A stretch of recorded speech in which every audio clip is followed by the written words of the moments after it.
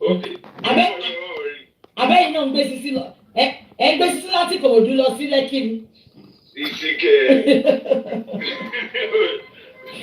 Anyway, yeah.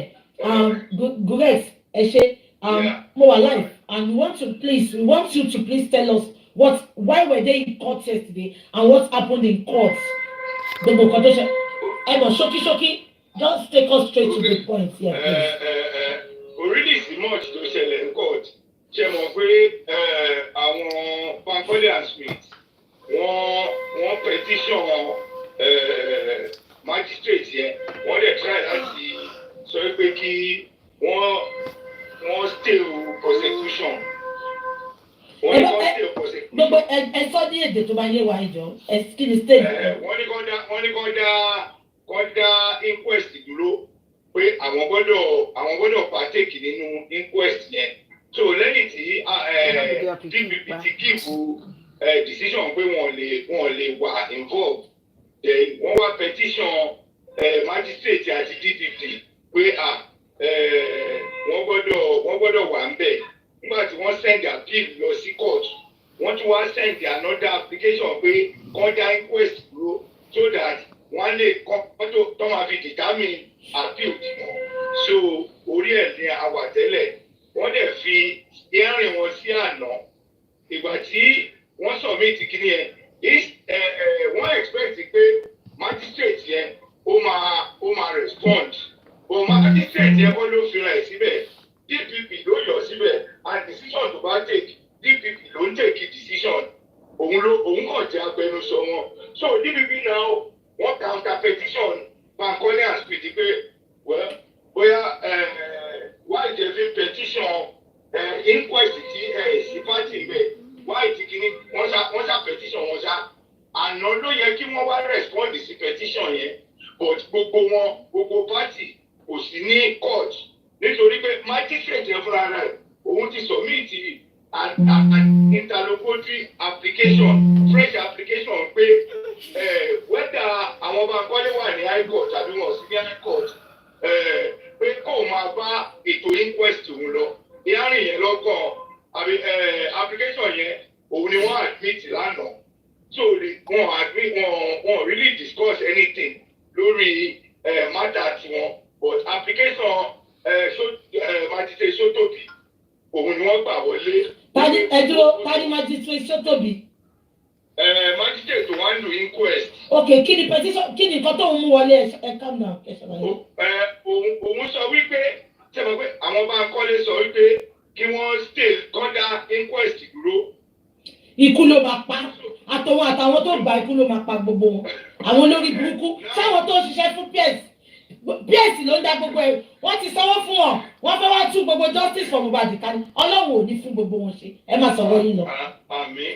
So nígbà tí àwọn sọ pé kí kóòtù dá tó fi ráìtì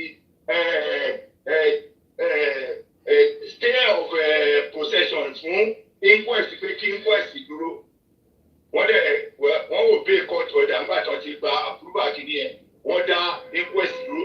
Now application tí magistrate Sotobi tó submit lánàá was pé nígbà tí ẹ bá ń gbọ́ ẹjọ́ wọn o irú ìjọba ní kọ́ dá inquest dúró ẹ má dá inquest dúró èmi fẹ́ bá iṣẹ́ tèmi máa lọ. God bless that judge. So nǹkan tí judge submit lánàá ni pé kóun máa bá ṣe tòun lọ kó má dá inquest dúró.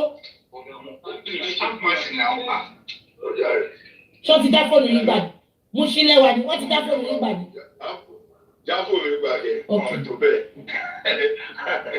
Ẹ máa sọ̀rọ̀. So nǹkan tó ṣẹlẹ̀ ní ẹgbẹ́ òkè èmi fẹ́ máa bá ṣe tèmi lọ the magistrate bóyá òun náà tètè fẹ́ conclude iṣẹ́ òun ni. Bẹ́ẹ̀ni. No matter what ó rán lọ́ọ̀yà ló rán wá o ó rán lọ́ọ̀yà ẹ̀ wá pé kí lọ́ọ̀yà ń wá àbí àgbo ó dẹ̀ submit application ẹ̀. So wọ́n ti admit application wọ́n wá ti adjourn matter ẹ̀ sí 27th of November báyìí gé. Matter wo? Eléyìí àárín wọn. Okay, what is 27th of November? Wọ́n ti sọ sí 27th of November. But judge sọ pé kọjá kó o máa bá inquest lọ so ìgbà wo Also, no, 27 yẹn ló máa decide. Wọ́n máa decide there because it's an application to supersede the other application. Okay. Nítorí àwọn ti bí yẹn, wọ́n submit pé kọ́ńdà dúró. Now government petition wọn pé wọn ò ní right láti sọ pé kọ́ńdà inquest dúró. Bẹ́ẹ̀ni. Àwọn challenge pé àwọn fẹ́ wà party to it. Àní kú ló máa pa wọ́n. Kọ́ lọ pàkọ́ bí ọmọ wọn. Kọ́ bẹ̀rẹ̀ inquest lórí ẹ̀. Àwọn olórí burúkú. So as it is now, most likely application magistrate Sotobi òun ló máa pa treat ní on the 27th pé bóyá kó máa bá inquest lọ ní àbí kó dúró. Ọlọ́run ò ní gbà fún ọ. Gbogbo ìmọ̀ wọn lórí justice for Mohbad Ọlọ́run máa bàjẹ́ ni because come make it make sense kí ni wàhálà wọn pé dandan wọn fẹ́ join lọ́ọ̀yà bàbá ẹ ti lọ́wọ́ ṣàwọn èyí tó máa pa ìwọ jàkúsì yẹn ẹ lọ́wọ́ ìbẹ̀rẹ̀ ìgbésí ayé ẹ̀ ó wá láti wá da justice rú ni. níbi tí a ti ẹ̀bá dé yẹn tó lọ ń gbọ́ àdúrà wa àwọn witnesses wọ́n approve tí gbogbo wọn ti rẹ́dí àti wá sí court àti Naira Marley àti Sam Larry àti gbogbo wọn ti rẹ́dí àti wá court àti nurse gan because lawyer nurse ó present ní last inquest yẹn which means magistrate yẹn gan òun gan sọ pé we have important witness tó wà vital nínú kéèsì yìí ní court lẹ́nu. kọ́ tó dá dúró ń dọ̀yà bí kọ́ tó dá court yẹn dúró. kọ́ tó dá dúró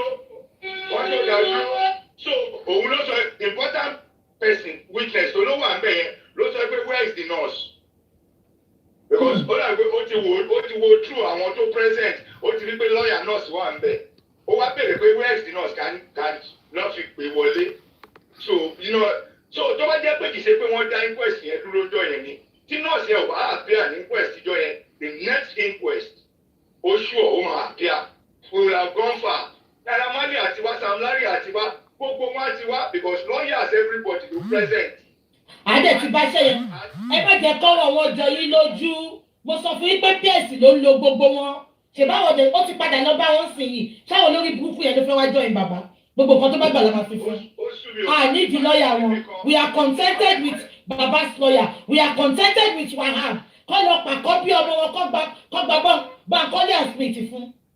ibi tọ́rọ̀ yẹn tiẹ̀ tún sí ẹ bá lẹ̀ ń fight for justice if it's not me cannot work yẹn ò ṣe ọ̀rọ̀ justice kò ṣe nǹkan tó tiẹ̀ gbọ́dọ̀ jáde ara tí wọ́n bá ní wọn fẹ́ yín and the magistrate was magnanimous enough láti sọ fún wọn pé ẹ wá o inquest yìí ẹ lè máa wá o ẹ máa jókòó kẹ́ ẹ máa béèrè question help the court to find out what really killed Mohbad but instead kí wọ́n tiẹ̀ make sure pé ẹ fẹ́ ẹ̀fù court mi láti wá justice fún ọmọ yìí dábàá gbà wá láti represent láti jẹ́ kí a wà formally admitted sí kéèsì yìí well we can be coming and monitor it nǹkan tá a bá ní as lawyers àdèmà chief bẹ̀yìn lawyer magistrate yẹn ó allow wọn kí wọ́n wọlé wá but not as other foundation representative tó wà documented.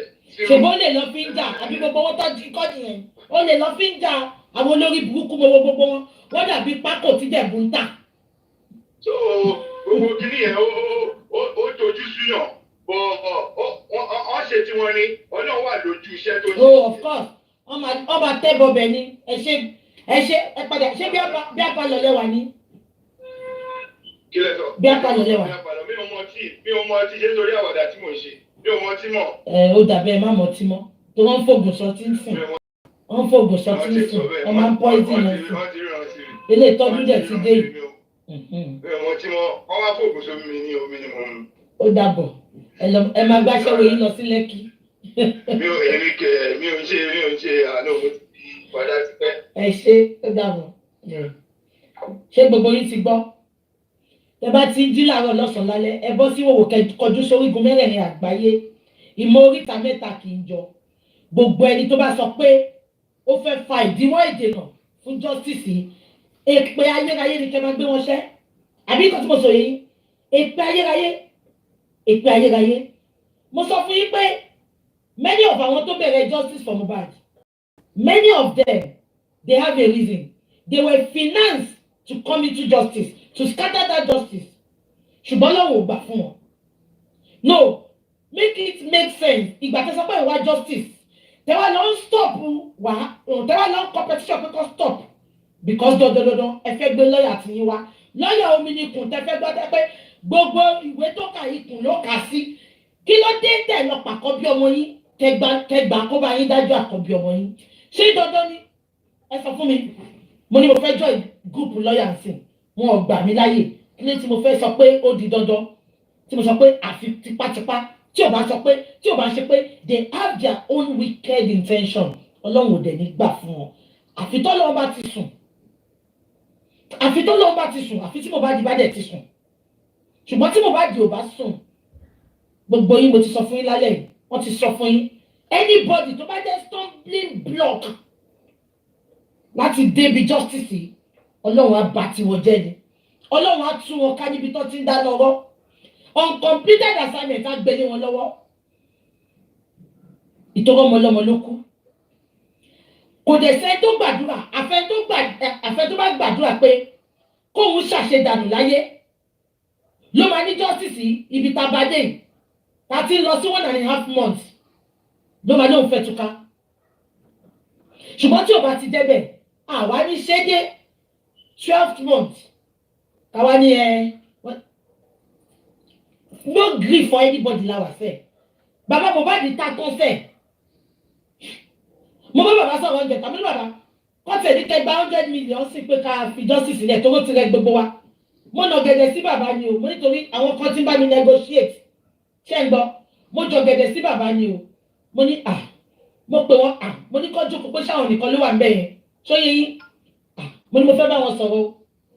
Ṣé mọ̀? Because tabanja náà kàmọ́ bí tá à ń jà sí. Mo lè fẹ́ fi test bàbá yẹn ni. Bàbá ní kí n sọ̀rọ̀ pé àwọn máa excuse ibi táwọn wà. Wọ́n dẹ̀ bọ́ta lóòótọ́. Mo ní bàbá àwọn kan bá mi negotiate o. Ìpè wọ́n fẹ́ fún yín ní 100 million. Ṣé ń gbọ́ mi o? Bàbá yẹn wá jẹ́ new justice. Ọlọ́run á jẹ́ fún yín. Ìjẹta yẹn mo gbàdúrà pé Ọlọ́run á fún bàbá yìí rí. Mo ní bàbá ọ̀rọ̀ tí mo fẹ́ bá yín sọ yìí láàrin èmi àti yín ni o. Kò sẹ́ni kankan tó máa gbọ́. Bàbá ṣẹ̀ṣẹ̀ máa gbọ́ níṣẹ́ tó bá wo fídíò mi. Mo ní láàrin èmi àti yín ni o. Ẹ má sọ fún bọ̀dá mú ìwà, ẹ má sọ fáwọn ògùn rẹ̀ sí o. Mo ní láàrin èmi àti yín ni. Èmi dẹ̀ fẹ́ fi test bàbá ni. Ó ní bàbá ṣe rí bí ṣe wà yìí. Mo ní bàbá ṣe rí bí ṣe wà yìí. Àwọn èèyàn ṣe mọ̀ ọdún kan àbọ̀ gbogbo ìjà tí gbogbo wa ń jà náà. Mo ní wàhálà yín. Ìtọ́jú tọmọ yín ò fún yín láyé.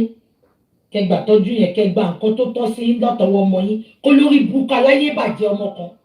Tí ò gbogbo lẹ̀ tó fòbò ju ọmọ yín tó jẹ́ pé ó tún pa á kó tún máa wà jẹ́ níbi tí ò ṣe sí. Mo ní jẹ́ kadẹ̀ tún mọ kú tó pa ọmọ yẹn. Mo ní but lọ́wọ́lọ́wọ́ báyìí mo ní àwọn kan wá bá mi ó ní wọ́n fẹ́ fún yín 100 million o. Bàbá kí lẹ rí sí? Mo ní ẹ má ti jú fún mi o. Kọ́kọ́ yín èmi kọ́ ti lẹ́yìn mo tán bàbá ò mọ̀. Bàbá ní ẹ ṣé àǹtí. Bàbá wọ́n ṣàgbàdúrà. Bàbá ní kò dẹ̀ sí nǹkan tẹ́ máa tọrọ lọ́wọ́ mi tí mo lè fún yín o. Ṣé gbọ́? Bàbá ní ṣùgbọ́n níbi tá wà yìí níbi tá dé yìí. Bàbá ní mo ò ní fẹ́ ṣẹ̀yìn ṣùgbọ́n àǹtí wà láìtàláì kọ́ fún mi ní 100 billion. Mi nídìí owó àti Bukky mi nídìí owó yẹn. Ikú tó pa ọmọ mi ni mo fẹ́ mọ̀. Because mo mọ̀ pé ọmọ mi ò kúkú lásán. Ọmọ mi ò kú lásán wọ́n pa ọmọ mi ni wà láìtàláì. Bàbá yẹn dẹ̀ ń bá mi sọ. Ohun wọn ti fẹ́ máa dàbí pọ́ńkẹ́. Mo gòkè mo wọlé mo ní Allahu Akbar. Bó ti jẹ́ pé mo mọ̀ tí mo ẹ̀. Bàbá ní àǹtí Bukky mo mọ̀ pé wàhálà mi lẹ̀ ń ṣe. Ṣùgbọ́n ẹ bá mi sọ fẹ́ ni ẹ̀kan ṣe. Bàbá ní gbogbo nǹkan tí gbogbo wa náà ṣe fóun. Ọlọ́run bò àṣírí. ó ní kò ṣàṣepọ̀ mọ̀ ń gbówó fóun kó tó kú kò ṣe pọ́ fóun lówó ó ní òun ò dé bàjá ó ní gbogbo tiẹ̀ náà eré ẹ̀ kó da kó ṣe dáadáa láyé lòun sá ó ní tóun bá jẹ́ bàbá olè olójú kòkòrò ni ó lẹ ọmọ tó pa ọmọ òun kò ní rọ́mọ òun pa òótọ́ dẹ̀ ni tí bàbá yẹn bá jẹ́ olè ni aṣáná olè lọ́wọ́ yẹn pa because aṣáná òní ní gbogbo space yẹn tó mú ìyá ìwọlé tó mú àbúrò ìyá ìwọlé tó mú ẹ̀gbọ́n ìwọlé wọ́n lè jẹ́ Mohbad ìmú tó tún pa. Bàbá ní ó ju òun pé ọmọ yẹn wá bọ́ta ó lóun jà fún ogún ó lọ́mọ òun wà láyé gan ilé òun lòun jókòó sí ó ní tóun bá jà fún ogún ó ní ṣé bóun ṣe máa rí nìyẹn ó lọ́pẹ́lọpẹ́ gbogbo wa ta dúró tòun tá à ń sọ́pọ̀tì òun. Ó ní ọmọ yẹn tiẹ̀ lọ́ pè ọmọ yẹn ó wá ń sọ kiri ó lóun jà fún ogún òun ò jà fún ikú ọmọ òun. Aṣáná àdàbí abìẹ́ inú mi bàjẹ́ lánàá. Bàbá yẹn ni kò sí iye ká lè fóun láyè ìyá Mohbad olórí ibú ó ní kò sí iye ká lè fóun láyè tó máa gbà àfi tó bá mọ̀kú tó pa mọ́ òun.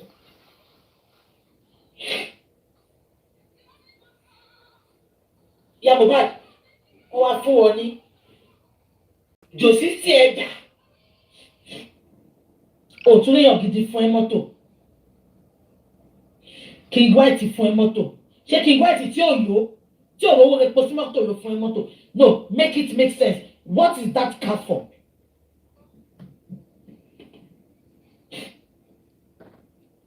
Tọ́ba náà fẹ́ ta mọ́tò yẹn lẹ́kọ̀ọ́ gan wọn ò lè ra mọ́tò yẹn 50,000 wo bó ṣe ta bẹ́ẹ̀ tíra ìtì ẹ ìwọ kan náà ló lọ jókòó ló lọ gba 10 million lọ́wọ́ sínétọ̀ okó àtòbò ìwọ lọ mú sínú ilé Mohbad ìgbà tó kú olórí burúkú inú ilé ẹ̀kọ́ ló jẹ́ kó wà kọ́ wọn máa kí ẹ bẹ̀ ọmọ ẹ̀kọ́ lọ jókòó sínú Lẹ́kí ìwọ náà lọ mú síbẹ̀ ìwọ ló ń gbọ́ ọmọ tó òbí kiri olórí burúkú ẹ ìwọ ló ń gbọ́ ọmọ kiri bíi pé blessing ò bímọ fún ẹ àbádúrà òsì ní bí fún ẹ àbáwọ̀ kékèké tó ń kó kiri wọn ní bí fún ẹ olórí burúkú ó ta òkú ọmọ ẹ lọ́pọ̀ Ọlọ́run ló ní kí bàbá yìí wà láyé Ọlọ́run ló ní kí bàbá yìí wà láyé kó má jẹ́ pé ìyá olórí burúkú nìkan ló wà fún Mohbad kí là bá máa sọ lọ́jọ́ tèmi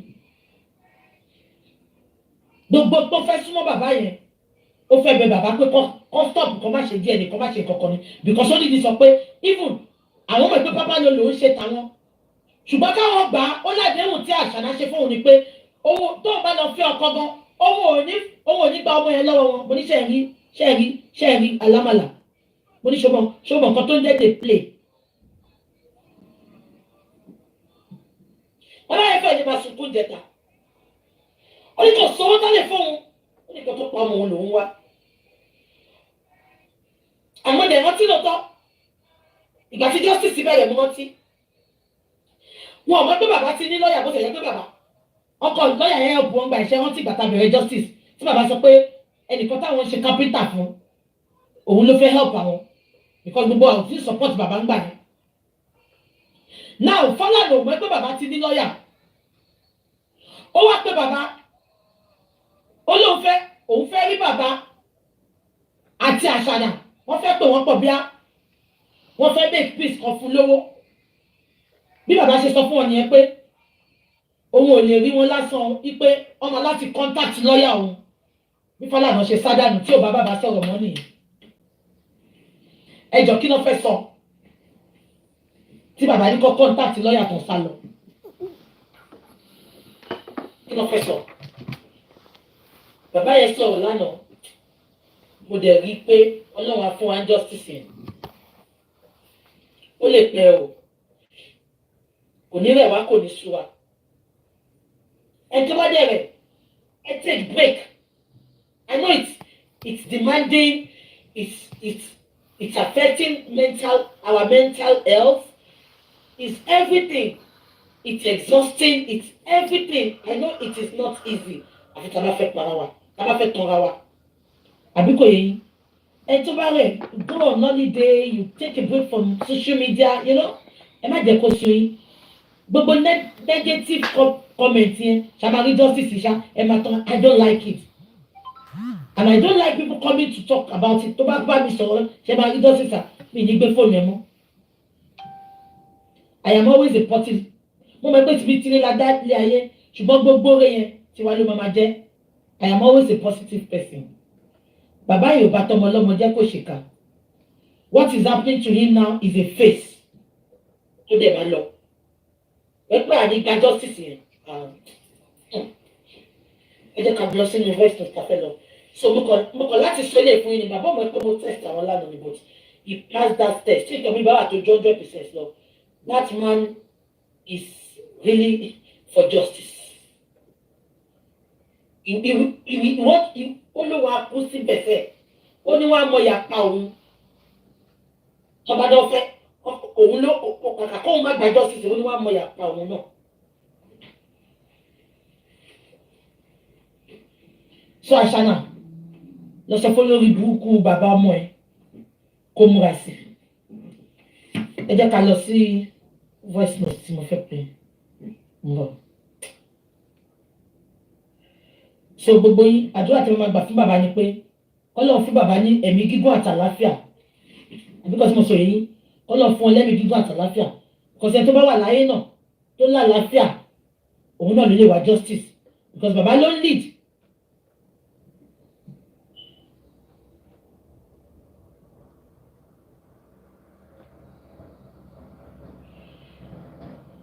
Okay, do you want to send the video to me, sis? Abiko, so àdúrà tí wọ́n máa gbà fún bàbá nìyẹn because wọ́n ń gbé ogun yẹn gan o, wọ́n ń gbé spiritually gidi gan ni but ọpẹ́ àti àwẹ̀ àtàdúrà gbogbo àwa báyìí bàbá yẹn ló máa borí gbogbo wọn. Kọ́ pé nígbà kọ́ lọ pé gbogbo àjẹ́ ayé àtòṣù ayé iwájú lọ sí màmá bá bàbá yẹn. Ṣé nǹkan tí mo sọ yìí yẹn ẹ jẹ́ ká gbọ́ nǹkan tó fẹ́ gbọ́.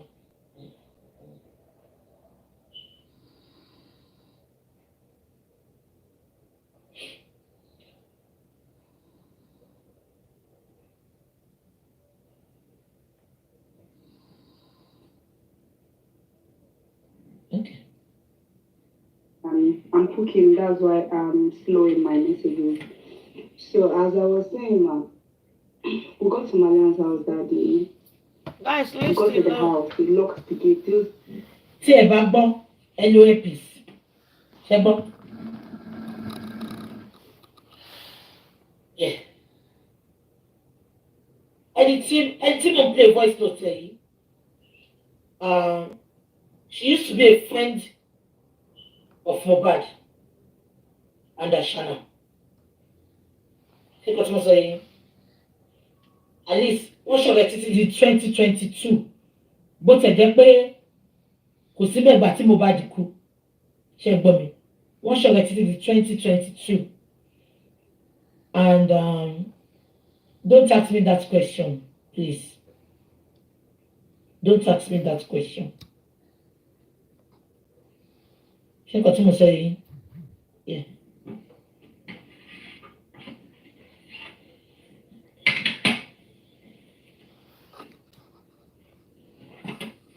I want to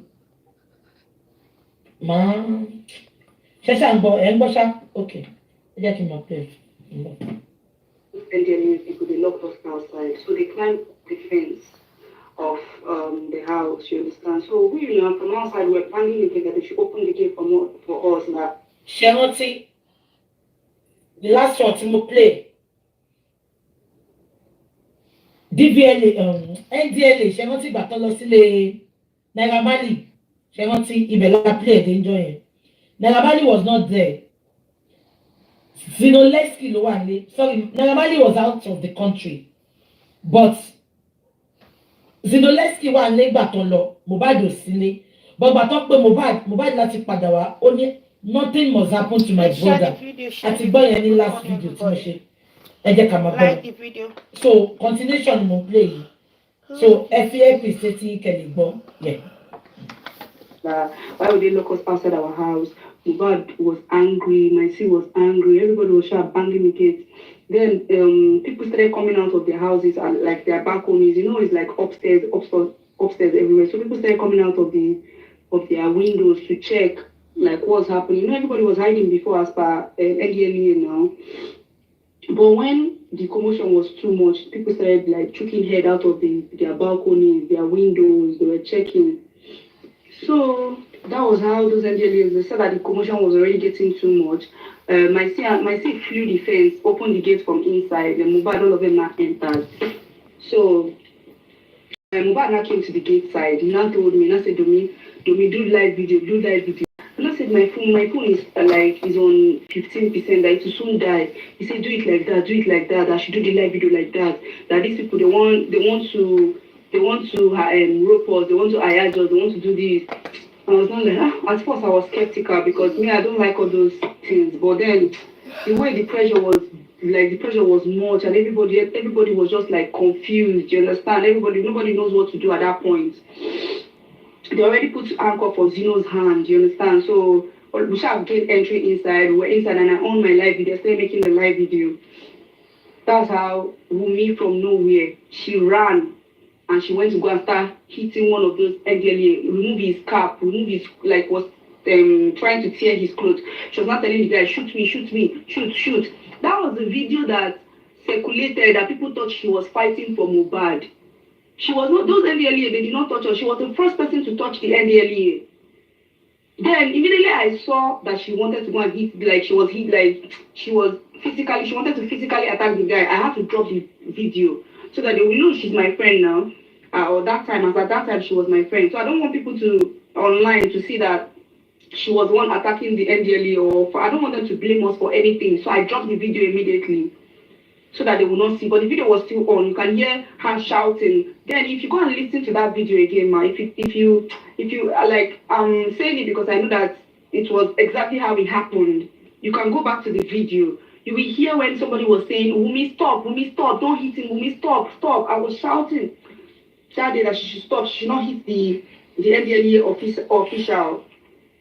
She should not be the first person, she should not hit him. She should not even, because he's a man, you are a girl. And again, if we hit them, they might be forced to start beating us or something. So, and I don't want online people to see. Shegete, it was a planned work. You will know why it was a planned work. I don't want to interfere. But what she did was a planned work. Emagbolo. She knew what she did. Because one wa buy Zinoleski lomu. Osare lon no. Ayawo lo ni to lon no. Emagbolo. So I had to drop the camera, but the recordings were still on. The voice, you can still hear the voices when I was shouting. So she was telling the guy, shoot me, shoot.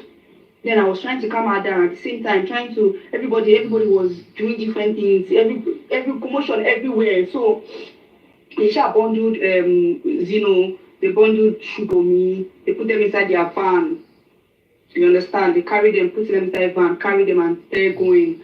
So immediately all of us, we ran outside. We entered inside Mohbad's car. Mohbad started the car. Mohbad said, because I told you I stay in the same estate, opposite Malian's house. So Mohbad and I had at that point, they already left. So after some minutes, I just ended the live video because my phone, remember I told you my phone was low. So I didn't want the phone to die. So I was still saving the battery that, okay, if we get to where they are, we can still continue making the video, you get. So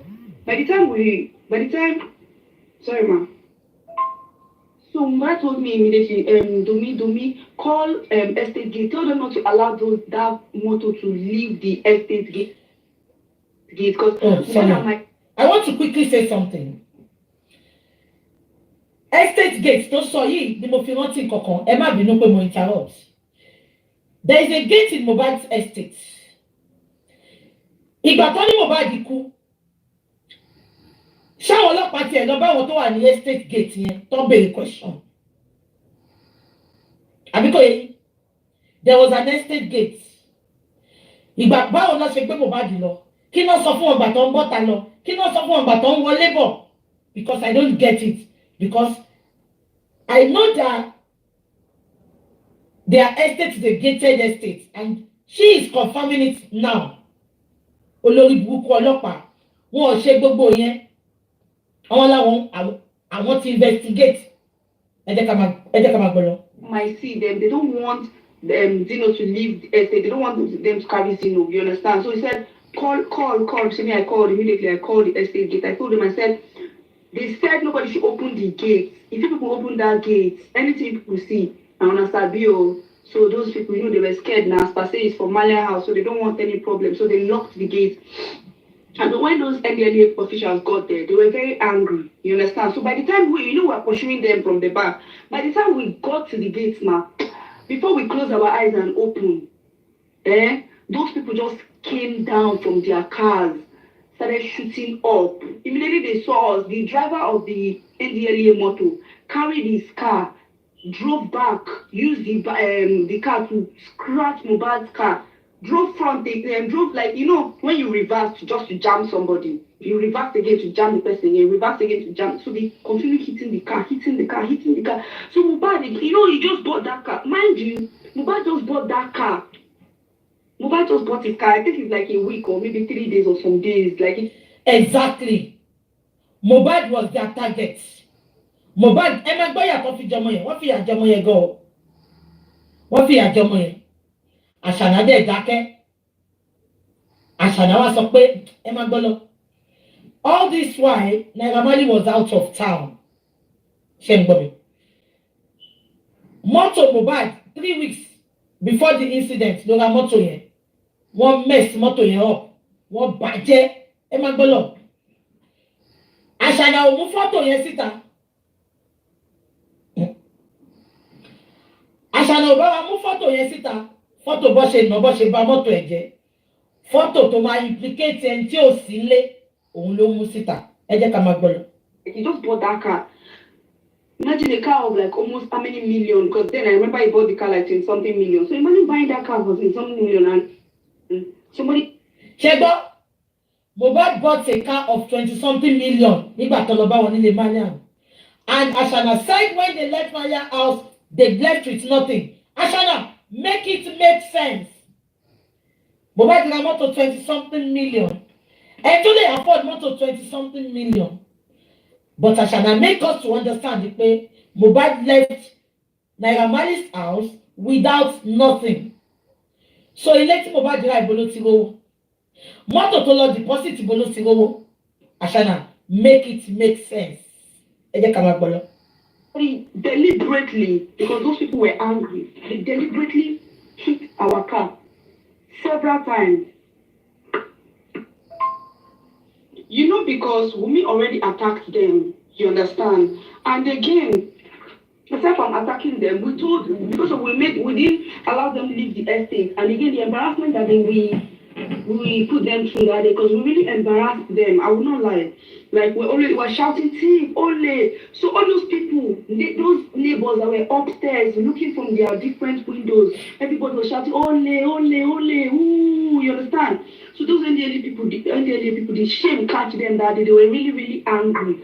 So they left. So we getting to the gate now, they know that crowd are not there at that gate side because when they were at Mariam's house, there were crowds there. You understand? So they could not do anything. They could not beat us. They could not do anything to us there. But you see, when we got to the estate gates, man, immediately we are coming down. So as they hit Mohbad, Mohbad came down. I said, moto me. He went to go and meet them, started beating, like fighting them. My sister from nowhere saw that they were beating Mohbad. He jumped down, started fighting them. Everybody, things just turned to war. Do you know what those NDLA people did? They now carry gun. Man, they were hitting the gun on Mohbad's head, my sister's head, everybody, like those people, even Shubo. God bless you. Are we sure they are real NDLEA? Why are they throwing that NDLEA's case under the carpet? Ṣé kò ṣe Sam Larry? Ṣé rántí pé mo sọ̀rọ̀ owó kan fún yín? Ṣé rántí tí mo ní millions of dollars? Ṣé rántí pé owó yẹn lọ sọ pé wà nínú àkáǹtì tó sọ pé Àṣànà ní lọ́wọ́? Ṣé rántí pé owó yẹn náà ni Sam Larry fi ń lé kiri? Are we sure they are real NDLEA? Because up to today, rí photo yẹn. Ibi tó ti lọ bá wọn nílé nìkan la rí, just short clip. Gbogbo bó ṣe làbọ̀ mọ́ Mohbad lórí, tó fẹ́ ṣe léṣe, tó fẹ́ pa, rí yẹn. Gbogbo nǹkan tó ṣẹlẹ̀ ní gate, rí yẹn. Are we sure they are real NDA? Àbí gbogbo bá ṣe ń lé kiri náà nìyẹn tó fi sọ pé tó fi ṣe voice note pé tó tún fi lọ bá níbi tó ti ń kọrin. Are we sure those people are NDLA? NDLA ò ní damage mọ́tò èèyàn. NDLA ò ní bà mọ́tò jẹ́ kò ṣáà sálọ. Kò sálọ náà. So why pé ẹ̀ ń bà mọ́tò ẹ̀ jẹ́ ẹ̀ ń bà Aṣáná? Àníwọ̀ àti bàbá ọmọ ẹ̀ ní kú síbi táṣọ yìí wà. Ẹ jẹ́ ká máa gbọ́ lọ. Wunmi, a girl, they carried gun, they were hitting her gun anyhow on her body, on everywhere. She had to run and jump inside their van, you understand? Because they were saying, enter the van, enter the van, enter the van. So if you don't want them to, I already saw that because there was no way we could escape from that place. The gate was locked and there was no, the two sides, there's no how you can run. You understand? So I just saw that the commotion were too much and they're already beating us. So in order for them not to beat me, I just entered inside at the back of the van. I just went to sit down. You understand? I was now trying to make the video. You know how my phone was low, so I was trying to still try and make the video. So people on live video were just telling me, please don't off your phone. Please don't let your phone. Please just let us know what location are they taking you people to? Where are they taking you people to? Where are you people right now? Everybody was just, Ma, do you know that they hit Mohbad's gun on his head? With the head of the gun, the MDLA people. They scattered this boy head with gun. They kept hitting him gun on his head. He was bleeding on his head, man. He was bleeding. Shatibo, I was supposed to provide you. Egbon statement, he was bleeding on the head. And the hospital provided saw. But at the bati, and the letter one only like kí ló ṣẹlẹ̀?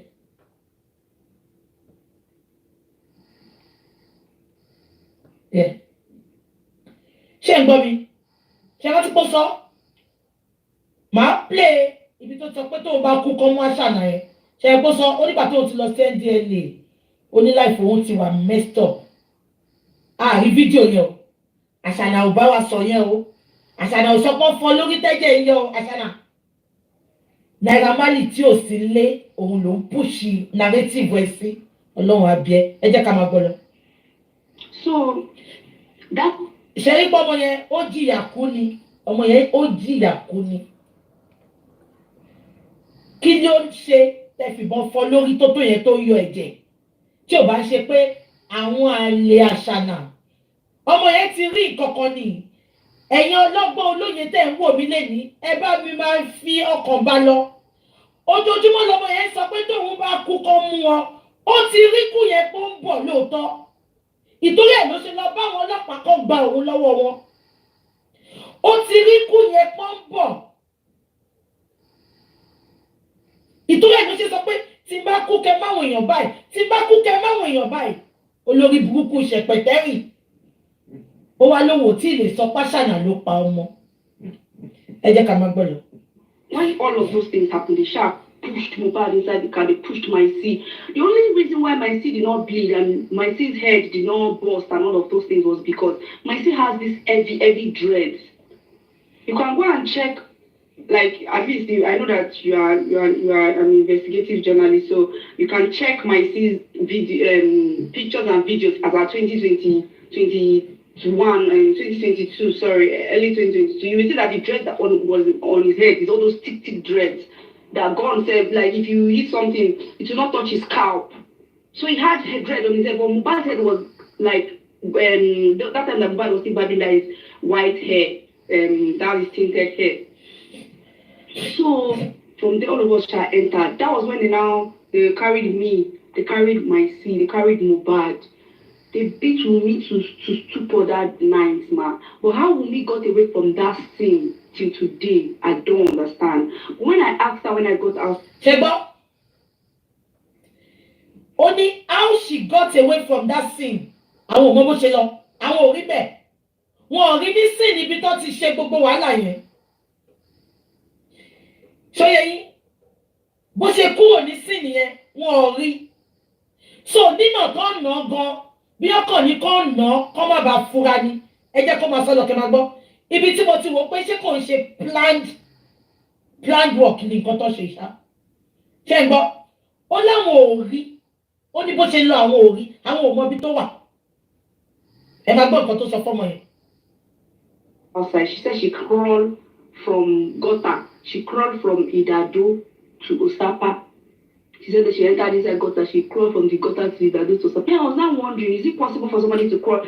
But you know that time, I don't know now. I don't know anything. And me, Èyí tẹ́ ń gbé ní Lẹ́kì Ìdájọ́ tó Ọ̀sápá wọ́n ló sọ pé òun rá kúrò bẹ́ẹ̀ ni make it make sense àṣàlá tí parọ́ ti pẹ́ o ó ló sọ pé òun rá kúrò apá èyí tẹ́ ń gbé Lẹ́kì ẹ̀jọ̀ báwo ni wọ́n ní distance yẹn pọ̀ gan ẹ jẹ́ ká máa gbọ́ lọ. I was just like I was just like more or less like because I'm an Igbo girl. I'm like my tribe is different from me. I'm just like I just feel like an outsider as at that time because I just started knowing them newly. So after everything,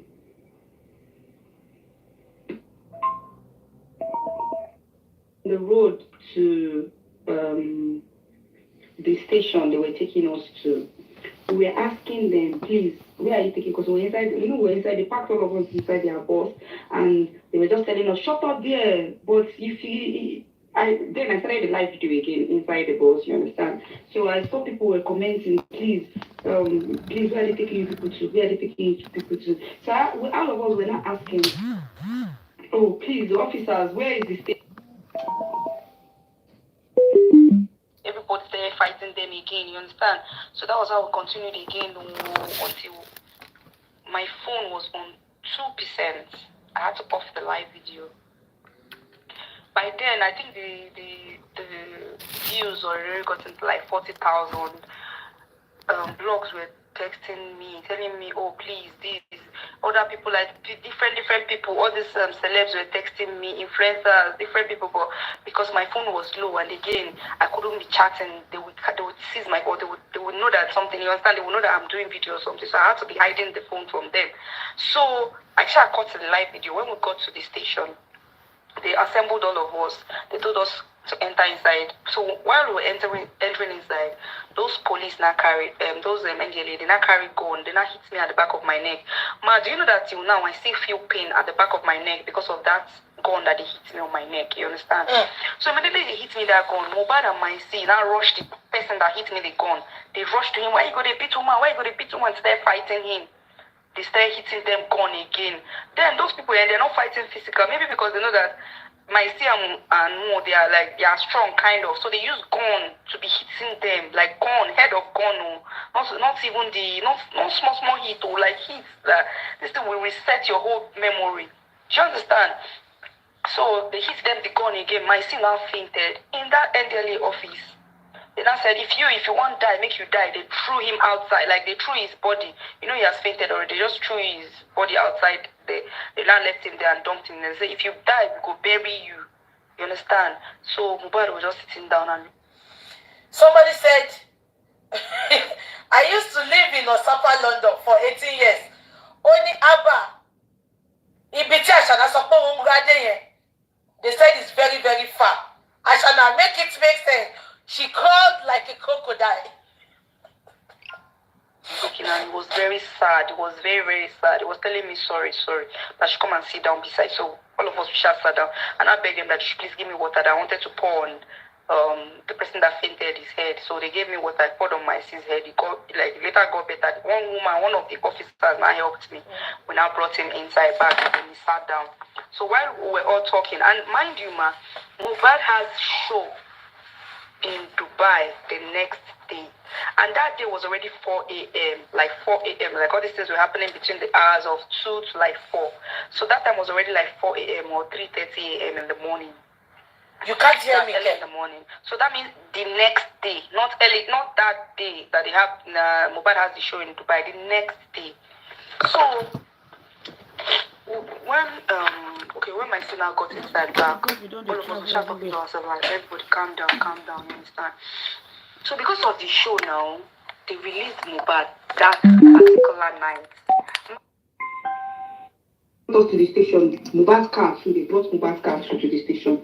We saw them like this, carry cups of Igbo, put inside our car, and said we're the one that have it. Shebo,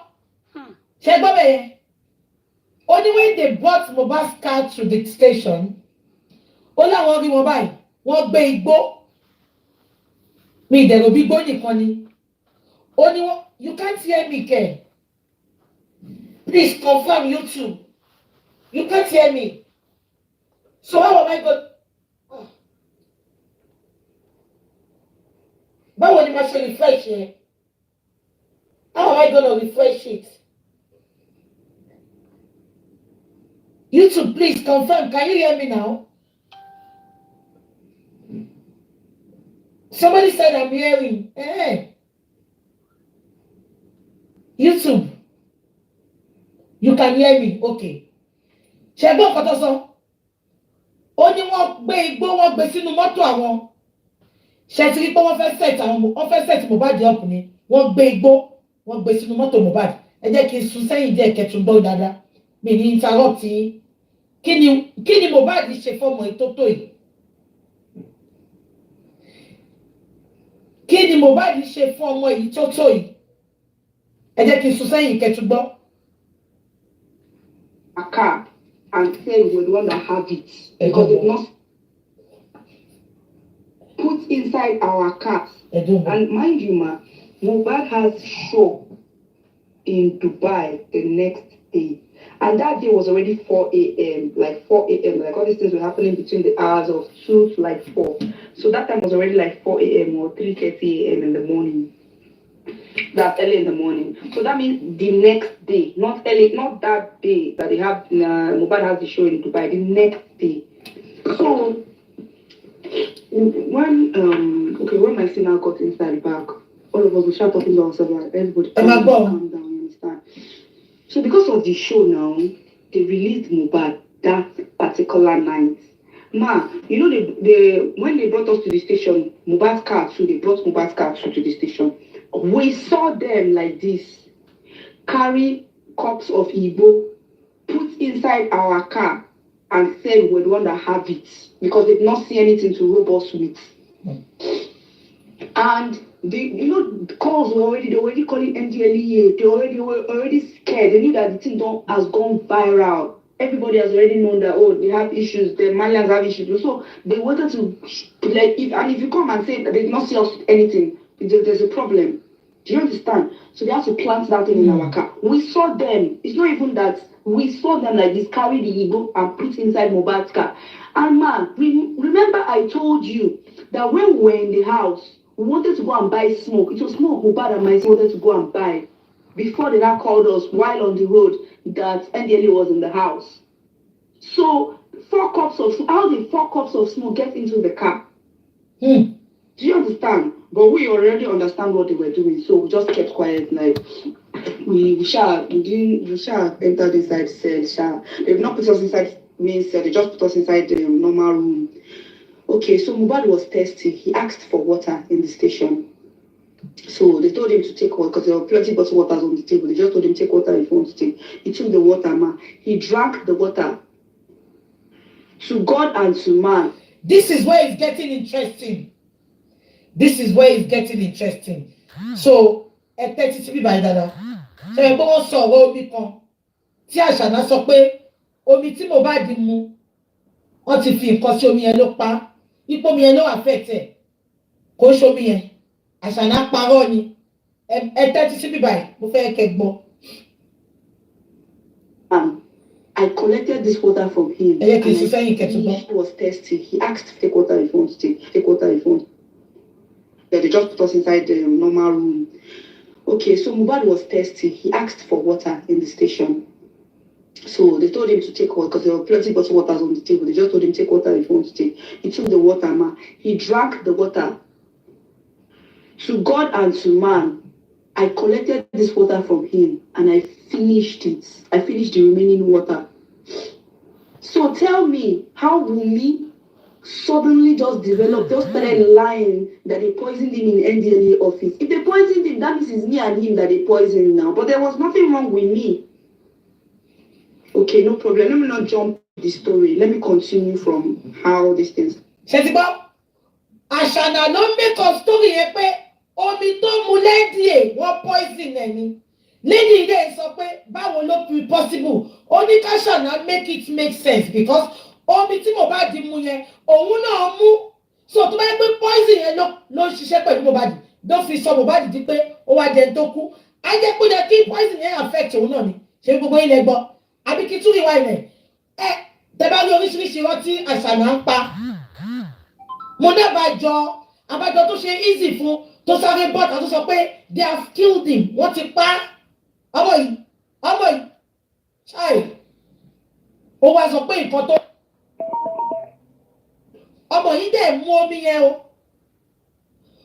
ẹ máa gbọ́ lọ kò sí bẹ́ẹ̀ o ẹ má gbàgbé pé ó ti sọ ẹ̀ di crocodile ó ti rá lọ ó rá láti ọ̀sápá London ó rá dé ọ̀dádá àbí kílẹ̀ pé ó rá ni o kò sí bẹ́ẹ̀ o ṣùgbọ́n mọ̀ pé wọ́n fún ní poison á mú irun wájú á sọ́pọ̀ mọ́ tí pàkọ́ ẹ jẹ́ ká máa gbé lọ. So after so Mohbad had to leave that night. He made sure his manager and SI, that SI girl, they were the ones that came to bail him that night because he had show the next day in Dubai. So he left that morning, not night, early in the morning. So he left. So they bailed him. I think he paid them and they bailed him, and they told us not to say that they arrested him too, because of course he left that night. So basically there was no arrest. They didn't arrest him. So we were the ones that had to substitute for Mohbad. Then they left his car, so he had to leave, and they said he cannot carry his car there. Exactly that. Sorry. Good morning, everybody. Someone is looking for interpretation. The lady that she's playing her audio. The girl that she's playing her audio, that one is speaking English, so she's just interpreting in Yoruba. You understand? So the person that is speaking in English is Wummi's friend, Mohbad's widow friend. Okay, it was she's my girlfriend, which is Mohbad's friend before.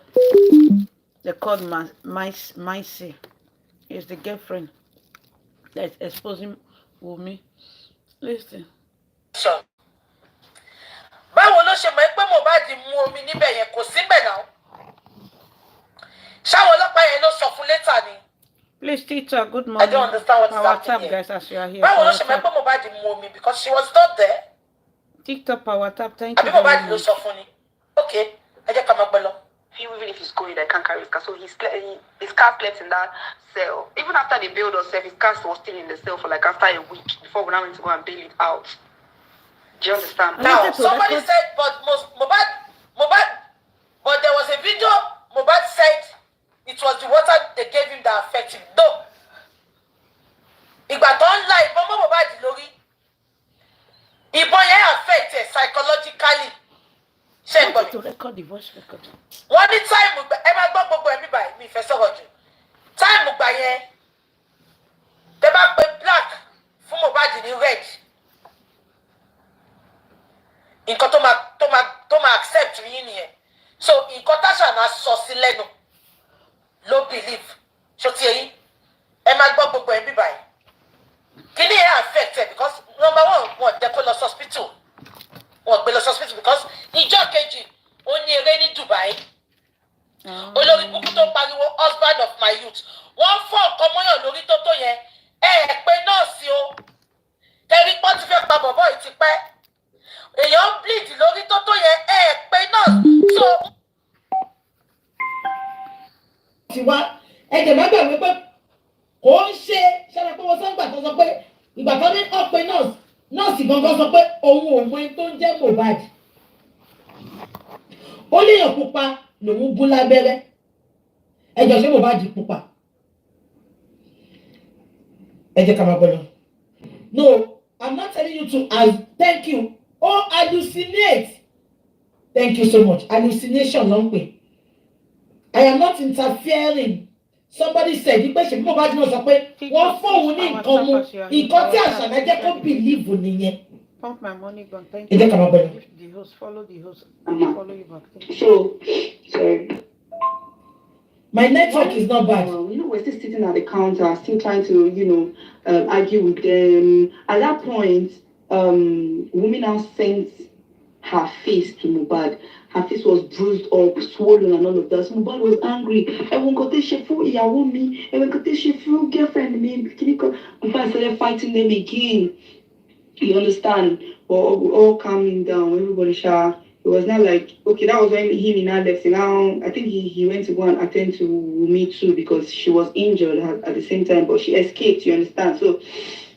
So we were in the cell now. We were already entered. They gave us one room for the 6 of us to stay because they arrested me, Zino, Shibomi, Maisi, then 2 other people. One of Zino's friend from, I think, Sokoto, or one from one outside land like that.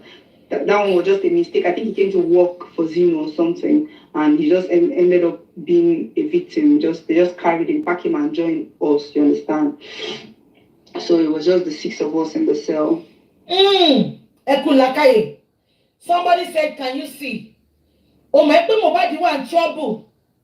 Oh, why your photo? Pé wọ́n náà ní wound. Oh, wá sẹ́dẹ̀ sí níbẹ̀ yẹn. Ṣé o tún fẹ́ jẹ́ kó lọ bá wọn jà kó tún lè dán dáadáa ni?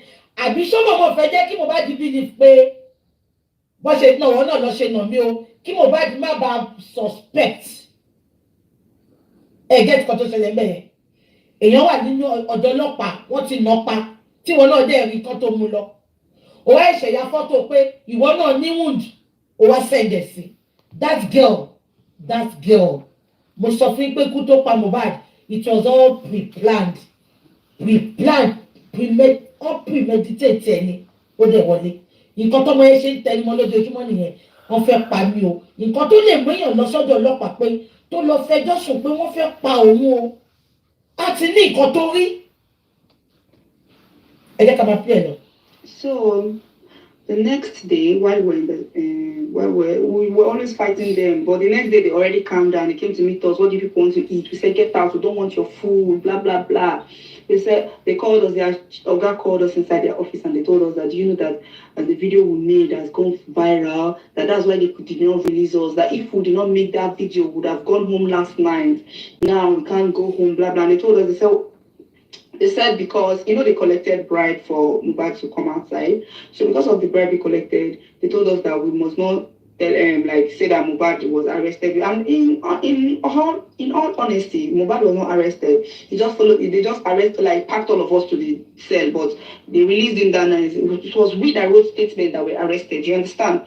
So we wrote our statement. Those NDLA came, they said we should write what they want us to write. Like, if you don't write it, they will slap you. They'll tell you, write what they want to write. It's what they will tell you. Tell you. Oh, my fear, we don't know anything. So we did everything they wanted because we saw that because we just wanted to leave. We thought we were going to leave. You understand? That night, that morning, we thought we were going to leave, but they did not. We still argue this thing. No. At the end of the day, okay, we're in the cell and we're there for. We slept there one night first. Then the next day, one of my Shibomi friend came to the cell, and because I was close to her, so she came to meet me. She said, "Do you know what happened?" I said, "What happened?" She said, "A video surfaced, and Mohbad was saying, if any." That is a big sense. And don't love Ibomo lórí torí ẹ̀ ṣẹ̀jẹ̀. Àṣànà ọ̀pẹ nọ́ọ̀sì.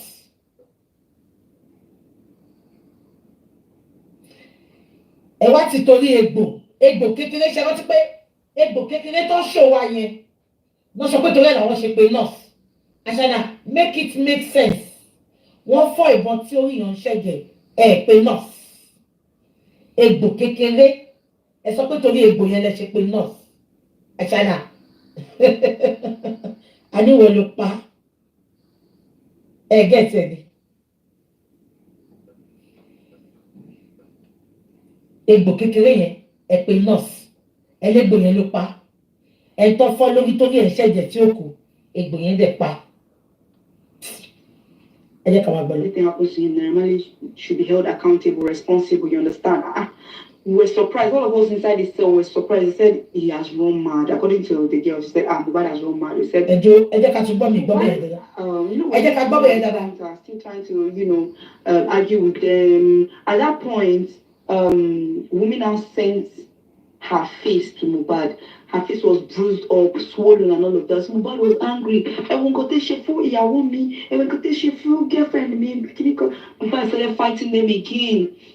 You understand? All calming down. Everybody shout. It was not like, okay, that was when he now left. Now, I think he went to go and attend to WUMMI too because she was injured at the same time, but she escaped, you understand? So we were in the cell now. We were already entered. They gave us one room for the 6 of us to stay because they arrested me, Zino, Shibomi, Maisi, then 2 other people. One of Zino's friend from, I think, Sokoto, or one from one outside land like that. That one was just a mistake. I think he came to work for Zino or something, and he just ended up being a victim. They just carried him, packed him, and joined us. You understand? So it was just the 6 of us in the cell. So the next day, while we were always fighting them, but the next day they already calmed down. They came to meet us. What do people want to eat? We said, get out. We don't want your food. Blah blah blah. They called us. Their Oga called us inside their office and they told us that, you know, that the video we made has gone viral. That's why they did not release us. That if we did not make that video, we would have gone home last night. Now we can't go home. Blah blah. And they told us. They said because, you know, they collected bribe for Mohbad to come outside. So because of the bribe we collected, they told us that we must not say that Mohbad was arrested. And in all honesty, Mohbad was not arrested. They just arrested, like packed all of us to the cell, but they released him that night. It was we that wrote statement that were arrested. You understand?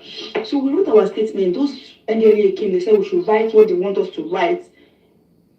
Like, if you don't write it, they will slap you. They'll tell you, write what they want to write. It's what they told you, tell you to write, that you write. They don't want to know anything. So we did everything they wanted because we saw that, because we just wanted to leave. We thought we were going to leave. You understand? That night, that morning, rather. We thought we were going to leave, but they didn't. We still argue this thing. No. At the end of the day, okay, we're in the cell and we're there for. We slept there one night first.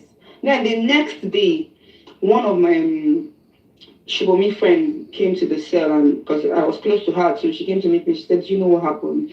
I said, "What happened?" She said, "A video surfaced, and Mohbad was saying if anything happens to him, normally should be held accountable, responsible." You understand? We were surprised. All of us inside the cell were surprised. He said he has run mad. According to the girl, she said, Mohbad has run mad. He said, because in all honesty, we all know in Malian house that Mohbad and Naira does not even have one single issue. I'm not lying. I'm not saying because Mohbad is dead and Naira is alive. As at that time, I will tell you in all honesty that me and Naira said it's just good afternoon, sir. If I see him, I'm just like, good afternoon, sir. I just pass. I don't have any personal relationship with him. We don't converse like that. You understand? Even if sometimes we can just be playing game, everybody will be playing games together, and Naira will just join us. You understand? But then it doesn't mean that I would say we're close or something. You understand? It was just okay. He knows me. I know him. Malian house. This person is Malian. Is Mohbad's friend. You understand? That was how we were living our lives then. So it was not like her. Naira wants to kill him. How? You know, so when they sell, all of us, we just, Mohbad just left us here yesterday. How did it happen? Like, how did he run mad? Do you know that immediately, I am not lying to you, ma, Zino started crying in the cell. My sister started crying. Me too, I was crying. Like, 3 of us like that were crying. Then Shibomi was trying to tell Zino it's okay because every time she was Zino's boyfriend. So she was petting her man. Did you get what happened there? She gets got to say Mohbad went back home.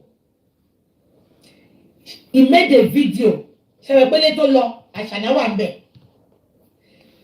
Video yẹn ló jù síta pé tóun bá kú kó mú Naira Marley. Naira Marley tí ò bá jà. Ẹ get nǹkan tó ṣẹlẹ̀ ńbẹ̀ ká. So wọ́n ta ló sọ fún pé probably bí àṣànà sọ fún pé Naira Marley ló ṣẹ̀ṣẹ̀ up. Ẹ get nǹkan tí mo sọ bẹ́ẹ̀. Orí tóun bá kú. Meanwhile, kò ṣe video yẹn o kó tó kúrò lé o, but immediately tó padà sọ́dọ̀ ọmọ yẹn.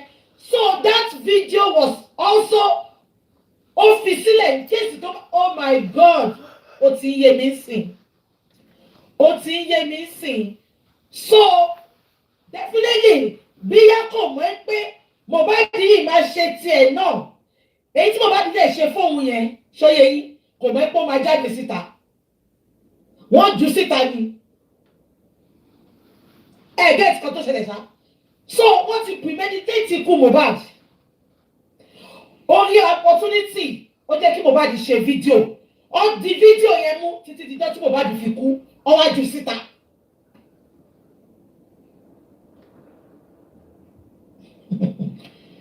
Ẹ ti gbọ́ kọ̀kọ̀ ṣe ẹ máa gbọ́ ni because wọ́n náà lọ mú sínú ilé Mohbad ò sílé ó sáré padà tí ìkọ̀kọ̀ bá ń ṣẹlẹ̀ láàrin wọn kò ní sáré padà kó fẹ́ lọ gbèjà Zino ṣèbẹ́ gbọ́ first video tá play jọ yẹn ó ní my brother they must not take him away they must not take him away my brother Naira Marley is not home they must not take him away ó ṣe wá jẹ́ pé òun ló máa lọ ṣe fídíò pé tóun bá kú o ọmọ Naira Marley. Oh my God. That it's okay now, I'm about to be fine. I'm not like ma. If you see the way Zino was crying that day, you would think it's his blood brother that they told him has run mad. He was crying. We're all just trying to console ourselves. We're talking to ourselves that what's happening? Like, what do we need to do? Like, what's the problem? You understand? Everybody is confused. So those NDLA people, they were now soft with us. They were very, very soft. So, okay. After that night, in the cell, I called WUMMI on the phone because I begged the Oga that. Sherry, maybe you people don't know me. I'm being practical here, please.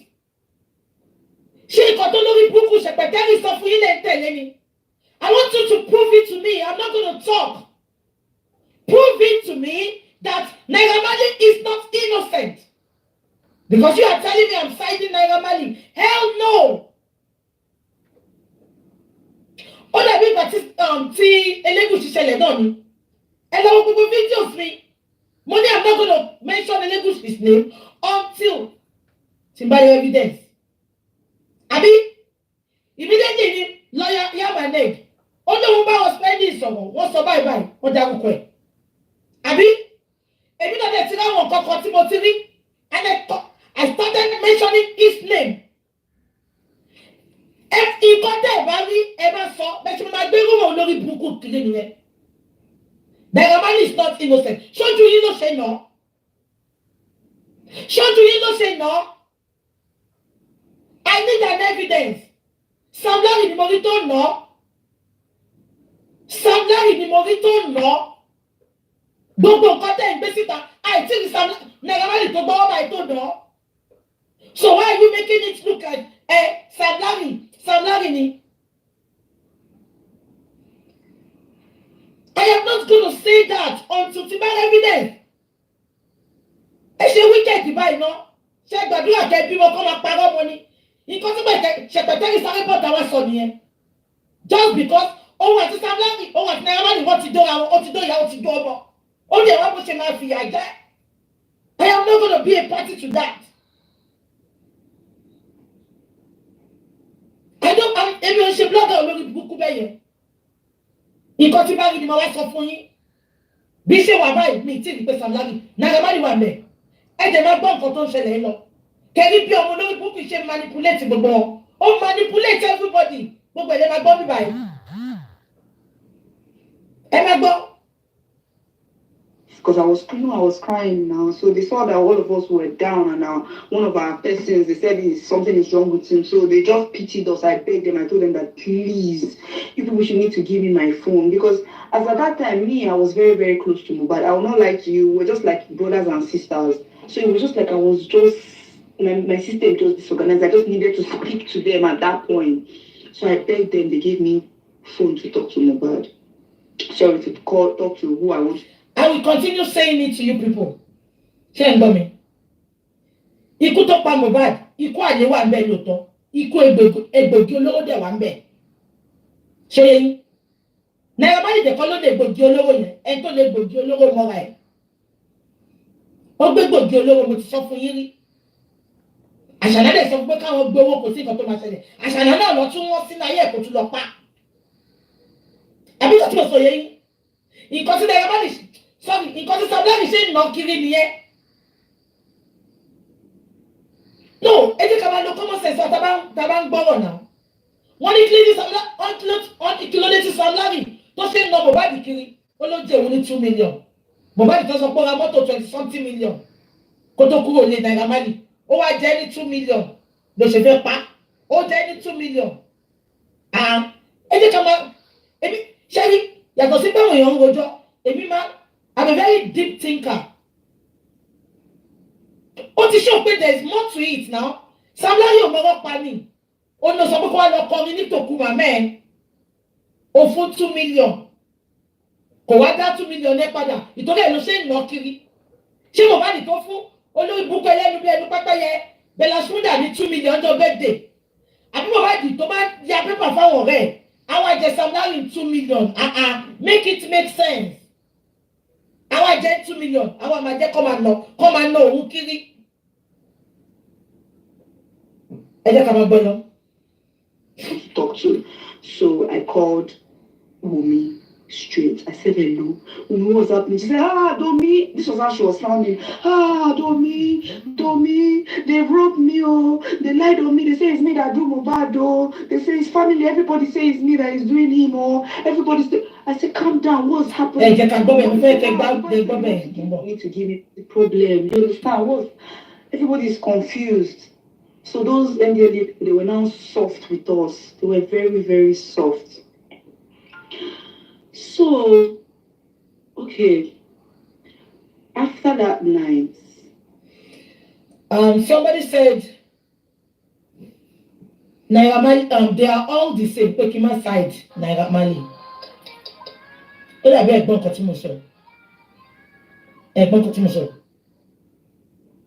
Baba Mohbad God said, and I quote, only Naira Marley fi àjùlọ wọn ọmọ òun ní ṣùgbọ́n Naira Marley kọ́ ló pa ọmọ òun, which all of you watching me, you do it as well.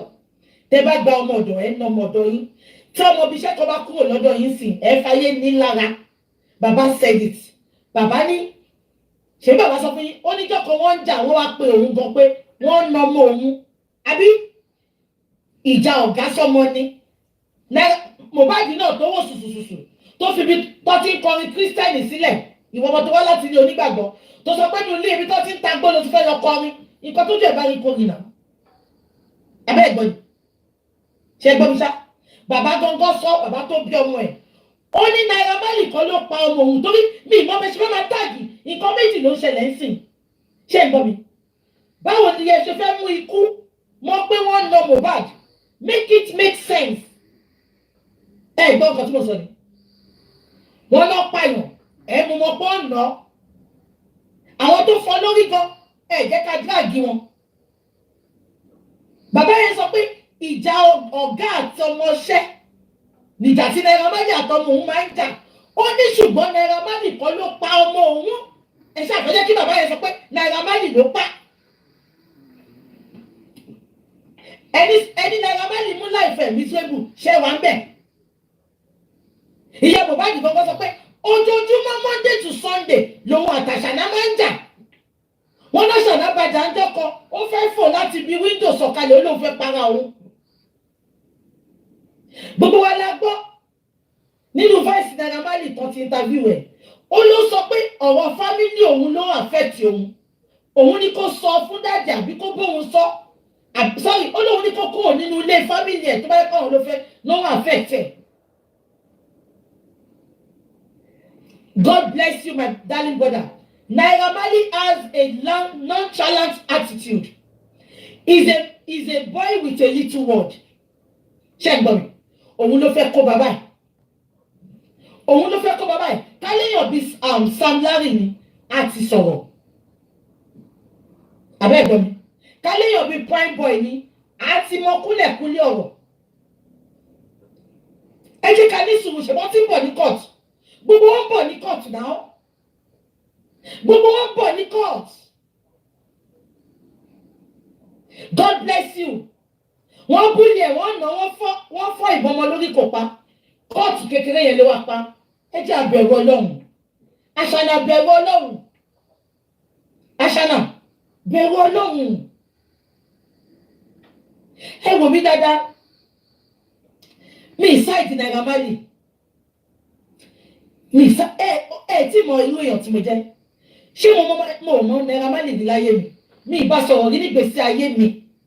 Tí bá lọ́pọ̀ sísè láti bá sọ̀rọ̀ gan, màá bẹ̀ kó wá sọ tẹnu ẹ̀ ni.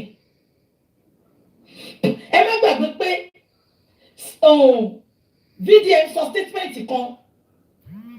Ó ní Naira Marley nǹkan tó gbé dání, nǹkan tó mọ̀, ó lóun dẹ̀ ti bẹ̀ kó wá sọ tiẹ̀ síta. Àbúkọ̀ yìí, ó lóun ti bẹ̀ kó wá sọ tiẹ̀ síta. Naira Marley ti bá VDM sọ̀rọ̀. Ẹ gbọ́ mi ṣá. Ẹ jẹ́ ká máa gbọ́ náà.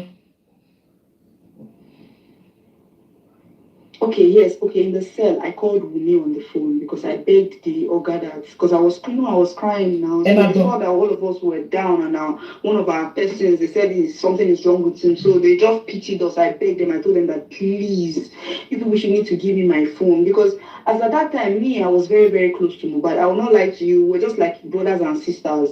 So it was just like I was just, my system just disorganized. I just needed to speak to them at that point. So I begged them. They gave me phone to talk to Mohbad. Sorry, to talk to who I want to talk to. So I called. Naira Marley and Sam Larry are very close. Now, my wife is talking for you, listen. She wants to pay back to interview Naira Marley. My play for you, also statement. You know, you listen to attack. You don't listen to. Láti jẹ́ kí nǹkan tẹ́ bá wò yẹn kó assimilate sí ọpọlọ yín. You just want to attack based on nǹkan tó ti fi sọ́kàn yín. Èmi wò ó jọ ìmọ̀ dẹ̀ gbọ́. Guys, power. Only Sam Larry àti Mohbad, they are closer to each other ju òun gan lọ. TikTok power. Ó ní lóòótọ́ òun ni ọ̀gá Mohbad. Ó ní but àwọn méjèèjì close débi pé ó náà máa ti travel lọ sí Kenya. Kí ló ń bá wọn gbé lọ sí Kenya? Ó náà máa lọ sí Kenya ń gbà mí. Ó láwọn èèyàn ló máa pe òun bẹ̀ pé Mohbad wà ní Kenya, Mohbad kò ní dágbére fóun. Ẹ lọ tún fídíò yẹn gbọ́. Gbogbo yín sọ pé they are very close. Sam Larry ò close mẹ́yàn kankan. Ó ṣẹ̀ṣẹ̀ súnmọ́ Naira Marley ni. Ó close mọ́ bá àkàtẹ̀ ju Sam Larry lọ. Sam Larry close mọ́ bá yẹn ju Naira Marley lọ. Àṣẹríṣẹ́ Sam Larry ẹ jẹ́ kí n sọ fún ilé yìí. Àwọn ọmọ wọn bí àwọn ọmọ oríta tó máa ń gbowó oríta. Òun ni Sam Larry. Àwọn dirty jobs, àwọn iṣẹ́ burúkú gbogbo Lẹ́kì yẹn. Àwọn ẹ̀gbọ́n àdúgbò. Òun ni Sam Larry jẹ́ ní Lẹ́kì. Ó wá close bá fin. Ẹgbọ́n nínú statement tí kábíyèsí náà sọ. Ó ló máa ń wá sínú ààfin láti wá gba ohun àdúrà. Àwọn máa ń gbàdúrà fún láti wá gba blessing. Nǹkan tó lè mú ṣẹ̀pẹ̀tẹ́rì tó sọ pé kábíyèsí ẹ̀ lè sọ pé ẹ̀ mọ́ dáadáa. Gẹ̀tẹ̀ ni. Sam Larry máa ń bá wọn ṣe dirty job wọn ní Lẹ́kì ni. Orí támàkì ló máa ń dúró sí bá beach àbí kí lè pe beach yẹn ní Lẹ́kì. Ibẹ̀ ló ti ń gbowó òta. Tẹ́bẹ́lẹ̀ ẹgbẹ́ pààyàn àbẹ́fẹ́ náà ẹ pè Sam Larry. So nǹkan tó fi súnmọ́ ààfin ó ń bá wọn ṣe dirty job ń bẹ̀ ni. Àbí kò yẹ yín? Àbí nǹkan tí mo sọ yẹ yín? I am not saying they are not close. Of course, Naira Marley sọ pé òun mọ Sam Larry wọ́n mọ́ra. But Naira Marley said it, everybody heard it. Please don't stress me. Ẹ lọ wo fídíò yẹn. Fídíò lèmi wò kò ń ṣe Naira Marley ló sọ fún mi. Naira Marley sọ pé though I employed Mohbad. Mohbad was singing with me, but he's more closer. Ẹ dẹ̀ rántí ẹ lọ wo màá bá yín play ẹ̀ tàbá ti ṣe tó sìn. Sam Larry náà sọ ìgbà tó wá kiri iṣẹ́ rántí. Ó ní ìyàwó Mohbad gan mọ̀ ẹ́ pé mo nífẹ̀ẹ́ Mohbad gan. Ó ní ìyàwó ẹ̀ mọ̀ ẹ́ pé gan mo ò lè pa ṣe rántí tí mo fi sọ statement yẹn pé ṣèbá Àṣànà sọ pé òun ò ṣe rántí Àṣànà sọ pé ẹ̀bẹ̀ pàṣànà update tó sọ pé òun ò ní Sam Larry rí òun ò bá sọ̀rọ̀ rí ṣe rántí tí mo fi lọ gbé statement yẹn jáde mo tó sọ pé ò bá sọ̀rọ̀ rí ṣùgbọ́n ènìyàn sọ pé ó mọ̀ pé òun nífẹ̀ẹ́ ọkọ ẹ̀ gan make it make sense. Sam Larry sọ náà. If we're not power tapping. Ẹ lọ wo countenance Sam Larry bí tó ti sọ statement yẹn he was smiling ó rẹ́rìn bó ṣe ń sọ̀rọ̀ yẹn. Ó ní ìyàwó ẹ̀ mọ̀ pé mo nífẹ̀ẹ́ gan mo nífẹ̀ẹ́ gan. Èèyàn lè jọ́rọ̀ ẹni tó close mọ́rọ̀ ẹ̀mí náà. God bless you. They are confident. Ẹni tó mú yàn kúrò lábẹ́ ọ̀gá ẹ̀ tó mú lọ sóríṣiríṣi ìlú. Ẹ̀dẹ̀ ni wọ́n close tí ò gba permission lọ́wọ́ Naira Marley tó dẹ̀ ń tẹ̀lé lọ. Irú èèyàn tí Naira Marley jẹ́ ẹ wo dáadáa ẹni tí ò kí ẹ̀ ní kò kúkú ṣeré fún mi. Àkúkú lérè ta fẹ́ ṣe. Ó ní wọn kì í dágbére fóun ẹ lọ wo fídíò yẹn. Ó ní tó bá ti débi tó ń lọ táwọn èèyàn ló máa pè ń pé we saw your friend we saw your boy here we saw your boy here. Ṣé kí tí wọ́n sọ kankan fún yín? Sam Larry náà ti bá Naira Marley ṣe dirty job rí bí wàhálà ìdẹ̀ ṣe ṣẹlẹ̀ ń sìn á wò pé ó dàbí èmi náà ní sìn kó sọ pé èèyàn yìí ṣe nǹkan báyìí mi ní sọ pé torí ẹ̀ mo fẹ́ tá dànù náà ọ̀rẹ́ mi lọ́rẹ́ mi máa jẹ́ ìgbà tí mo mọ̀ pé mi ìpààyàn ìgbà tí mo pé mi mọ̀ bó ṣe pààyàn ní ìlélẹ̀ oníkálùkù lórúkọ tó ń jẹ̀ náà tó bá díjọ́ tó bá fẹ́ dájọ́ tó bá fẹ́ mú wa á sọ tèmi náà sọ tèmi ẹ̀ẹ́dẹ̀ẹ̀tẹ̀ nǹkan tó ń ṣẹlẹ̀ nìyẹn Naira Marley ò lè lè because wọ́n ti lọ ṣiṣẹ́ fún àwọn orí wọ́n ti ṣe no I have to explain to some people ṣé nǹkan tí mo ṣàlàyé ti yé yín kò lè sọ pé wọ́n mọ̀ rí àfin ni ò lè lọ because ojú wà láàfin pé wọ́n ti kọ sínú petition. Ṣé wọ́n sọ pé they are close ó jẹ́ kẹ́tì mọ̀ mí nǹkan tí ò bá ṣojú mi mo kì í sọ nǹkan tí mo sọ is based on what Naira Marley said and is based on pé mo rí evidence pé Naira Marley ló nà nǹkan tá ẹ máa gbọ́ Àṣànà ló make gbogbo kíní up ẹ máa gbọ́ ẹ gbọ́ débẹ̀ ẹ jẹ́ ká máa pè é lọ. Mi kúkú mọ Naira Marley mi ìrírí láyé mi ìbá sọ̀rọ̀ rí. Mommy, straight. I said hello. We know what's happening. She said, Domi. This was how she was sounding. Domi. They robbed me, oh. They lied on me. They say it's me that do Mohbad, oh. They say it's family. Everybody say it's me that is doing him, oh. Everybody say. I said, calm down. What's happening? What he said? Mohbad said they want to kill him. That Mohbad is like he's having mental we don't know what was happening. I said, calm down. She said, please, where are you? Please, where are you? Where's my C? I need you people. You know, it's just the four of us always together. So at that point, she needed her closest friends with her because she was alone and she did not have external people. You understand? So I said, okay, no problem. But they not released us. I had to beg them for food. She said, okay, no problem. That when I told her that they might release us anytime soon, that she just hold on that. Don't worry, she should not say anything, she should not fight anybody, she just did. She said, okay, please, you people should please come and save me, please. Mohbad has said it's me that this one, his family are against me, everybody is against me. I said, calm down. Okay, so we're still at the cell. They told us to hold that, is it that placard they used to hold that they will write criminal, Kiniko, Ṣé dẹ́ẹ̀tì kan tó ṣẹlẹ̀ bẹ́ẹ̀?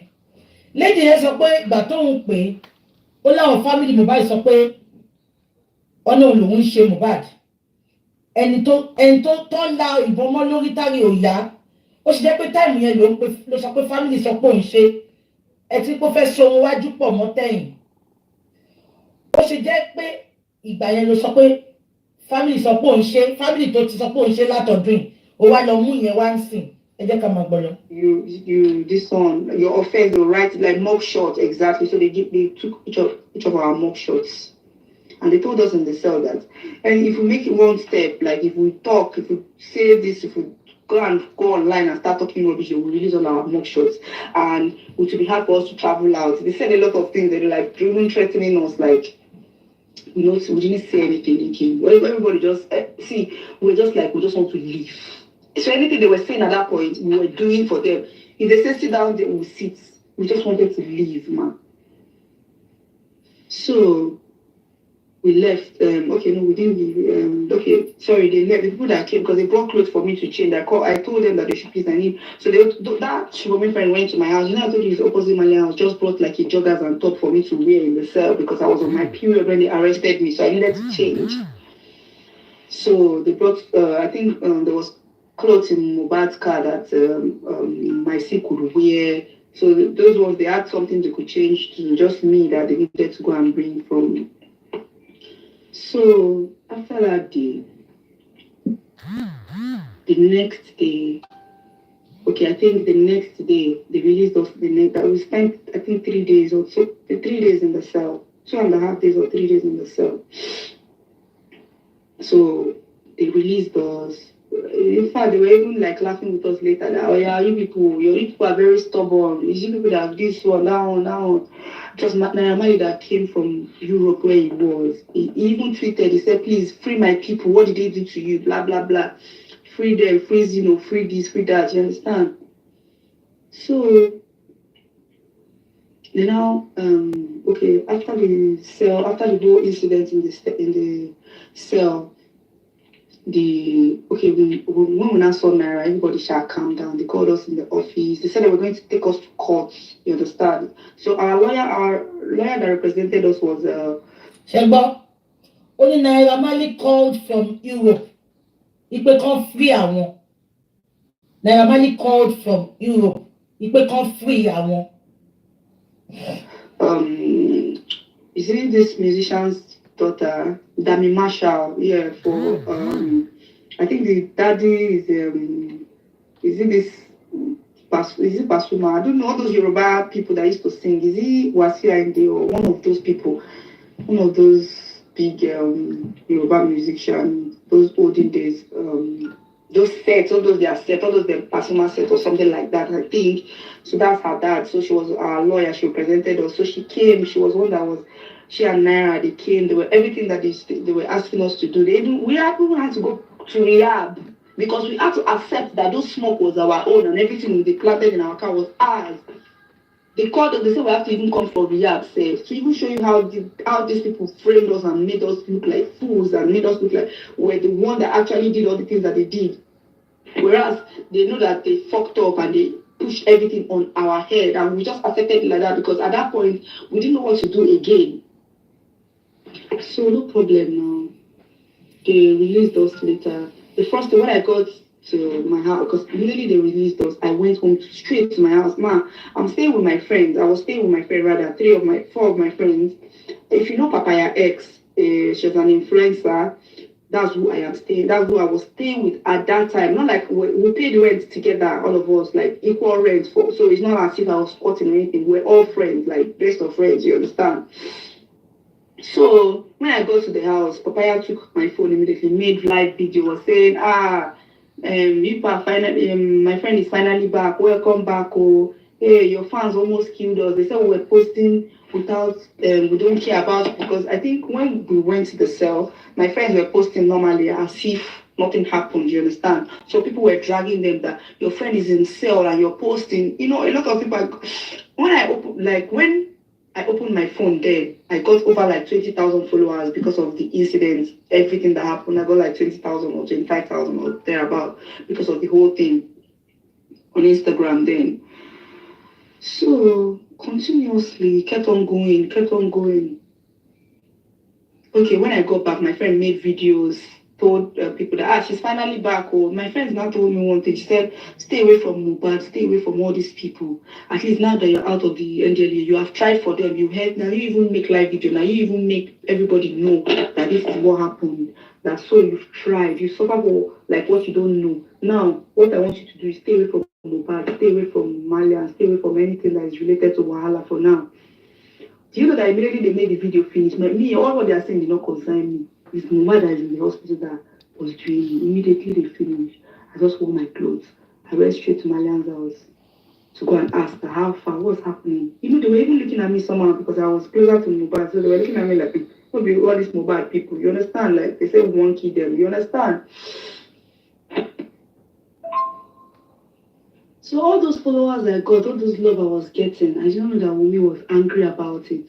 To start with, she was, I don't know her problems.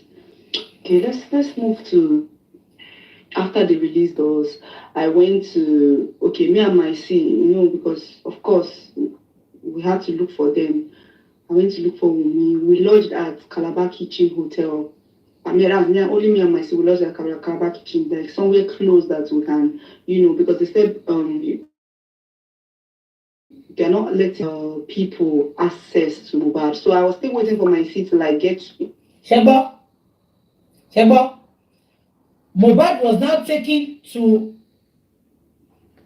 an unknown destination. Àwọn bàbá mú lọ síbi kan láti lọ tọ́jú ẹ̀ níbi lórí ó ti yẹn nǹkan tó ṣe fún yẹn wọ́n lọ tọ́jú ẹ̀ wọn ò jẹ́ ká ṣàná mọ́bẹ̀ ṣé yẹn ẹ máa gbọ́dọ̀. In touch with maybe the mom or the dad or maybe anybody that was, because I think they said Darusha then was in the hospital and then some people. So that day, Darusha and Wunmi fought at the hospital in the night. That's a day before we came out, a day before that day, because Darusha was asking Wunmi for the phone of Mohbad. And ìgbà tó mú Mohbad lọ hospital, Darusha was asking from Ashada this same phone, the same phone. So they fought. Ashada fought with Darusha because of that phone. Ọlọ́pàá dem ẹ̀pá wọn máa béèrè phone mi up till now. What is important? What is in that phone? Ṣé wọ́n record bó ṣe pa Mohbad sínú phone yẹn ni? Àwọn àṣírí kan wà nínú phone yẹn up till today. Ọlọ́pàá ò dẹ̀ sọ̀rọ̀ nípa phone yẹn. No more battery kìíní ti lọ. Ẹ má bínú. A lot is in that phone. A lot is in that phone.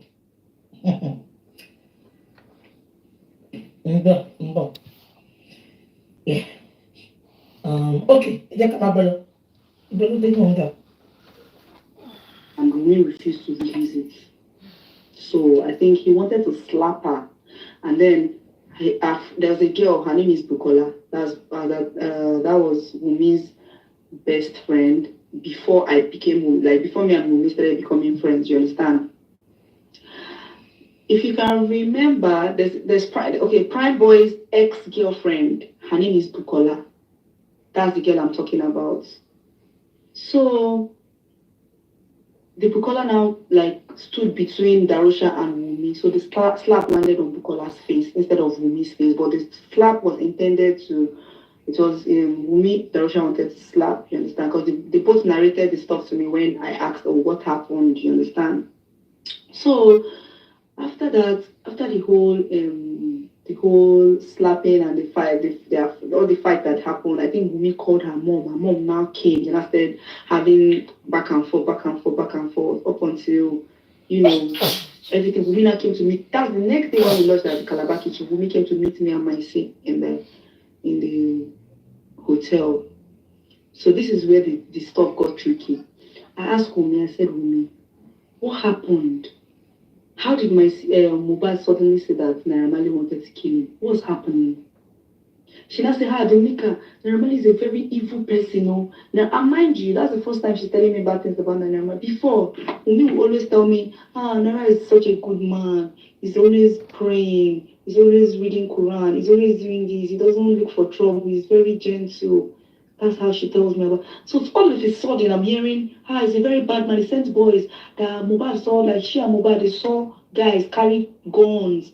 The two guys, they were wearing black. They carried guns and they were entering inside Malian's house. They want to come and kill Mohbad. Look at that. It's getting interesting now.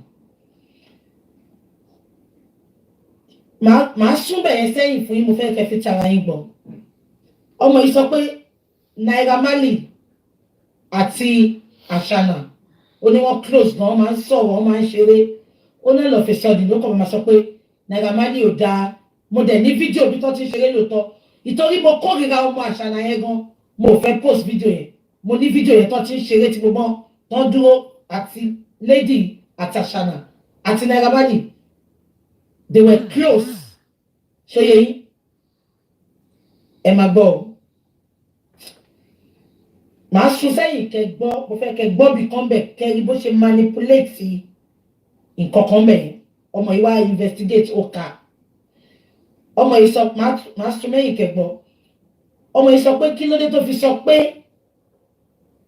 all of a sudden Naira Marley ò dáa olówó àti Mohbad wà nílé ìjọ kan ó ní Naira Marley wọn àwọn èèyàn wọn mú bọ wá sínú ilé wọn fẹ́ wá pa Mohbad ṣẹgbọn bẹ̀rẹ̀ ṣá ó ní Naira Marley wọn àwọn èèyàn wá níjọ kan sínú ilé pẹ̀lú bọn ó ní kán wá pa Mohbad ibẹ̀ ni Mohbad ti ló fi ṣe fídíò pé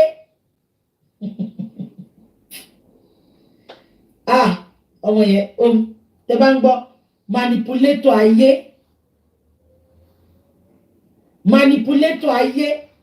ọmọ ìlú ń jẹ́bẹ̀ máa sún sẹ́yìn kẹfì tí ara yìí gbọ́ okay you heard it clearly ẹ gbọ́ ẹ jẹ́ kí n tó sún sẹ́yìn ní ti tarọ́ tí. Please share the video, guys. Share the video. So this is where the stuff got tricky. I asked Wunmi, I said, Wunmi, what happened? How did my Mohbad suddenly say that Naira Marley wanted to kill him? What's happening? She now said, Dominica, Naira Marley is a very evil person, no? Now, mind you, that's the first time she's telling me bad things about Naira Marley. Before, Wunmi would always tell me, Naira is such a good man. He's always praying. He's always reading Quran. He's always doing this. He doesn't look for trouble. He's very gentle. That's how she tells me about. So all of a sudden, I'm hearing, he's a very bad man. He sends boys. Mohbad saw, like she and Mohbad, they saw guys carry guns. The two guys, they were wearing black. They carry gun and they were entering inside Maria's house. They want to come and kill Mohbad. I look at that. I say, oh my God, Mariam is such a wicked person. God will punish him. Blah blah blah.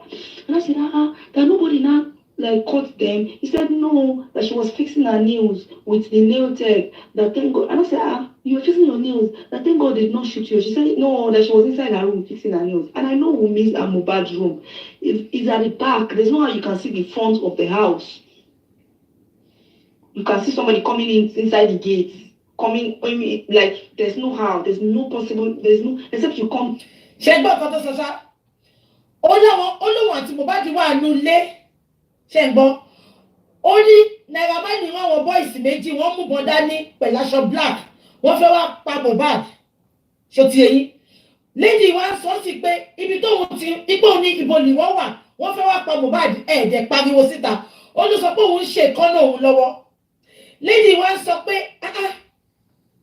olówó ó wá ń júwe fún wa ibi tí yàrá wọn wà ó ní yàrá wọn wà lẹ́yìn ó ní ibi tí yàrá Mohbad àti ọmọ ìwà ó ní ẹ lè rí nǹkan tó ń ṣẹlẹ̀ níwájú ṣó ti yẹ́yìn nǹkan tó ṣẹlẹ̀ bẹ́ẹ̀ yẹn ẹ máa gbọ́ lọ. Come downstairs and you come outside because they're staying at the back. So how suddenly did you say that? You understand? But I don't suspect anything that period, that time, that minute she told me. My own was just like, oh my God. What was all this? Like, what was all these problems? It was like, oh God, Naira Marley is such a bad person. I started posting on my Instagram. Mohbad, don't worry, you will win. You will do this. You will do. Ṣé game of manipulation to play mẹ́ẹ̀? Ó ti mú sọ́mọ iná wípé Naira Marley fẹ́ pa Mohbad. Bóyá nǹkan tó mú sí Bella Shmurda gan lórí nìyẹn. Ṣé tí ń gẹ̀ẹ́sì nǹkan tó ṣẹlẹ̀ bẹ́ẹ̀? Ó mú sí gbogbo wọn lórí pé Naira Marley fẹ́ pa Mohbad. So tá bá tún wò lẹ́gbẹ̀ẹ́ kan gan, a lè blame Bella Shmurda. Ẹ wo nǹkan tó ṣe fún girl yìí sìn. Girl tó jẹ́ close, ó lóun ò close mọ́ Naira Marley. Sir, hello sir. Ó ní because ó ní Naira Marley ó close mọ́ Wunmi jò òun lọ. Ó náà lọ fẹ́ sọ́ọ̀dì. Òun bẹ̀rẹ̀ sí ní post sórí Instagram òun ta sí Naira Marley. Ó make everybody. Ṣé mọ̀ ẹni tó fẹ́ parí iṣẹ́ láàrin wọn ni. Ó ti rán kó lọ ó ti mọ̀ pé òun máa pa Mohbad. Ó wá kọ́kọ́ instigate àwọn tó súnmọ́ kó lè sọ pé Naira Marley ni. Ẹ ti gẹ́tì kan tó ṣẹlẹ̀ mẹ́rin. Ẹ jẹ́ ká máa gbọ́ lọ. To that. And mind you, in the voice note, Mohbad said everybody wants to kill him aside from my C at Yahweh. That is my C and me. That is only both of us that don't want to kill him. So that gave us edge.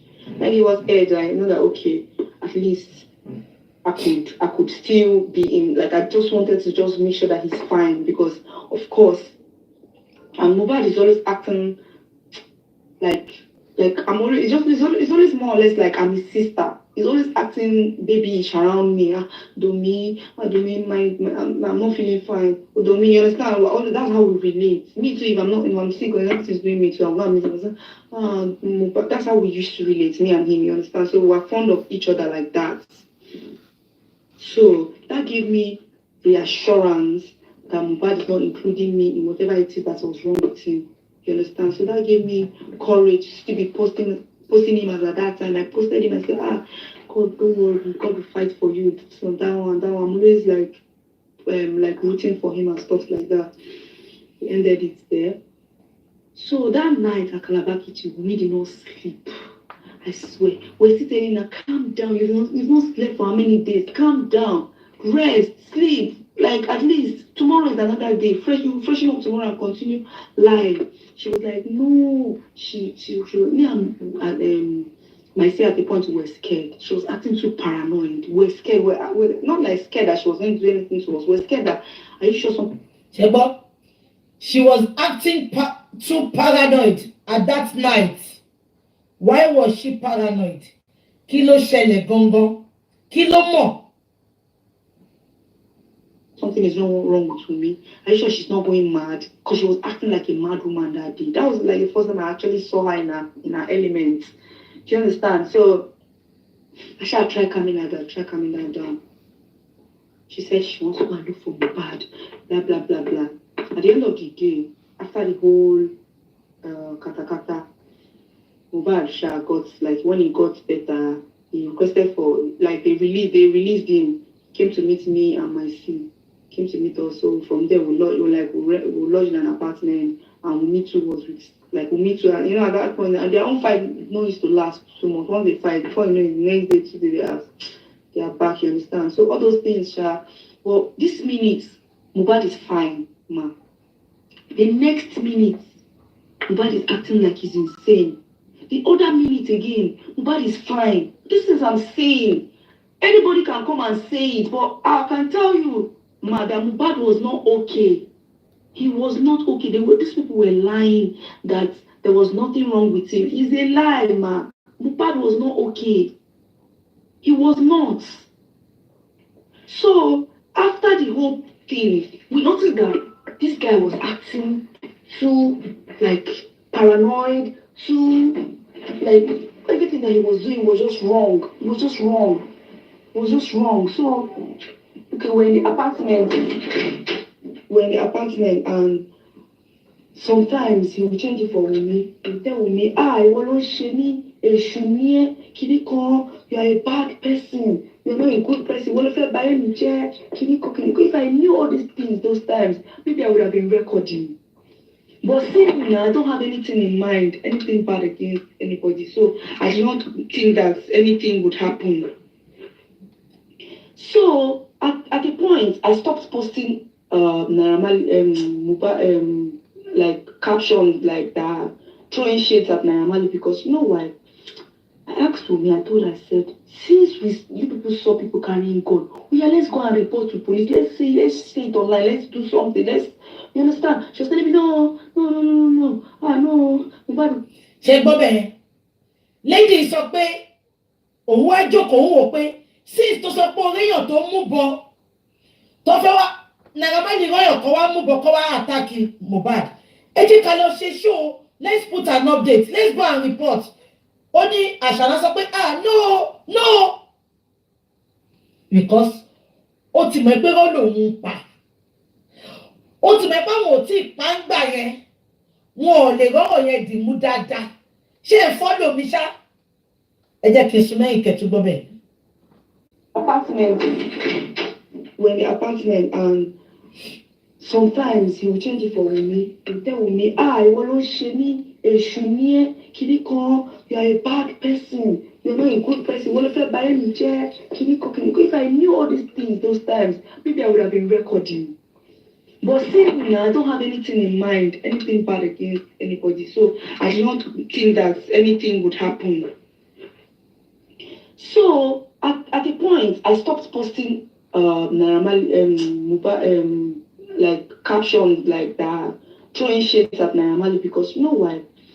I asked me, I told her, I said, since you people saw people carrying gun, oh yeah, let's go and report to police. Let's say it online, let's do something, you understand? She was telling me, no. No, nobody don't like it. Oh.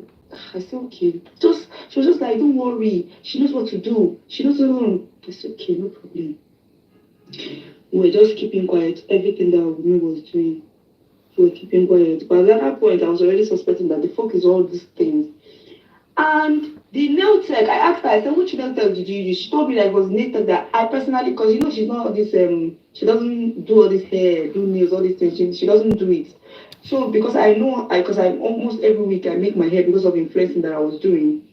She said I should please introduce her to my nail tech. So I told the guy, I still have that guy's number till now, like the guy's Snapchat till now. If I want to get his number, I can get his number for you. His name is Awa.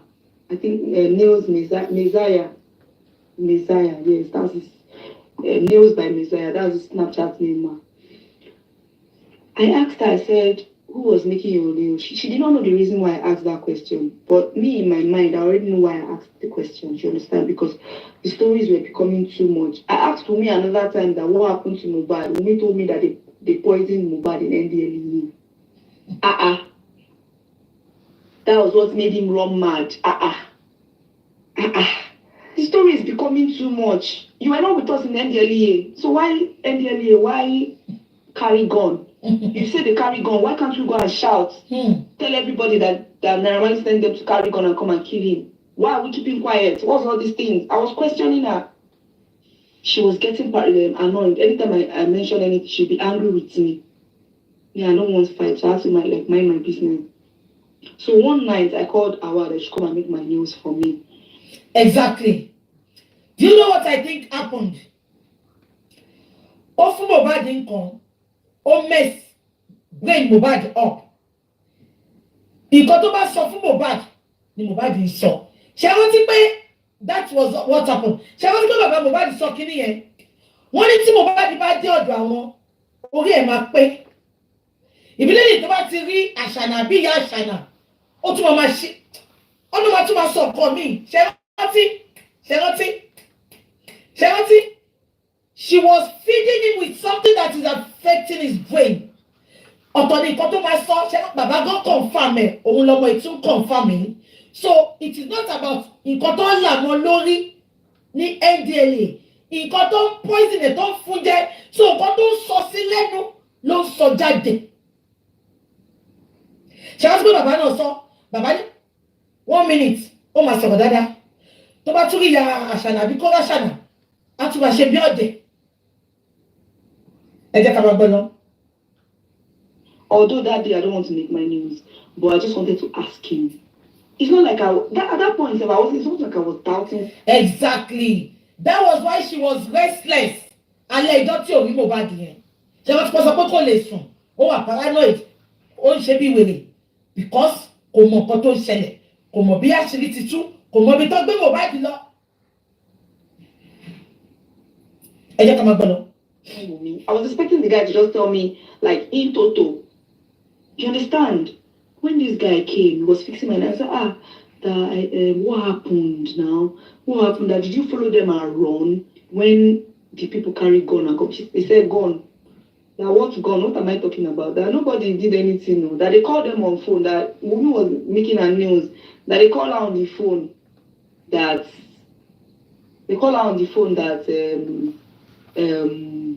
I've just seen what Mohbad is doing online. So she knew with everybody online. She didn't see any guy carry gun. Sherry, eléyìí kan náà tó sọ pé òun àti ẹ̀ làwọn jọ rí àwọn tó wọlé tó wọṣọ dúdú tó fẹ́ pa Mohbad. Lady yìí padà lọ béèrè lọ́wọ́ eléyìí kan náà yẹn because eléyìí kan náà yẹn ló introduce ẹ̀ sí. Eléyìí ló introduce ẹ̀ sí eléyìí kan náà yẹn. Eléyìí kan náà yẹn ó wá já irú ẹ̀. Ìpè no. Carry gun báwo? Lied that they carry gun, that she saw people carrying guns come and shoot in Marian's house. So people will not have mind and enter inside. So even if people sent people to come and kill Mohbad. They would not carry and enter like that, like Mumu, in the hot afternoon, where everybody was, and enter and come and say you want to kill somebody. Is it possible? So that guy, I said, but Wunmi told me that. So he said, the guy says, it's a lie, yo. It's a lie, yo. There's nothing like that, oh. That Mohbad, the guy, I now asked the guy that, what happened? He said, Mohbad and Wunmi were inside the room. He was making notes for Mohbad. They were even playing. Two of them were laughing. I mean, Mohbad and Wunmi. They played, finished. Mohbad now carried smoke that was there. The name of the smoke that he was smoking was Colorado. He picked up the smoke. He smoked the smoke. And after smoking like 2 puffs, he dropped it and went outside. Them, they were still fixing nails, doing their normal thing. They didn't know that outside that he went was to go and make that video. There was no fight between Naira Marley and Mohbad. There was no issue between Naira Marley and Mohbad. They did not even have one single beef.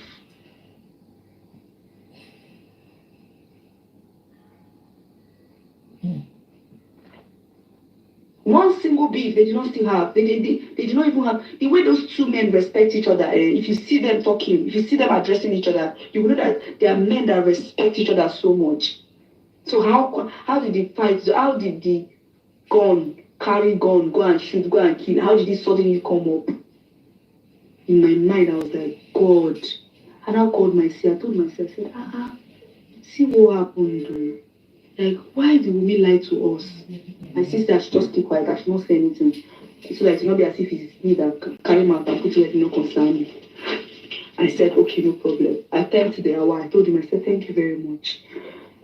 And he left. The next 2 days, Wunmi came to meet me. Wunmi told me that I should please do something for her. That Naira Marley will call me because they've gone to go and report to Naira Marley that they poisoned Mohbad in NDLEA. That so if Naira Marley called me, I should tell Naira Marley that I saw when they were giving him water in NDLEA to drink, poisoned. That his Mohbad had told her that they gave him poison. That I said, Ṣẹ́gbọ́n bẹ́ẹ̀ àbí kí n ti record fún yín kí n sún lẹ́yìn. Ìgbà tí Naira Marley dé, wọ́n rojọ́ fún Naira Marley pé wọ́n fún ní poison ní NDLEA. Àṣàdá bá wá bá ok ẹgbọ́n ok ẹ jẹ́ kí n máa play lọ ok ó yẹ máa gbọ́ lọ. In my mind, I was like, God. And I called myself. I told myself, I said, see what happened, though. Like, why did Wunmi lie to us? My sister should just keep quiet. I should not say anything. So that it will not be as if it's me that carry my and put it like no concern me. I said, okay, no problem. I thanked the hour. I told him, I said, thank you very much. And he left. The next 2 days, Wunmi came to meet me. Wunmi told me that I should please do something for her. That Naira Marley will call me because they've gone to go and report to Naira Marley that they poisoned Mohbad in NDLEA. That so if Naira Marley called me, I should tell Naira Marley that I saw when they were giving him water in NDLEA to drink, poisoned. That his Mohbad had told her that they gave him poison. That I said, I should say that I saw where they gave him poison. Me? I was still trying to tell her that, Wunmi, I don't understand. She said, no. Domi, I beg, just do this one for me, Jare. What's there now? Should they give him poison? It's just that, I said they give him poison. In my life, I don't know what's happening. I've never been in this kind of situation before. So I was still trying. So I went to go and meet my friend, Papaya, Yai.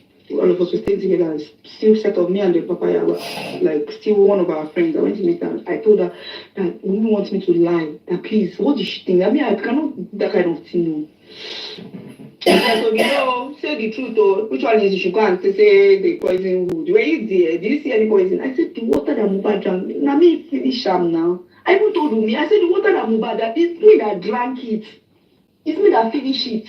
So how did they poison him? You were not in the cell with us. You did not come to the station with us. How did you know they poisoned this guy? So Naira Marley called me that night. He said, good evening. Do you know who is talking? I said, yes, Naira. Good evening, sir. He said, how are you? I said, I'm fine. He said, please, I want to ask you a question. Please, just be honest with me. I said, okay, sir. He said, please, did you see anybody give poison to Mohbad in anything to Mohbad in NDLA office. I said, no, sir. I wanted to, like, when he said it, I said, okay. I said, sir, he drank bottled water, but the bottled water, I collected it and finished it for him. He said, okay. So that means you did not see anybody poison him or anybody do anything. I said, no, there was nothing like that. He said, thank you very much. That's what I just want to confirm so that I will know who I want to fight for what is wrong with Mohbad. Now, when I asked Wunmi what happened to Mohbad, she told me that they shot him, like they wanted to come and shoot him. That's why he fly fence. Now, she's flying another story saying they poisoned him in Mohbad's house. They poisoned him in NDLA. That's why he wants to fly. He went to say is Naramali. You understand now? Like different stories. So, but if something happened for real, Shebi, you just come. If they ask you, there's no how you're going to be lying this one, lying that one. Like, you just say this truth. You understand? You're going to see like, oh, this is what happened. Everybody will believe, everybody will know that. You will stand on one truth. But she has said this, she has said that, she has said that. I have asked the new guy. The new guy said there was nothing like that. I asked, she said Bode was there. I asked the Bode. I have that Bode's number. Ma, because Bode was like, all these Ikorodu boys that they will bring to come and be what do you call it? To come and be working for. So he's under Mohbad. He's a very small boy. He was under Mohbad. You understand? There's nothing that Wunmi did not used to do to that boy. That boy really hates Wunmi. And everything that went on, every details. There are some details that I know that if that boy is talk now, Wunmi's life will. You understand? That boy is the only person that is one of the persons that I know that. Ẹjọ́ ibo ni Bọ̀dé yẹn wà? Ta ló mọ ẹni tó ń jẹ́ Bọ̀dé yẹn? Ta ló mọ Bọ̀dé yẹn? Àbọ̀ ti bribe bọ́ ṣe bribe spending náà. Who is the Bọ̀dé? Ẹ bá wa wá Bọ̀dé yẹn. If they ask him about those NDLEA time, he's going to say the truth of what happened. I asked this boy, I said, did you see? He said, no, there was nobody that carried guns. It's a lie, that Wunmi is lying. I said, okay. I asked Adura. Adura told me that there's nothing like that. That's how many people already? 3 people that said they've not seen anybody carry gun. So am I a fool that you are telling me that kind of lie? Me, I'm not going online to go and be shading the innocent man that did not even do anything. He said he's confused, looking for what happened to Mohbad. That is calling, like, that is coming to say that they are. In my front, this man was asking Mohbad, did we have issue? Did we fight? Why are you now saying I want to kill you? Mohbad was begging. We're in the apartment, ma, for almost 3 months. Mohbad will be telling us in the apartment, Moti Shenera, I swear to God on my life, Moti Shenera. They will go and beg. They went to Seka to go and beg him. Darusha was there. Adura was there. They went to go and beg together at Seka. Naramali posted the video online just to let people know that they are not fighting. No. People said it's a lie that it's a lie that they are threatening Mohbad that they are killing. Mohbad is begging himself. He's going about begging Naramali. But that thing keeps disturbing him. He's paranoid, thinking that everybody around him wants to kill him because he's not mentally okay, man.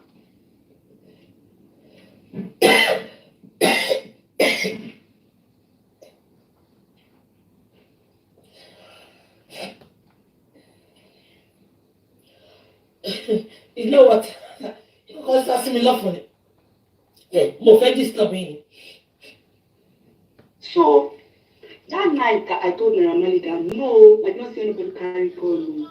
Sorry, I did not see anybody put giving poison or anything. Wunmi, before you know it, Wunmi came to my house like 10 minutes later. Wunmi, I'm disappointed in you. Mohbad is disappointed in you. Instead of you to tell Naramali that you saw when you were giving him poison, you know him.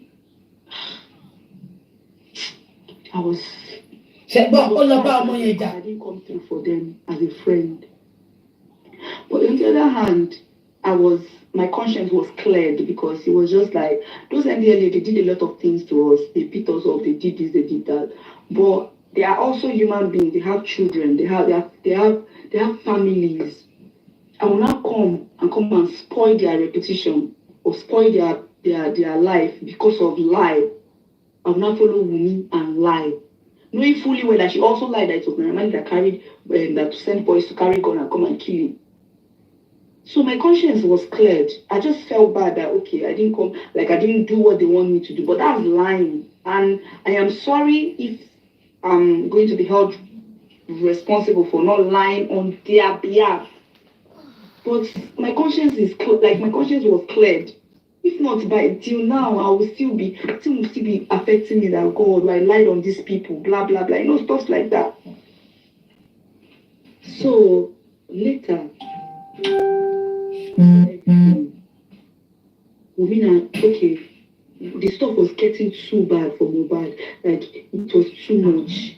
He had done that. He did another video again, telling everybody, and again, ma, if you go back to that first video, let me tell you, let me explain one thing to you. If you go back to the first video that Mohbad ever made, that if anything happened to him, he told those touts there that, I did Idado, I did my estate right now, I did Idado, if anything happened to me, I did Idado. Okay?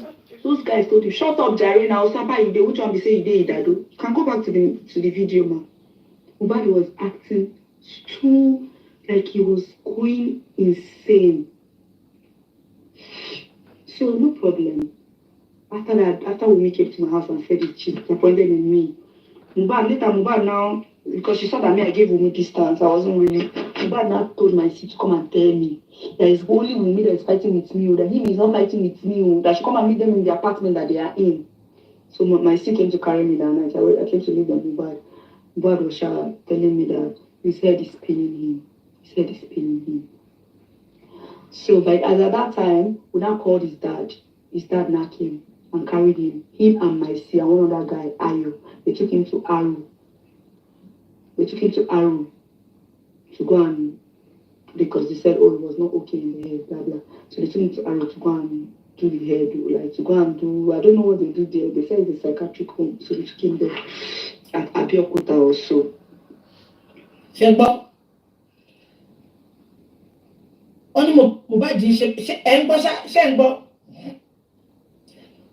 Ashana, they did not know that Ashana, they took him to Aro in Abeokuta. Look, Ewo Baba tó ń jẹ̀yà. Olórí burúkú ọmọ ìwà pé bàbá yẹn. Ó wá ń ṣe ìpè fún bàbá yìí. Ó náà gbé lọ sí Aro ní Abeokuta. Wọn ò jẹ́ k'Ashana mọ̀, ẹ máa gbọ́ bíbá yín sìn. Ẹ wo bàbá yẹn.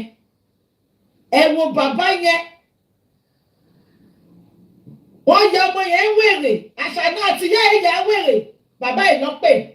Wọ́n tún pa náà. Bàbá ò ṣe dàbí àwọn bàbá tó burú. Ìgbà tó ti ya ọmọ ẹ̀ wèrè ni bàbá máa ti dì í mú pé kí ló ṣe fọ́mọ mi. Ó kọ́kọ́ fi wèrè ìdánwò bá dìwò ni. Wọ́n rí pé bàbá ò sọ̀rọ̀, ọkùnkùn wa pa. Wọ́n pa náà, wọ́n tún gbé kó wá gbé òkú ọmọ ẹ̀. Olórí burúkú Ashana wá bọ́ síta. Ó ní bàbá ló sáré lọ sí ọmọ, ìtọ́wọ́ fẹ́ jogún ọmọ. Ashana, láàárọ̀ bá ní kò dáa fún ẹ, lálẹ́ òní ní kò dáa fún ẹ. Olórí burúkú ṣẹ̀pẹ̀tẹ́rì tó ń pọ̀n ẹ sẹ́yìn. Gbogbo nǹkan tó jù Mohbad rí, bẹ́ẹ̀ lójú ọmọ ẹ̀ ọkùnrin máa ṣe rí. Bẹ́ẹ̀ ni àánú ẹ máa ṣe rí. Bẹ́ẹ̀ lóbìnrin ẹ̀ tó drop out, bẹ́ẹ̀ lójú gbogbo ọmọ máa ṣe rí. Àfi tó ọ̀bá mọ̀ nǹkan tó ṣẹlẹ̀ tó ń support. Ṣẹ́gbọ́, wọ́n tún ya ọmọ yẹn wèrè, bàbá ẹ̀ lọ tún pè. Ibo ni ìyá Mohbad wà ní gbogbo táìmù yìí? Olórí burúkú. Ó tún wá pàdé àpòpọ̀ mọ́ Ashana. Ó tún wá ń bá bàbá ìjà. Bàbá wà bẹ́ẹ̀ tú àtúfọ́mọ yẹn. Bàbá was not absent in that boy's life. Ashana dẹ̀ ṣẹ̀pẹ̀tẹ́rì bọ́ta. Ló ń smile ní jọ́nà. Ashana sọ pé òun ò lówó DNA o. Kí bàbá Mohbad lọ sanwó. Tí bàbá Mohbad bá dẹ̀ máa ṣe DNA yẹn. Amẹ́ríkà àti London ni. Ashana, ṣẹ̀pẹ̀tẹ́rì 2025 ò ní mú jẹ. Èmi tí mo sọ bẹ́ẹ̀ ni. Ẹ jẹ́ ká máa sọ̀rọ̀. Wàá ṣe ẹ̀sìn kan. Gbogbo àṣírí ìkọ̀kọ̀ ẹ á tún sí gbangba. Ìtorí kà ní ẹ. Ṣé gbogbo ilé ìta ń gbọ́ yìí? Àní kò ta Ashana nù. But there is more to what we are hearing. Wọ́n wá sọ pé o evidence. Ẹ jẹ́ ká máa gbọ́ lọ. Ṣé gbọ́? Wọ́n ya ọmọ yẹn wèrè. Bàbá ló wá pè. bàbá ní bá rí ìyá ẹ̀ tó bá rí ìyá àṣànà àmàṣèwákọ̀ tó bá wà lọ́dọ̀ àwọn àwà òkè bàbá tó fi ń tọrọ fún bàbá ní ọjọ́ yẹn àdálẹ́ ìjà tá à ń jà láti rí ẹni tó pa ọmọ yìí àní ìjà lásán bàbá àní fòkú yìí jà àìní fàárẹ̀ ìjà ọlọ́run á ro yín lágbára ọlọ́run á dúró tì yín gbogbo àṣírí kọ̀kọ̀ ó máa tú síta bàbá yẹn ń sọ bàbá yẹn ní Naira Marley kan ló pa ọmọ mi ó ní Naira Marley fàjùlọ wọn lóòótọ́ ó ní ṣùgbọ́n àlè ló pa ọmọ òun.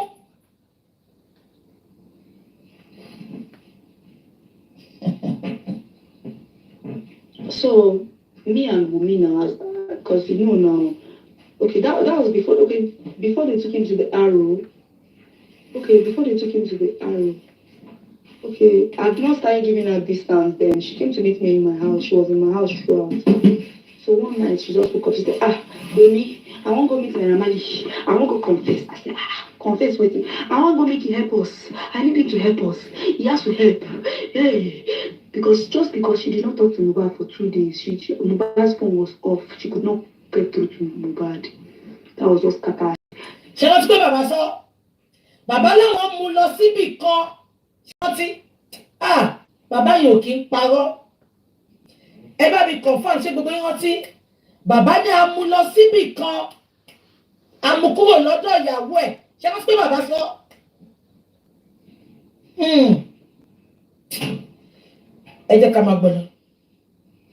His family want to kill him. Hey, they've taken him to Arrow. They want to kill him there.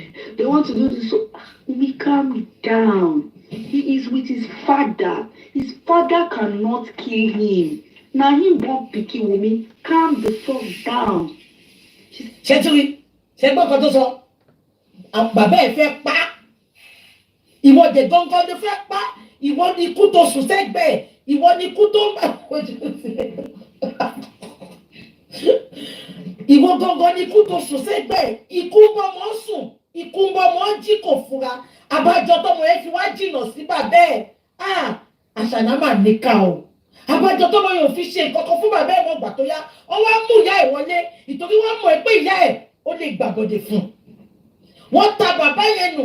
Wọ́n wá fà ìyá yẹn mọ́ra.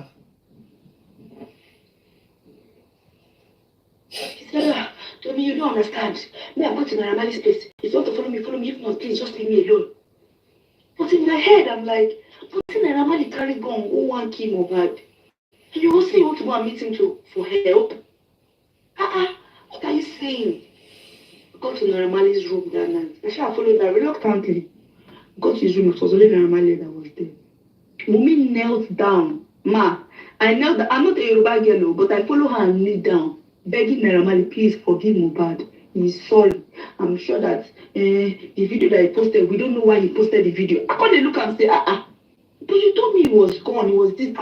What's happening? We're sorry for the video. We're sorry. We are killing. Mohbad is not okay. He's not in his right senses. Please help us. Blah blah blah. Sister,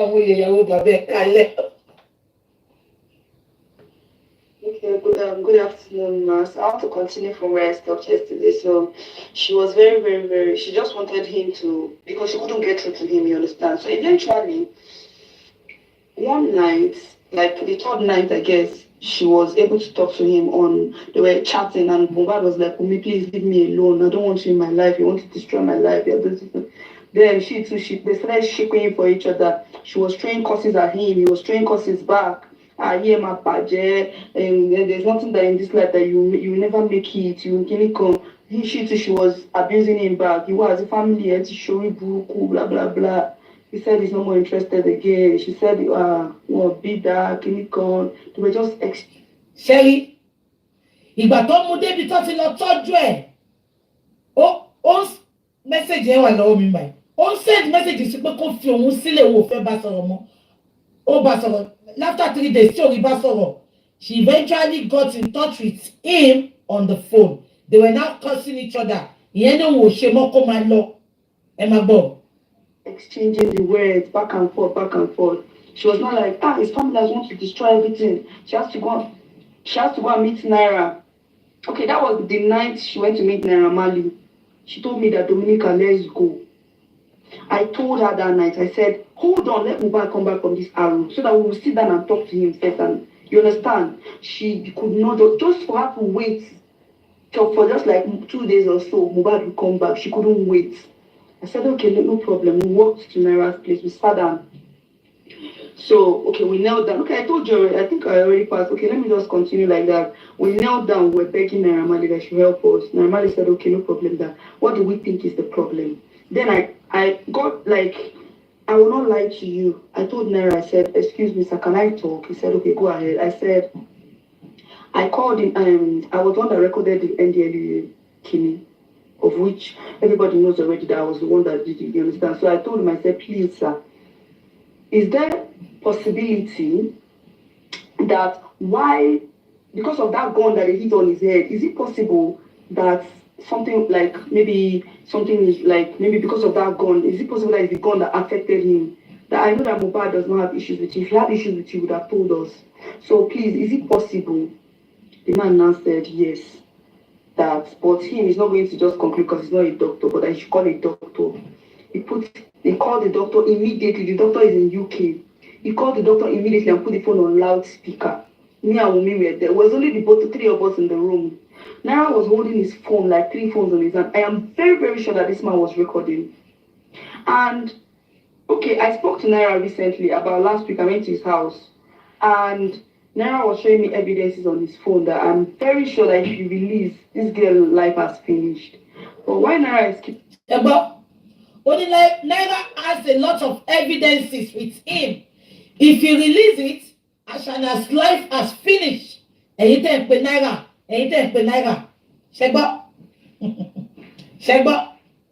Mo dẹ̀ rántí pé very dark man náà saw the same statement. So apparently that was why he was attacking Naira Marley. Kó lè cancel Naira Marley, kó má lè káyé má gbọ́ nǹkan tó fẹ́ sọ because ó ní àwọn evidence tó máa fi counter ẹ̀. Ṣẹ́rí game tọmọ yẹn ń play. Ṣẹ́rí game tọmọ yẹn ń play.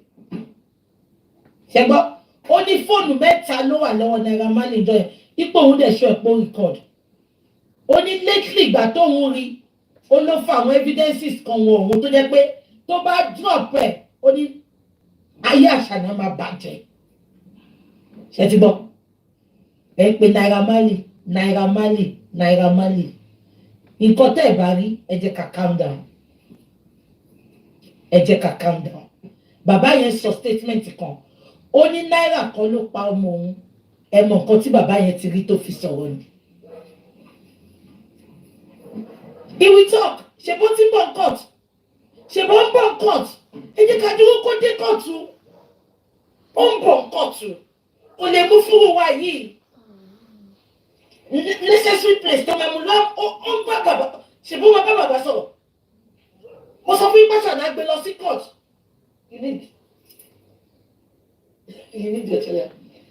Okay, just wait, I will give it to you. Àwọn nìkan ló lo iPhone, Samsung làwọn lò, ó dẹ̀ ní the charger. Oya take. Thank you.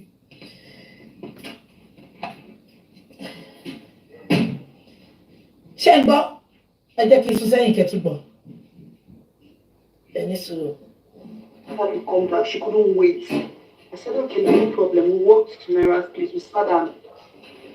So, okay, we knelt down. Okay, I told you already, I think I already passed. Okay, let me just continue like that. We knelt down, we were begging Naira Marley that she help us. Naira Marley said, okay, no problem there. What do we think is the problem?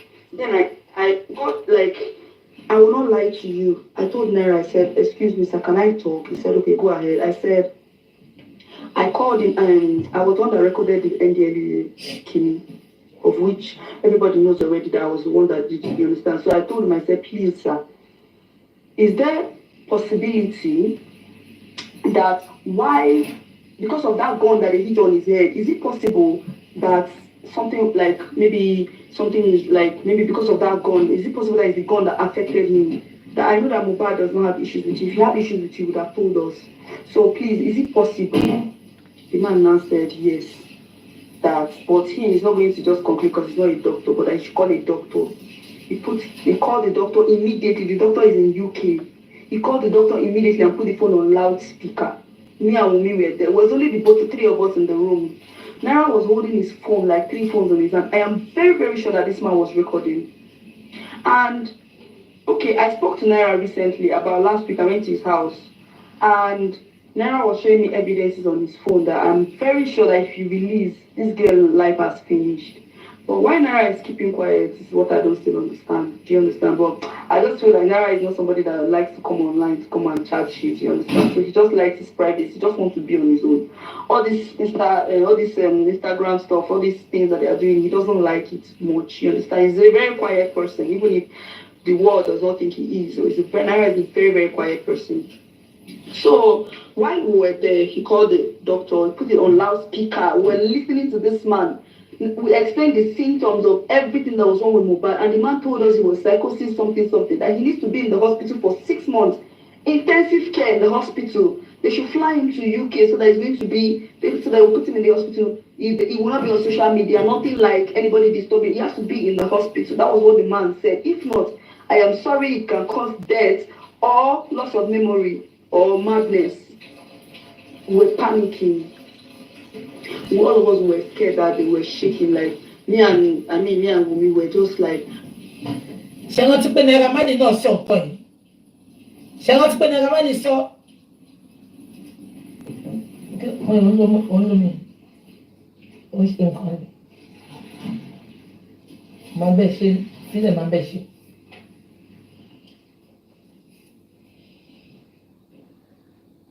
But Naira said, okay, there's no problem that. Can he send him as soon as possible? The doctor said yes. The doctor is a white, he's not this Caucasian, you could hear it in his voice that he sounds very British. Sorry, I mean British, not Caucasian. He sounds very, very British, you understand? So he's all these white men, like white, proper white doctor. So the man was speaking, he was telling us, you need to bring him to the hospital immediately, blah, blah, blah, blah, blah. If not, you understand? We understood immediately. If you go to school, if you are a learned person, if you are wise, you will understand that statement. That it means is either he treats himself or he suffers the consequences. Naira said, okay, the preparations should start. He told the doctor that he will send him the next week, that he should please get ready, blah, blah, blah. So Naira was already making calls. We were there, right there. Me and Wumi were just saying, thank God, thank God. You understand? Do you know that while we're sitting down there, Wumi already told Naira Marley the whole secret of Mohbad, the whole secret of the family members, the whole secret of everything that's happened in Mohbad's life, even before I knew him, before anybody knew him. I kept on pinching her. Guys, it's okay. Because I saw that this man was recorded. I know that time, me, I still believe that since they said it's him that wants to carry gun, me, I was still like looking at him one kind eye, like, you understand? So you now that you've said this man carry gun, blah, blah, blah. Naira Marley spoke with a doctor and the doctor said they should send him in immediately, which Naira Marley was planning to send him the following week. Lady sọ pé ṣẹ̀kẹ̀ṣẹ̀ àṣànà ti sọ gbogbo story ó bẹ̀rẹ̀ sí ní rojọ́ fún lẹ́yìn tó sọ pé ó fẹ́ fìbọn pa yín. Ọmọ yìí sọ pé inú òun dùn pé Naira Marley ní gbogbo evidence òun fẹ́ kó máa because wọ́n ní láti ìgbà tí mo bá sọ pé wọ́n fẹ́ pa òun ipò òun fẹ́ pa yẹn ó ti ń record everything.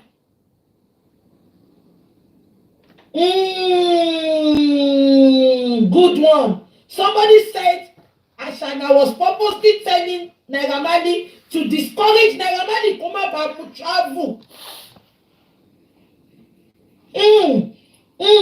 Kò fẹ́ jẹ́ kí Naira Marley help ẹ ní ẹkú làákàyè.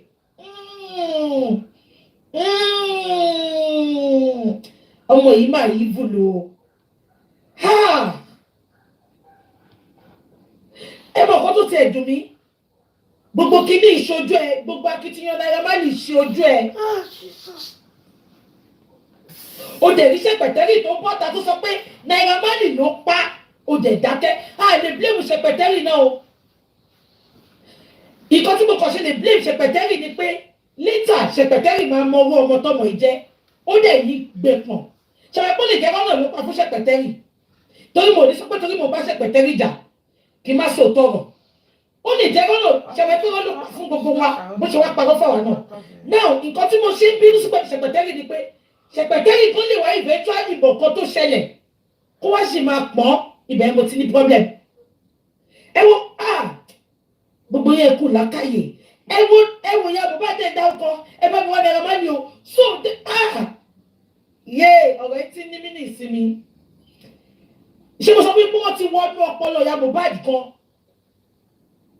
ẹ lọ tó bí ya Mohbad ṣe jókòó ẹ bá mi wá Naira Marley o ẹ bá mi wá Naira Marley o nǹkan tó fi sínú oh my God aṣáná ó dẹ̀ mú gbogbo Nàìjíríà ó dẹ̀ dàrú ó ní mú jẹ ẹ jẹ́ ká máa gbọ́ lọ. Now you can't confess all the secret of Mohbad and his family to this man, no. Mind you, remember I told you that Mohbad was in Arrow, my C was in Arrow with Mohbad. Okay, no problem. She said whatever she wanted to sell the secret, everything. Told him how Mohbad's father is longer throat. He doesn't care about his son, that he wants to go and kill him in Arrow that he took him to. How Mohbad's mother is a very mannerless woman that went to marry a Babalawo. How Mohbad's mother, sorry. How Mohbad's mother is useless. She doesn't love her children. She just wants money. She told everything to Naira Marley. Ẹ bá ń kọ́ ti bí kẹ́mi fún ya Mohbad tó ń gbèjà ẹ̀. Inú mi dẹ̀ dùn pé Naira Marley ní gbogbo rẹ́kọ́dì yẹn fẹ́. Àní inú mi ṣé ibi tí mo sọ fún yín pé èmi ò bá Naira Marley jà ṣé mo wá jẹ̀ ìgbà ẹ̀. Àní tí bá ní nọ́mbà Naira Marley ní àpèsè pé kó jọ tí ò bá tiẹ̀ fẹ́ wá grant interview kó tọ̀ mọ́lẹ̀ sí nǹkan tó ṣẹlẹ̀ fún mi. Mo mọ̀ ipá bá mi sọ̀rọ̀. Á bá mi sọ̀rọ̀ mi ìkúkú tí ìdálẹ́bi. Abẹ́ ẹ̀gbọ́n kan tọ́mọ iṣẹ́. Ó mọ̀ sọ̀rọ̀ ọba ó mọ̀ sọ pé Abọ́sẹ̀dé lọ fẹ́ babaláwo ó fẹ́ fi dẹ́rù Naira Marley kẹ̀rẹ́ ọmọ tó ń kírun ni. Kí ló dé tó jẹ́ pé wà tí Naira Marley sọ pé òun fẹ́ mú Mohbad lọ sí ìlú òyìnbó ló bẹ̀rẹ̀ sí sọ gbogbo nǹkan tó ń sọ yìí. Ẹ jẹ́ ká máa gbọ́ lọ. Marley that day, the man was just listening. At the end of the day, no wahala. Me and her shall left. We thanked Naira. We told Naira that once Mohbad is back from Arrow, there's nobody that is taking him to anywhere again, any psychiatric or anything. We're sending him to UK. We're very, very happy that Naira was able to, was ready to take that step. Mind you, that's the first time I'm having this personal one-on-one sit-down conversation with this man. And I saw the way he really, wanted to help Mohbad, regardless of the fact that this boy went online to say, if anything happens to him, he's the one that wants to kill him. Now imagine that kind of selfless human being. No problem. When we were leaving, I was telling him, this Naira is a good person. Imagine, he wants to help Mohbad. He said, he's a lie, Jared. It's because he's scared. He doesn't want anything to happen to Mohbad. He knows that if anything happens, it's him. That's why. I just look and say, which kind of thing? It is that you told Naira is too much. You went to go and tell you secrets of Mohbad, everything to Naira Marley. She said, Dominica, I don't like it. Don't be advising me. Which kind of thing is this? I just looked at her. Lady, ṣe é kó mo ṣe máa sọ̀rọ̀ gangan náà ni. Bó ṣe máa sọ̀rọ̀ lọ́wọ́ ìṣe sọ̀rọ̀. Ọmọ yìí bó ṣe ń ṣòwò tó wá ti fẹ́ sọ̀rọ̀ ẹ̀, ó pa mí lẹ́. Please power tap TikTok, power tap share the live video. Follow for got to my house that day, that night. We shall slept. She tried to talk to Mohbad. Mohbad, I think his number was off and stuff like that. Man, do you know that the next day, this girl chatted Mohbad and told Mohbad that while they were in Arrow, my C is giving information to Naira Marley. Just because she knows that, I already told her that the things that she was telling Naira Marley, they were too deep, the secrets were too much. Ẹ wo game tó bá mẹ́yìn. Ìgbà tó délé, girl yìí ní ó send message sí Mohbad pé my C boyfriend the girl yìí ó sọ secret family Mohbad fún Naira Marley. Ẹ wo game tọ́mọ yìí ń gbá. Ṣé ẹ gbé nǹkan tó ṣe láàrin gbogbo wa náà ni? Nǹkan tó ṣe láàrin àwọn olùlẹ̀ nation náà ni. Ẹ wo gbogbo wọn sì wọ́n ń bára wọn jà. Ẹ wo nǹkan tọ́mọ yìí ṣe fún wa. Tó dé pé wọ́n ló sọ̀rọ̀ fún Naira Marley. Ẹ̀rí nǹkan tó ṣe bẹ́ẹ̀ ó fẹ́ dájà máa ṣí àti girlfriend àti Mohbad sílẹ̀ ni. Ó dẹ̀ ṣe.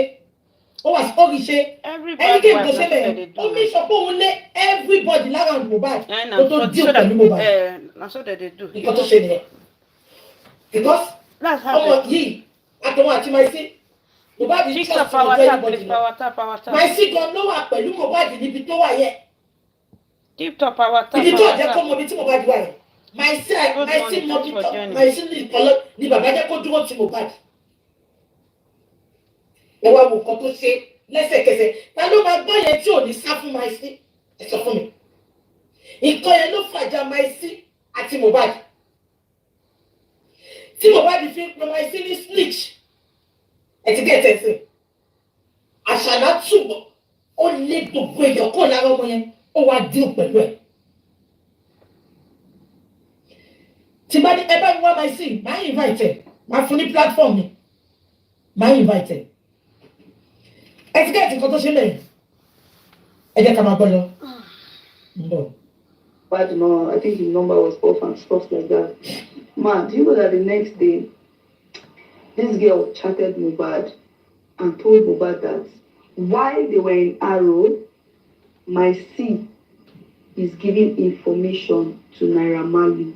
Just because she knows that, you know, I already told her that the things that she was telling Naira Marley, they were too deep, the secrets were too much. Why she said, because of the fact that she knows that she has already jumped off, she has gone and talk all the secrets of them. She now told Mohbad, shall be careful of Maisi. He's giving information from Arrow, from that place that they are, to Naira Marley. I swear to God, that is the reason till today. That is the reason Mohbad keeps saying that Maisi snitched on him, not knowing that it is WUMMI that carry talk, jam everything, one tell Naira. Now still go and tell Mohbad that it's Maisi that went to go and tell Naira. Maisi that did not even know anything, that was in Abeokuta with Mohbad. That does not even know anything. That does not even know that we even went to Malia's. It's not I told you we were sleeping when she woke me up and said, let's go to Malia's. She wants to go and confess. She wants to go and talk to me. It's only Naira that can help me. It's only Naira that can... She kept saying it's only Naira that can help me. So me now noticing that thing, I was not looking at her like, what was all these things? I don't really the phone, my body no carry the thing again. I'm not okay with these things that is happening. But then it's fine. I didn't say anything. I started like trying to just, stay calm in the whole situation. I don't want to like pull my mouth too much anymore. But then, I'm just her only friend, and she at that point she just like used to tell me everything. So anytime I get home, I'll tell my friends, then Papa, I'll be like, I don't like the things that are going on. I don't like it. I'll just like brief them. I'll not tell them things, but I'll just like, there's some things that are happening that I'm not. They will just be like, come out yourself from these people matter. The weekends, remove yourself. I don't want you. You understand? They kept advising me, but me now, friend, I just wanted to help her. Okay, no problem. That chapter passed. Mohbad came back the next 2 days. Before Mohbad came back, him and Maisi. Okay, no, I skipped the part where before they went to Arrow, we were at the apartment together. And that was when Mohbad was misbehaving. Mohbad was acting insane. I don't know if it's before or... Okay, let me think about this very well. So I will not mix the whole thing. Okay, while we were at the apartment, we were at the apartment for like 2 or 3 months. I can't remember, but then we were there for a while, you understand? So while we were at the apartment, the father was with us in the apartment. Mohbad was scared to go home because of what he has done. Like it was not like he was scared, but he was guilty. Like he felt guilty that he went online and said stuff about Naira Marley which were not true. You understand? So he was feeling guilty. So in the apartment, Mohbad would always tell me, he say, Dominica, I have offended Naira Marley. See, ma, there is no reason for me to be defending Naira and all of these things, but I believe that in this life, whatever you sow, you will reap. If I follow them to criticize this man, by this time, that I know the truth in my heart, I'll be feeling more guilty than even WUMMI that has done all of these things. But my conscience is so clean because I know that I was about the truth. I didn't give a fuck whether it was going to, whether it was Mohbad that was at fault, or Maisi, or WUMMI, or Naira. I just wanted the truth, just the truth. like it was that truth was going to set us free. If we had come out to say, come online and say NDLEA hit this boy on his fucking head and made him made him lose his mind, Nigerians will face NDLEA. People will face NDLEA because people were interested in the conversation then. Then you make sure you scattered everything. Jeba, you make sure people scatter gbogbo nǹkan tó ṣẹlẹ̀ sí Mohbad yẹn. Ó dá gbogbo Nigeria rú. Guys, power on Twitter. She made sure she scattered everything. Mohbad smoked Colorado in his room that night that he made that video. He had not treated his head. Colorado normally says make somebody run mad. Not talk more of when you are having this mental issue with your. Gbogbo ẹ̀yin tẹ́ ń wò mí. Tẹ́ bá ṣe ń sùn láàárọ̀, lọ́sàn-án, lálẹ́, nínú ilé, ẹ̀ ń rìn lọ ni, ẹ̀ ń bọ̀ ni. Ẹ máa ṣe àdúrà fún àwọn ọmọ yẹn jọ̀ọ́. Ọwọ́ ayé ò ní ká wọn, ọfà ayé ò ní ká wọn. Obìnrin àjèjì ò ní wọnú ayé wọn. Ìwọ ọkùnrin tó bá gbéyàwó tó ti ń condemn àwọn ọ̀rẹ́ ẹ̀ fún ẹ, ṣọ́ra fún. Ìwọ tó bá fi ọkọ àbíyàwó tó jẹ́ pé gbogbo àwọn tó bá nú ayé ẹ̀ kó tó fẹ́ ó lé wọn dànù, ẹ ṣọ́ra fún. Ẹ wo Chioma Davido. Gbogbo àwọn tó wà ní wedding Davido pátá mi ìṣàwọn ọ̀rẹ́ ẹ̀ tọ́jọ́ sọ̀rọ̀ ẹ̀sìn mi ìṣàwọn musicians o. Àwọn ọ̀rẹ́ ẹ̀ láti ayé Brown. Ìgbà tó ṣèyàwó tán, ó ra mọ́tò fún bọ̀bọ̀ kan, ó láwọn ti wà láti uni days. Ṣé ọmọ ò ṣe lé gbogbo wọn lọ? Àṣànà múlé ọlá ó sọ dàwòrò. Ilé tó ti ń dùn, èmi mọ̀ pé tí Mohbad bá ìwà lọ́dọ̀ Naira Marley ni kò ní kú. Òun náà ló ti Mohbad títí já lọ gbalé. Ó fẹ́ pa á ni kó lè jogún yẹn kíákíá. Àwọn ọmọ kékeré tó ti jẹ́ pé ó ti rógún ológun ó ń dàyà dé. Àwọn olórí burúkú ọmọ tó lè ṣiṣẹ́ tí wọ́n ogún ọkùnrin jáde sọ̀nù fún wọn. Ọkùnrin ọlọ́kùnrin ọmọ ọlọ́mọ tó ṣiṣẹ́ lọ́jọ́ ayé wọ́n fẹ́ pa. Ẹ má ṣì mí gbọ́ o. Mohbad tó ríbi tó ti ń mu gbólẹ̀ tó sọ pé bẹ́ẹ̀ lòun fẹ́ máa gbé, ibẹ̀ lòun fẹ́ wà, ó tẹ́ lọ́rùn ni. Ṣé bọ́bọ́ tán ní Colorado ló mu? Àbí? Nǹkan tó ṣe fún PN ni. Já lọ gbalé because ó mọ̀ pé ojú mi ò tó níbẹ̀ yẹn òun lè control nílé òun. Ẹ̀yin máa gbọ́ bí tó ti bá igbá lábẹ́ bẹ́ẹ̀ díẹ̀ wọ́n parọ́ wọ́n bá igbá tó ká òògùn wọn lọ́wọ́ ẹ̀ gbọ́n bì.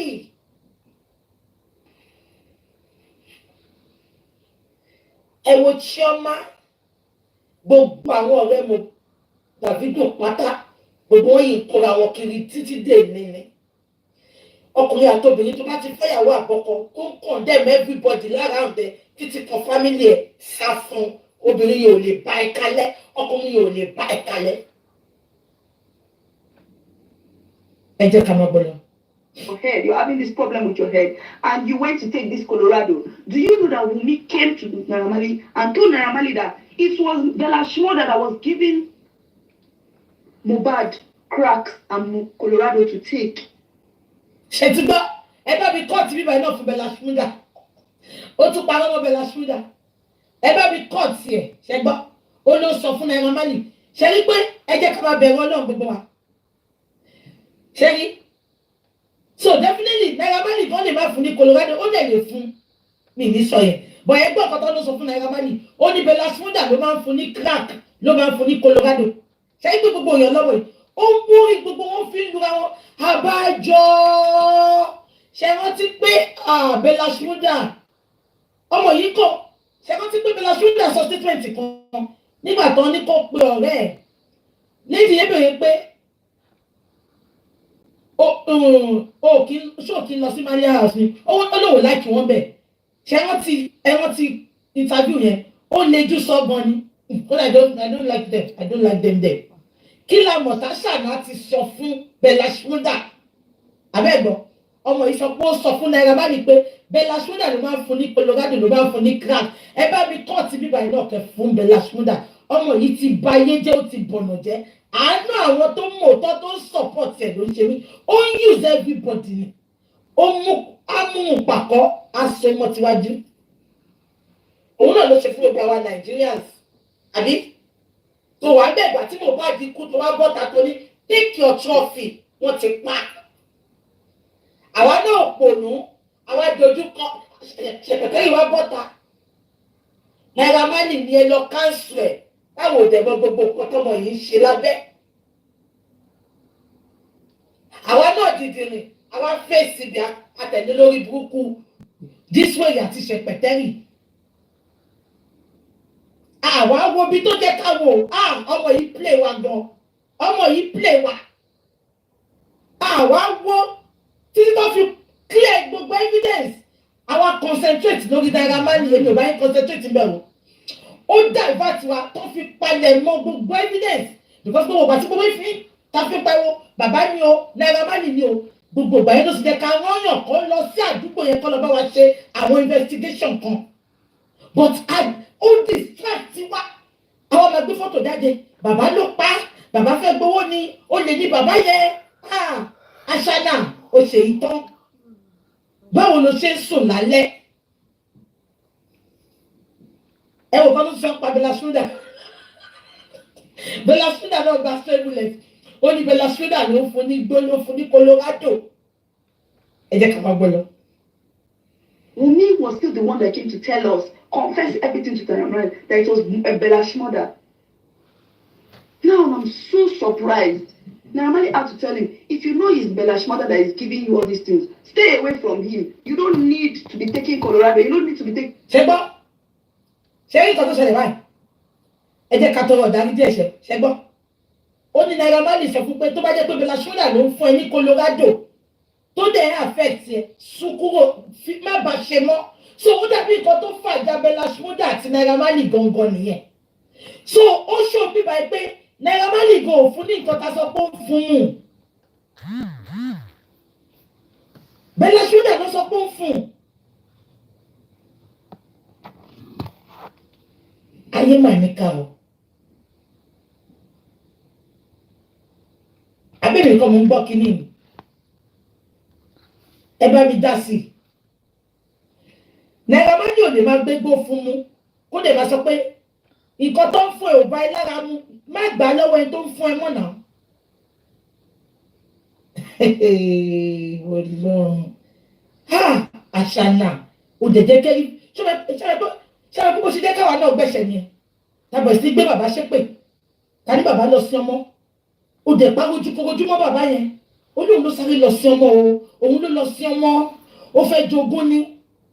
Àgbẹ̀ bàbá mo kàn jókòó jọ ẹni. Ẹbí yẹn kan sọ sí mi lọ́kàn yìí pé BJ ṣe rántí. Meanwhile, bàbá ti ṣe interview. Ó jẹ́ kí bàbá yẹn sọ̀rọ̀. Bàbá yẹn ṣàṣe interview yẹn. Ìgbà tí wọ́n yẹn ti pọ̀ jù.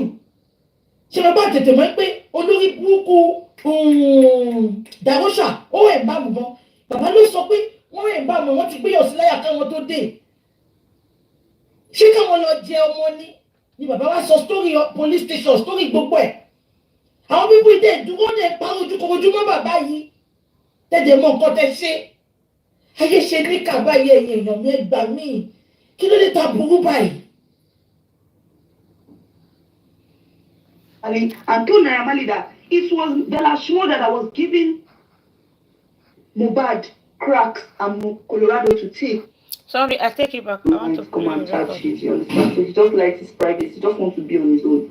All this Instagram stuff, all these things that they are doing, he doesn't like it much. You understand? He's a very quiet person, even if the world does not think he is. So he's a very, very quiet person.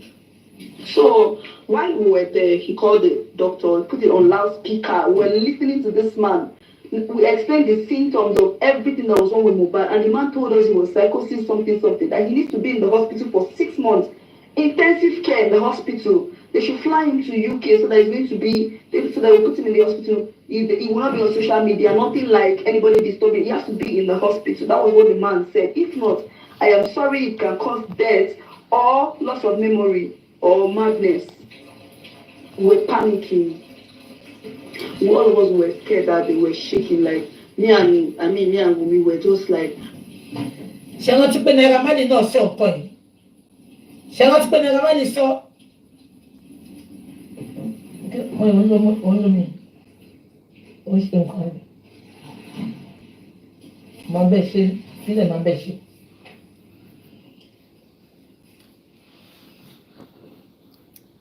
But Naira said, okay, there's no problem. That can you send him as soon as possible? The doctor said yes. The doctor is a white. He's all these Caucasians. He's not. You could hear it in his voice that he sounds very British. Sorry, I mean British, not Caucasian. He sounds very, very British. You understand? So he's all these white men, like white, proper white doctor. So the man was speaking. He was telling us, you need to bring him to the hospital immediately. Blah blah blah blah. If not, you understand? We understood immediately. If you go to school, if you are a learned person, if you are wise, you will understand that statement. That it means is either he treats himself or he suffers the consequences. Naira said, okay, the preparations should start. Told the doctor that he will send him the next week, that he should please get ready, blah, blah, blah. So Naira was already making calls. We were there, right there. Me and Wumi were just saying, thank God, thank God. You understand?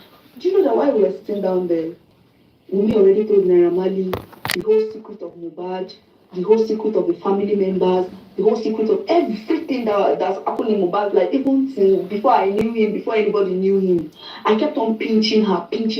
Guys, it's okay. Because I saw that this man was recorded. I know that time, me, I still believe that since they said it's him that want to carry gun, me, I was still like looking at him one kind eye, like, you understand? So you now that you've said this man carry gun, blah, blah, blah. Naira Marley spoke with a doctor and the doctor said they should send him in immediately, which Naira Marley was planning to send him the following week. Lady sọ pé ṣẹ̀kẹ̀ṣẹ̀ àṣànà ti sọ gbogbo story ó bẹ̀rẹ̀ sí ní rojọ́ fún lẹ́yìn tó sọ pé ó fẹ́ fìbọn pa yín. Ọmọ yìí sọ pé inú òun dùn pé Naira Marley ní gbogbo evidence òun fẹ́ kó ma because ó ní láti ìgbà tí mo bá ti sọ pé wọ́n fẹ́ pa òun ipò òun fẹ́ pa yẹn ó ti ń record everything.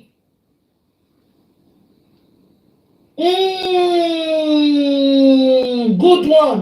Somebody said Ashana was purposely telling Naira Marley to discourage Naira Marley come back to travel. Yes, now so that he will not leave her premises.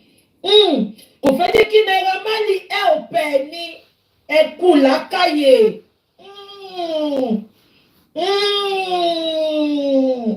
Ọmọ yìí máa yí bùlù.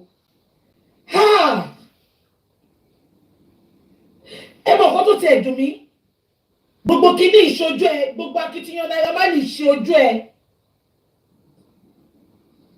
o dẹ̀ ríṣẹ́ pẹ̀tẹ́rì tó bọ́ta tó sọ pé Naira Marley ló pa o dẹ̀ dákẹ́ a lè blame ṣẹpẹ̀tẹ́rì náà o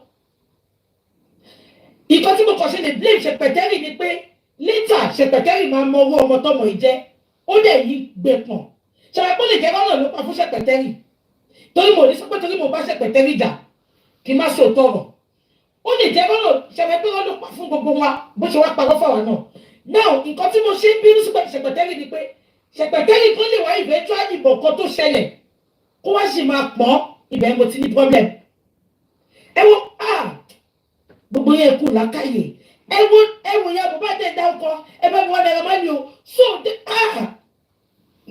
ọ̀rọ̀ etí ní mí ní ìsinmi ṣé mo sọ pé wọ́n ti wọ́n ní ọpọlọ ya Mohbad kan ẹ lọ pé bí ya Mohbad ṣe jókòó ẹ bá mi wá Naira Marley o ẹ bá mi wá Naira Marley o nǹkan tó fi sínú oh my God Ashana ó dẹ̀ mú gbogbo Nàìjíríà ó dẹ̀ dàrú ó ní mú jẹ ẹ jẹ́ ká máa gbọ́ lọ. Now you can confess all the secret of Mohbad and his family to this man. No. Mind you, remember I told you that Mohbad was in Arrow, my sis was in Arrow with Mohbad. Okay, no problem. She said whatever she wanted to say, the secret, everything. Told him how Mohbad's father is longer throat. He doesn't care about his son, that he wants to go and kill him in Arrow that he took him to. How Mohbad's mother is a very mannerless woman that went to marry a Babalawo. How Mohbad's mother, sorry. How Mohbad's mother is useless. She doesn't love her children. She just wants money. She told everything to Naira. Ẹ bá kọ́ ti bí kẹ́mi fún ya Mohbad tó ń gbèjà ẹ̀. Inú mi dẹ̀ dùn pé Naira Marley ní gbogbo rẹ́kọ́dì yẹn sẹ́. Àní inú mi ṣé mi tí mo sọ fún yín pé èmi ò bá Naira Marley jà ṣé mo wá jẹ̀ ìwà ẹ̀. Àní tí bá ní nọ́mbà Naira Marley ní àpèsè pé kó jọ tí ò bá tiẹ̀ fẹ́ wá grant interview kó tọ̀ mọ́lẹ̀ sí nǹkan tó ṣẹlẹ̀ fún mi. Mo mọ̀ ipá bá mi sọ̀rọ̀. Á bá mi sọ̀rọ̀ mi ìkúkú tí ìdálẹ́bi. Abẹ́ ẹ̀gbọ́n kan tọ́mọ iṣẹ́. Ó mọ̀ mọ̀ sọ̀rọ̀ ọba ó mọ̀ sọ pé Abọ́sẹ̀dé lọ fẹ́ babaláwo ó fẹ́ fi dẹ́rù Naira Marley tẹ̀lé ọmọ tó ń kí wọn ni. Kí ló dé tó jẹ́ pé wà tí Naira Marley sọ pé òun fẹ́ mú Mohbad lọ sílùú òyìnbó ló bẹ̀rẹ̀ sí sọ gbogbo nǹkan tó ń sọ ẹ̀. Ẹ jẹ́ ká máa gbọ́ lọ. Mali that day, the man was just listening. At the end of the day, no wahala. Me and her shall left. We thanked Naira. We told Naira that once Mohbad is back from Arrow, there's nobody that is taking him to anywhere again, any psychiatric or anything. We're sending him to UK. We're very, very happy that Naira was able to, was ready to take that step. Mind you, that's the first time I'm having this personal one-on-one sit-down conversation with this man. And I saw the way he really, wanted to help Mohbad, regardless of the fact that this boy went online to say, if anything happens to him, he's the one that wants to kill him. Now imagine that kind of selfless human being. No problem. When we were leaving, I was telling him, this Naira is a good person. Imagine, he wants to help Mohbad. He said, he's a large away. It's because he's scared. He doesn't want anything to happen to Mohbad. He knows that if anything happens, it's him. That's why. I just look and say, which kind of thing is this? And I told her, but WUMMI, the things that you told Naira is too much. You went to go and be telling secrets of Mohbad, everything to Naira Marley. She said, Dominic, I don't like it. Don't be advising me. Which kind of thing is this? I just looked at her. Lady, ṣe é kó mo ṣe wá sọ̀rọ̀ gangan náà ni. Bó ṣe wá sọ̀rọ̀ lọ́wọ́ ìṣe sọ̀rọ̀. Ọmọ yìí bó ṣe ń ṣòwò tó wá ti fẹ́ sọ̀rọ̀ ẹ̀, ó pa mí lẹ́. Ẹ jẹ́ ká máa gbé lọ. I said, okay, no vex. We got to my house that day, that night. We shall slept. She tried to talk to Mohbad. Mohbad, I think the number was off and stuff like that. Man, do you know that the next day, this girl chatted Mohbad and told Mohbad that while they were in Arrow, my C is giving information to Naira Marley. Just because she knows that, I already told her that the things that she was telling Naira Marley, they were too deep, the secrets were too much. Ẹ wo game tó bá mẹ́rin. Ìgbà tán délé, girl yìí ní ó send message sí Mohbad pé my C boyfriend girl yìí ó sọ secret family Mohbad fún Naira Marley. Ẹ wo game tọ́mọ yìí ń gbá. Ṣé pé nǹkan tó ṣe láàrin gbogbo wa náà ni? Nǹkan tó ṣe láàrin àwọn olùlẹ̀ nation náà ni. Ẹ wo gbogbo wọn sì wọ́n ń bára wọn jà. Ẹ wo nǹkan tọ́mọ yìí ṣe fún wa. Tó dé pé wọ́n ló sọ̀rọ̀ fún Naira Marley. Ẹ̀rí nǹkan tó ṣe bẹ́ẹ̀ ó fẹ́ dájà máa ṣe àti girlfriend àti Mohbad sílẹ̀ ni. Ó dẹ̀ ṣe. Ó rí ṣe. Ẹ̀rí game tó ṣe bẹ́ẹ̀ ó make sure pé òun lé everybody lára Mohbad kó tó deal pẹ̀lú Mohbad. Nǹkan tó ṣe nìyẹn. Because ọmọ yìí àtọwọn àti Maisi Mohbad trust wọn ju anybody lọ. Maisi gan ló wà pẹ̀lú Mohbad níbi tó wà yẹ. Ibi tó jẹ́ kó mọ ibi tí Mohbad wà yẹ. Maisi mọ ibi tó Maisi ní ìkọlọ ní bàbá jẹ́ kó dúró ti Mohbad. Ẹ wá wo nǹkan tó ṣe lẹ́sẹ̀kẹsẹ̀. Ta ló máa gbọ́ yẹn tí ò ní sá fún Maisi? Ẹ sọ fún mi. Nǹkan yẹn ló fàjà Maisi àti Mohbad. Tí Mohbad fi ń pe Maisi ní snitch. Ẹ ti gé ẹ̀tẹ̀ sí. Àṣàlá túbọ̀ ó lé gbogbo èèyàn kó lára ọmọ yẹn ó wá dín pẹ̀lú ẹ̀. Tí bá ní ẹ bá mi wá Maisi, máa invite ẹ̀, máa fún ní platform mi, máa invite ẹ̀. Ẹ ti gé ẹ̀tẹ̀ kan tó ṣe lẹ́yìn. Ẹ jẹ́ ká máa gbọ́ lọ. I don't know, I think the number was off and stuff like that.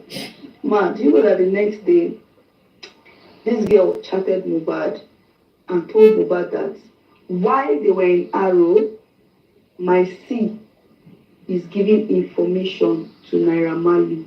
Just because she knows that, I already told her that the things that she was telling Naira Marley, they were too deep, the secrets were too much. Why she because of the fact that she knows that she has already jumped off, she has gone and talk all the secret of them. She now told Mohbad, shall be careful of my C. He's giving information from Arrow, from that place that they are, to Naira Marley. I swear to God, that is the reason till today. That is the reason Mohbad keeps saying that my sis snitched on him. Not knowing that it's WUMMI that carry talk, done everything, go and tell Naira. Now still go and tell Mohbad that it's my sis that going to go and tell Naira. My sis that did not even know anything, that was in Abeokuta with Mohbad. That does not even know anything. That does not even know that we even went to Malia's. It's not I told you we were sleeping when she woke me up and said, let's go to Malia's. She wants to go and confess. She wants to go and talk to me. It's only Naira that can help me. It's only Naira that can... She kept saying it's only Naira that can help me. So me now noticing that thing, I was not looking at her like, what was all these things? I don't really the fura, my body no carry the thing again. I'm not okay with these things that is happening. But then it's fine. I didn't say anything. I started like trying to just, stay calm in the whole situation. I don't want to like pull my mouth too much anymore. But then, I'm just her only friend, and she at that point she just like used to tell me everything. So anytime I get home, I'll tell my friends, then Papa, I'll be like, I don't like the things that are going on. I don't like it. I'll just like brief them. I'll not tell them things, but I'll just like, there are some things that are happening that I'm not. They will just be like, come out yourself from these people matter. Dominicans, remove yourself. I don't want you. You understand? They kept advising me, but me now, friend, I just wanted to help her. Okay, no problem. That chapter passed. Mohbad came back the next 2 days. Before Mohbad came back, him and my C. Okay, no, I skipped the part where before they went to Arrow, we were at the apartment together. And that was when Mohbad was misbehaving. Mohbad was acting insane.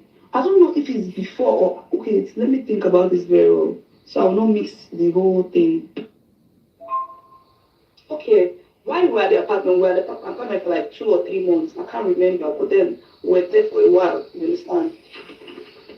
So while we were at the apartment, the father was with us in the apartment.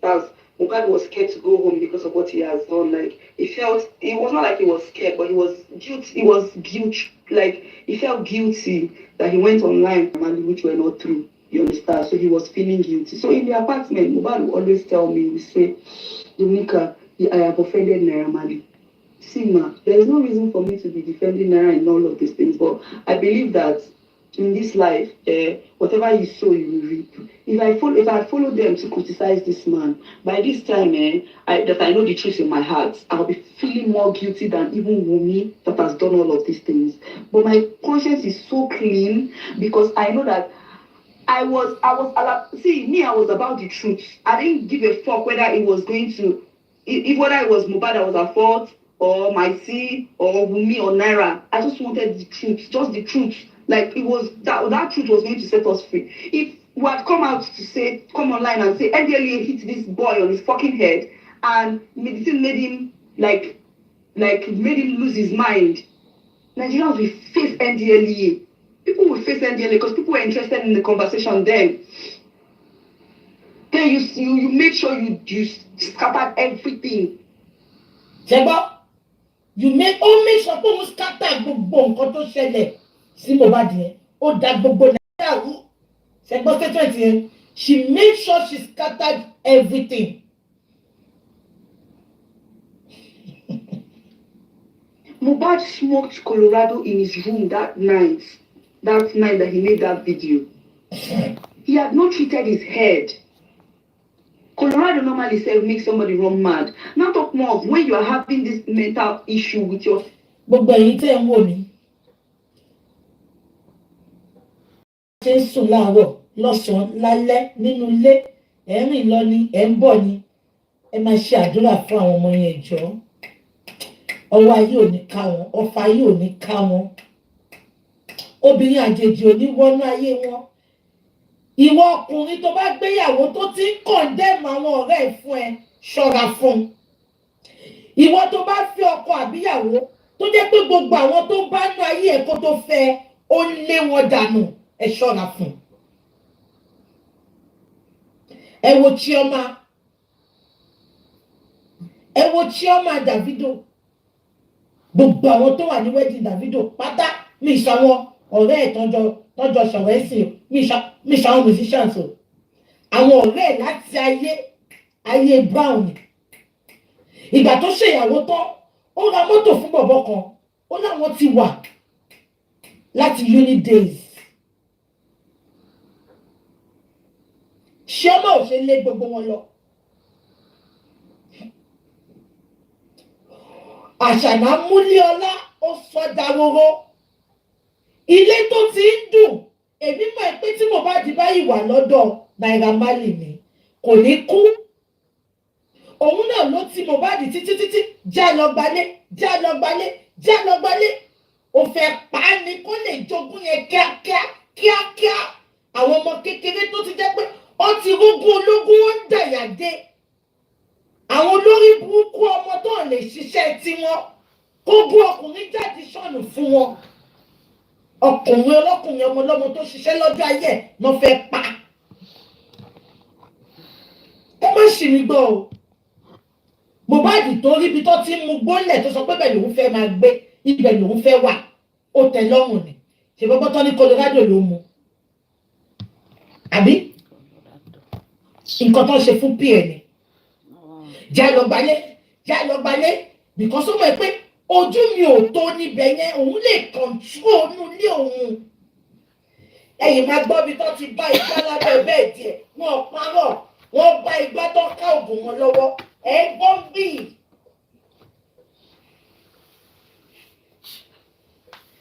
Ẹ wo Chioma, gbogbo àwọn ọ̀rẹ́ mo Davido pátá, gbogbo wọn yìí kóra wọn kiri títí dé nínú. Ọkùnrin àtobìnrin tó bá ti fẹ́yàwó àkọ́kọ́ tó ń condemn everybody lára ọ̀dẹ títí kan family ẹ̀ sá fún. Obìnrin yìí ò lè bá ẹ kalẹ̀, ọkùnrin ò lè bá ẹ kalẹ̀. Ẹ jẹ́ ká máa gbọ́ lọ. Your head, you're having this problem with your head, and you went to take this Colorado. Do you know that Wunmi came to Naira Marley and told Naira Marley that it was the last one that I was giving Mohbad cracks and Colorado to take? Ṣé ti gbọ́? Ẹ bá mi kọ́ọ̀tì bíbá iná fún Bella Shmurda. Ó tún parọ́ mọ́ Bella Shmurda. Ẹ bá mi kọ́ọ̀tì ẹ̀, ṣẹ gbọ́? Ó ló sọ fún Naira Marley. Ṣé rí pé ẹ jẹ́ ká máa bẹ̀rù Ọlọ́run gbogbo wa? Ṣé rí? So definitely Naira Marley kan lè má fún ní Colorado, ó dẹ̀ lè fún mi ní sọ yẹn. Bọ̀ ẹ gbọ́ ọ̀kan tó ló sọ fún Naira Marley. Ó ní Bella Shmurda ló máa ń fún ní crack, ló máa ń fún ní Colorado. Ṣé rí pé gbogbo èèyàn lọ́wọ́ yìí? Ó ń borí gbogbo wọn fi ń lura wọn. Àbájọ ṣe rántí pé Bella Shmurda ọmọ yìí kọ ṣe rántí pé Bella Shmurda sọ statement kan nígbà tó ní kó pe ọ̀rẹ́ ẹ̀ nídìí ẹ̀ bèrè pé ṣó kí n lọ sí Maria house ni ó lóun láìkí wọn bẹ̀ ṣe rántí interview yẹn ó lejú sọ́gbọ́n ni I don't like them there. Kí la mọ̀ Àṣànà ti sọ fún Bella Shmurda? Abẹ́gbọ́, ọmọ yìí sọ pé ó sọ fún Naira Marley pé Bella Shmurda ló máa ń fún ní Colorado, ló máa ń fún ní crack. Ẹ bá mi kọ́ọ̀tì bíbá iná kẹ fún Bella Shmurda. Ọmọ yìí ti ba ayé jẹ́, ó ti bọ̀nà jẹ́. Àánú àwọn tó mú òótọ́ tó ń support ẹ̀ ló ń ṣe mí. Ó ń use everybody ni. Ó mú amúhùnpàkọ́ aṣọ ọmọ tiwájú. Òun náà ló ṣe fún gbogbo àwa Nigerians. Àbí? Tó wà bẹ́ẹ̀gbà tí mo bá di kú tó wá bọ́ta tó ní take your trophy, wọ́n ti pa. Àwa náà pònú, àwa dojúkọ ṣẹ̀pẹ̀tẹ́ ìwà bọ́ta. Naira Marley ni ẹ lọ cancel ẹ̀ táwọn òdẹ̀ gbogbo pọ̀tọ́mọ yìí ń ṣe lábẹ́. Àwa náà dìdìrìn, àwa fèsì bí àtẹ̀lé lórí burúkú this way àti ṣẹ̀pẹ̀tẹ́rì. Àwa wo bí tó jẹ́ ká wò ọmọ yìí play wa gan, ọmọ yìí play wa. Àwa wo títí tó fi clear gbogbo evidence. Àwa concentrate lórí Naira Marley, èmi ò bá yín concentrate mbẹ̀ o. ó divert wa tó fi palẹ̀ mọ́ gbogbo evidence because gbogbo ìgbà tí gbogbo ìfín ta fi pariwo bàbá ni o Naira Marley ni o gbogbo ìgbà yẹn ló sì jẹ́ ká rányàn kan lọ sí àdúgbò yẹn kọ́ lọ bá wa ṣe àwọn investigation kan but ó distract wa àwọn máa gbé fọ́tò jáde bàbá ló pa bàbá fẹ́ gbowó ni ó lè ní bàbá yẹn aṣáná ó ṣe ìtàn báwo ló ṣe ń sùn lálẹ́ ẹ wò kọ́ tó fẹ́ pa Bella Shmurda Bella Shmurda náà gba straight bullet ó ní Bella Shmurda ló ń fún ní gbó ló ń fún ní Colorado ẹ jẹ́ ká máa gbọ́ lọ. Wunmi was still the one that came to tell us, confess everything to Naira Marley, that it was Bella Shmurda. Now I'm so surprised. Naira Marley had to tell him, if you know it's Bella Shmurda that is giving you all these things, stay away from him. You don't need to be taking Colorado. You don't need to be taking. Ṣẹ́gbọ́ ṣé nǹkan tó ṣẹlẹ̀ báyìí ẹ jẹ́ ká tọrọ ọ̀darí díẹ̀ ṣẹ́gbọ́ ó ní Naira Marley sọ fún pé tó bá jẹ́ pé Bella Shmurda ló ń fún ẹ ní Colorado tó dẹ̀ affect ẹ sún kúrò má bàa ṣe mọ́ so ó dàbí nǹkan tó fàjà Bella Shmurda àti Naira Marley gangan nìyẹn so ó ṣó bíbá ẹ pé Naira Marley gan ò fún ní nǹkan tá a sọ pé ó ń fún un Bella Shmurda ló sọ pé ó ń fún un ayé mà ní ká o abẹ́mi nǹkan mo ń gbọ́ kínní ni ẹ bá mi dá sí i Naira Marley ò lè máa gbégbó fún mú kó lè máa sọ pé nǹkan tó ń fún ẹ ò bá ẹ lára mu má gbà lọ́wọ́ ẹni tó ń fún ẹ mọ́ náà wọlọ́run àṣànà òdèdè kẹ́rí ṣọ́ra bó ṣe jẹ́ káwa náà gbẹ̀ṣẹ̀ ni ẹ tàbí sí gbé bàbá ṣépè ta ní bàbá lọ sí ọmọ òdè parójú korojú mọ́ bàbá yẹn ó lóun ló sáré lọ sí ọmọ o òun ló lọ sí ọmọ ó fẹ́ jogún ní àgbẹ̀ bàbá mo kàn jókòó jọ ẹni ẹbí yẹn kan sọ sí mi lọ́kàn pé BJ ṣe rántí meanwhile bàbá ti ṣe interview ọ̀hún jẹ́ kí bàbá yẹn sọ̀rọ̀ bàbá yẹn ṣàṣe interview yẹn ìgbà tí wọ́n yẹn ti pọ̀ jù ṣe bàbá tètè mọ́ pé olórí burúkú Darosha ó ẹ̀ ń bá mu gan bàbá ló sọ pé wọ́n ẹ̀ ń bá mu wọ́n ti gbéyàwó sí láyà káwọn tó dé ṣé káwọn lọ jẹ ọmọ ni bàbá wa sọ story police station story gbogbo ẹ̀ àwọn bíbí ìdè dúró dé parójú mọ́ bàbá yìí tẹ̀dẹ̀ mọ́ nǹkan tẹ̀ ṣe ayé ṣe ní kàbá yẹ èèyàn mi ẹgbà míì kí ló dé ta burú báyìí. And told Naira Marley that it was Bella Shmurda that was giving Mohbad crack and Colorado to take. Wunmi was still the one that came to tell us, confess everything to Naira Marley, that it was Bella Shmurda. Now I'm so surprised. Naira Marley had to tell him, if you know it's Bella Shmurda that is giving you all these things, stay away from him. You don't need to be taking Colorado. You don't need to be taking crack at this stage because you are not mentally okay. You are not even okay to even be taking all those things. So why? Okay, no problem. We are at the apartment. Okay, there was one time Wunmi, Mohbad were fighting. The whole family was fighting. Mohbad's dad was fighting Wunmi because Mohbad told Wunmi that there was a land document. So Mohbad gave Wunmi money to buy one land for him. I think Wunmi's mom or something. So Mohbad now told his dad that he had some land with Wunmi. Land. I think Mohbad said it was 2 plots. Wunmi said it was 1 plot. That was what caused fight. So Wunmi now called her mom. Hello, mommy, they want to kill me, or Mohbad's father and mother will go and call to kill me, blah blah. That time, if you see Mohbad dad and mom, they were still cordial with each other.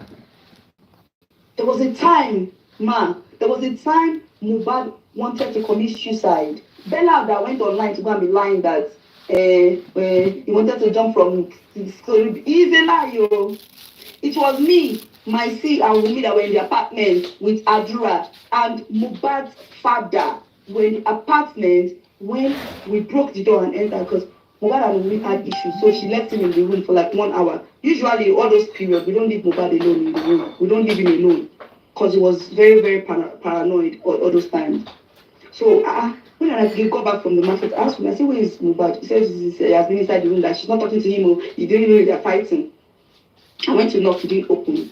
I told my senior, I'm bothered, I beg, all this, I don't know, you understand? Because I'm always checking. Normally, that's how I am with him. I told you how close we were. So, at the end of the day, my seat broke the door. We entered inside. And we saw Mohbad type on Google. Wunmi picked his phone immediately. I saw the type, how to kill myself easily without feeling pain.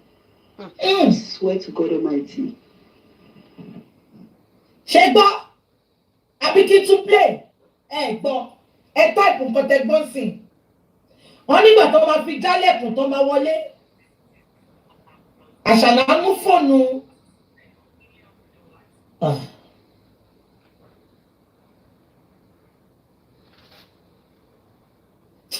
Kí ló ń ṣe kíní yìí? Ṣẹ́yìn gbọ́ mi? Wọ́n náà ti restrict ṣọ́. Ṣé ẹ gbọ́ mi? TikTok, wọ́n náà tún ti restrict mi. Ok, àwọn audience kan ò lè wọlé. Kí la tún ṣe tó ń restrict wa báyìí? Sister Valerie is always saying it. Oníkébékébé lọ́mọ yẹn. Oníkébékébé. She's always saying it. Ipò ọmọ yẹn lè dá gbogbo ìlú rú. Ṣé ẹ ń gbọ́ mi ṣá? Àwọn èèyàn ò lè wọlé mọ́ ni wọ́n ti restrict page yẹn. But ẹ ń gbọ́ mi àbí? Ẹ jẹ́ kí n sún sẹ́yìn ká tún bẹ̀ yẹn gbọ́ ṣe gbọ́. Ẹ ní sùúrù. I had some land with Wunmi. Ṣé kò ṣe pé ó fẹ́ para ẹ̀ tó sọ lóyìnbó yẹn ni? Ṣó lè jóun ní ṣá ẹ̀yìn TikTok? Ṣó lè jẹ́ yẹn lọ ṣe restrict? Ok, kí n má play ẹ̀ mọ́. Ok. Kí la máa wá ṣe é sìn? Ok, ó dàbọ̀ òun ni. Kọ́ máa lọ mú péjì wa wálẹ̀. Mo dẹ̀ ti wá sùn o. Ẹ jẹ́ kí n play máa sọ̀rọ̀ lé. Máa sọ̀rọ̀ lé tó máa fi kọjá bẹ̀yẹn. But ṣé gbogbo yín ti gẹ̀ẹ́tì nǹkan tó sọ bẹ̀yẹn? Ipé ìgbà tó máa fi dálẹ̀ kó tó máa fi wọlé. Ó ti type ẹ̀ sínú fóònù ẹ̀ pé báwo ló ṣe lè para òun silently tí òun ò ní hurt ara òun. Ẹ jọ̀ọ́, kí ló mú bọ̀bọ̀ yìí tó ń ronú tó wà suicidal? Kí làṣàdá ṣe fún? Ṣé wọ́n dì í débẹ̀ yẹn náà ni? Ẹ yẹ kí n sún síwájú díẹ̀. Tried to commit suicide, whatever it is that he took, you understand? So the dad was just worried. Kí ló ṣe é? Why? Ẹ tún gbọ́, dáàdì ẹ̀ ló tún wọlé wá. Ṣé kò ń ṣàfàṣì ṣá? Kò lè jẹ́ pé tó rán náà, ṣé kò ń ṣèdì? Wọ́n ti fẹ́ pa bọ̀bọ̀ spiritually wọ́n rí pa, wọ́n kúkú wá pa physically. Ẹ̀yin àgbàlagbà tẹ́ ń wò mí, ẹ bá wa wo ọ̀rọ̀ yẹn, gbọ́rọ̀ yìí yẹ̀ wò. Ẹ rántí pé Naira Marley sọ, màá pè ohun Naira Marley lọ́la, ilẹ̀ ti ṣú. Ṣé wọ́n ti pé interview tó ṣe fún Naira Marley ó sọ náà? Ó lóun ní kí ló dé tó fẹ́ pa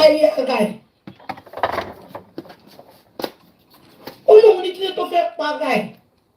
Ó ló sọ pé fámílì òun, ṣé rántí? Màá pè ẹ́ fetí gbọ́. Ó ní òun ní tó bá jẹ́ fámílì ẹ, lé gbogbo wọn dànù, má jẹ́ kán pa ẹ́.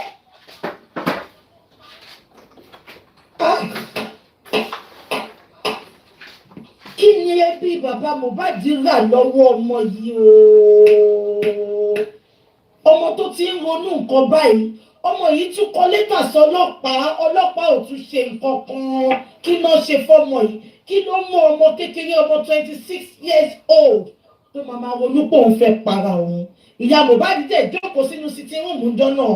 Sínétọ̀ Okó Àtòbó gbé owó fún, ó wá ń sọ kátikàti, ó ń ṣe ẹ bá mi wá Naira Marley o. Ìyá Mohbad, Ọlọ́run á dá fún ẹ. Ó jẹ́ kó ń jẹ ọmọ korò lẹ́nu ẹni aráwí tó wọ́n gbé pósí tó máa pa ẹni ẹ lọ́wọ́. Ṣo fẹ́ sọ pé ò mọ gbogbo eléyìí ni? Ó dẹ̀ jókòó sínú ilé ńjọ́ yẹn. Wọ́n wá sọ̀rọ̀ sí ẹ lẹ́nu. Ẹ bá mi wá Naira Marley o. Ẹ bá mi wá Naira Marley o. Ṣo fẹ́ sọ pé ò gbọ́ pọ́mọ ẹ fẹ́ fò, ó fẹ́ para ẹ̀ ni. Ẹ jẹ́ ká máa bọ̀ lọ. Why ti fẹ́ para ẹ̀? Sọ fún mi, kí ló ṣe é? Dájẹ́ ni ẹ o. I was asking him, what is the problem? Ma, Mohbad said it with his mouth that he's feeling guilty, that he has offended Naira Marley. Naira Marley didn't do anything to him, that he wants to go and apologize. That is the main reason why you saw that the father went there to go and beg. You can ask the dad. And thank God. Ṣètìlípò ti yọ sí. Ṣẹ̀pẹ̀tẹ́rì Gistlover ní lóòótọ́. Gistlover ní ṣẹ̀pẹ̀tẹ́rì mo ṣẹ̀ṣẹ̀ gbà ní. Ẹ̀rọ tí wọ́n gbé Gistlover gbé fídíò kan síta. Tó ní wọ́n ń kúnlẹ̀ wọ́n ń bẹ Naira Marley sùn sórí bẹ́ẹ̀dì. Àṣé nǹkan tó ṣe lọ bẹ Naira Marley nìyẹn. Gistlover wá kọ́ ti fídíò yẹn ṣe rántí. Very Dark Man ló sọ pé Ronnie, that is not the full video. Very Dark Man ló wá bá wa gbé full video síta. Òun ló mú ṣẹ̀pẹ̀tẹ́rì tán fi lọ ju owó Very Dark Man síta. Nǹkan tó fa tí bàbá fi lọ bẹ̀bẹ̀. Ṣé wọ́n ti pé ìyá Mohbad náà wà ńbẹ̀? Ìyá Mohbad dẹ̀ yìí sọ pé kọ́mọ̀ òun wá Naira Marley. Kí ni káwọn èèyàn ṣe bẹ̀rù Ọlọ́run? Báwo làwọn èèyàn ṣe ń sùn? Ṣé wọn ò ní conscience ní?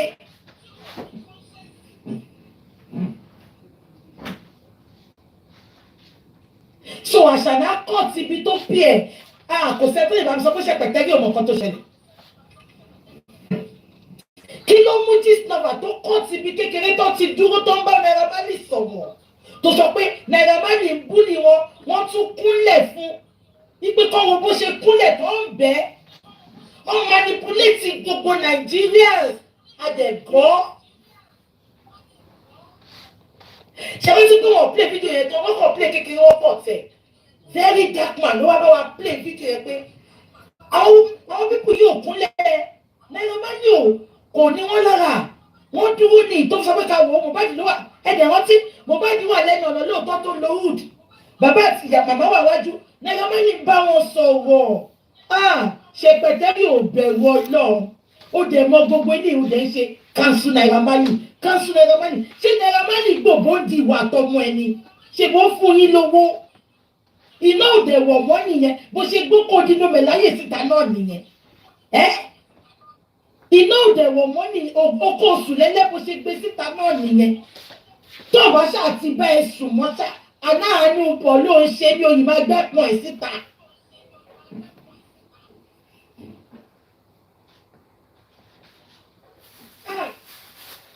Ṣé ní gbogbo ẹ̀ tí ìjọba wọn báyìí ẹ̀yin olórí ilé bí ẹ̀ wò mí ṣé ní gbogbo ẹ̀ tí wọ́n ti colorate báyìí ẹ jẹ́ ká máa gbọ́ lọ. Because you're very close. I've told the dad about me. The dad knows me very well. Tell him Dominica. He knows me. Tell him my sis girlfriend that we're in the apartment together. He knows me very well. He knows me very well. That's why I keep saying that man was a good man. Because the first day that they asked him, when Mohbad died, they asked him about Naira. He said it straight that Naira cannot kill his son. That is a good man. That was when I knew that this man is a very good man. Because if it was some men, like just the way the mother wanted to use everything and make more money by coming to shout, Naira Marley look one meal, about one Naira Marley. The daddy said it immediately. That was why I respected the man immediately. That was why I knew where to stand in this justice. That was where I knew where to stand, who to believe that is saying the truth or not. Because when all these things were happening, all of these things, these people, now they're changing the narratives. They could not come outside to say that, oh, this is what happened, this was what happened.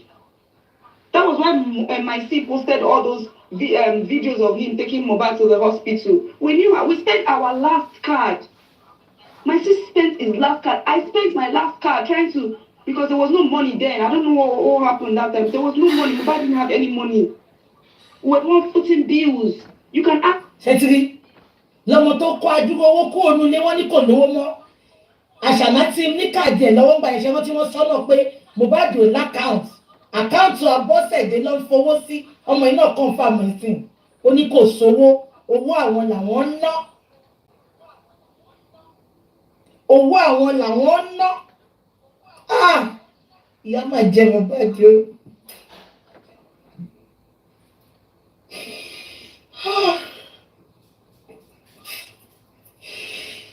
Ọmọ oníṣílẹ̀ àlórúkọ Jésù. Ìyá máa jẹ ọmọ yìí o. Mohbad ò máa gbọ́dọ̀ sùn. Mohbad ò gbọ́dọ̀ sùn. Gbogbo àwọn tó lọ́wọ́ nínú kọ́ ẹ̀ pátápátá bó jẹ́ ìyá ẹ̀ ni, bó jẹ́ bàbá ẹ̀ ni, bó jẹ́ àbúrò ẹ̀ ni, bó jẹ́ ẹ̀gbọ́n ẹ̀ ni, ẹnikẹ́ni tó mọ̀ pa ẹ̀. Mohbad gbogbo wọn ni kó lọ jẹ́ pé Ọlọ́run.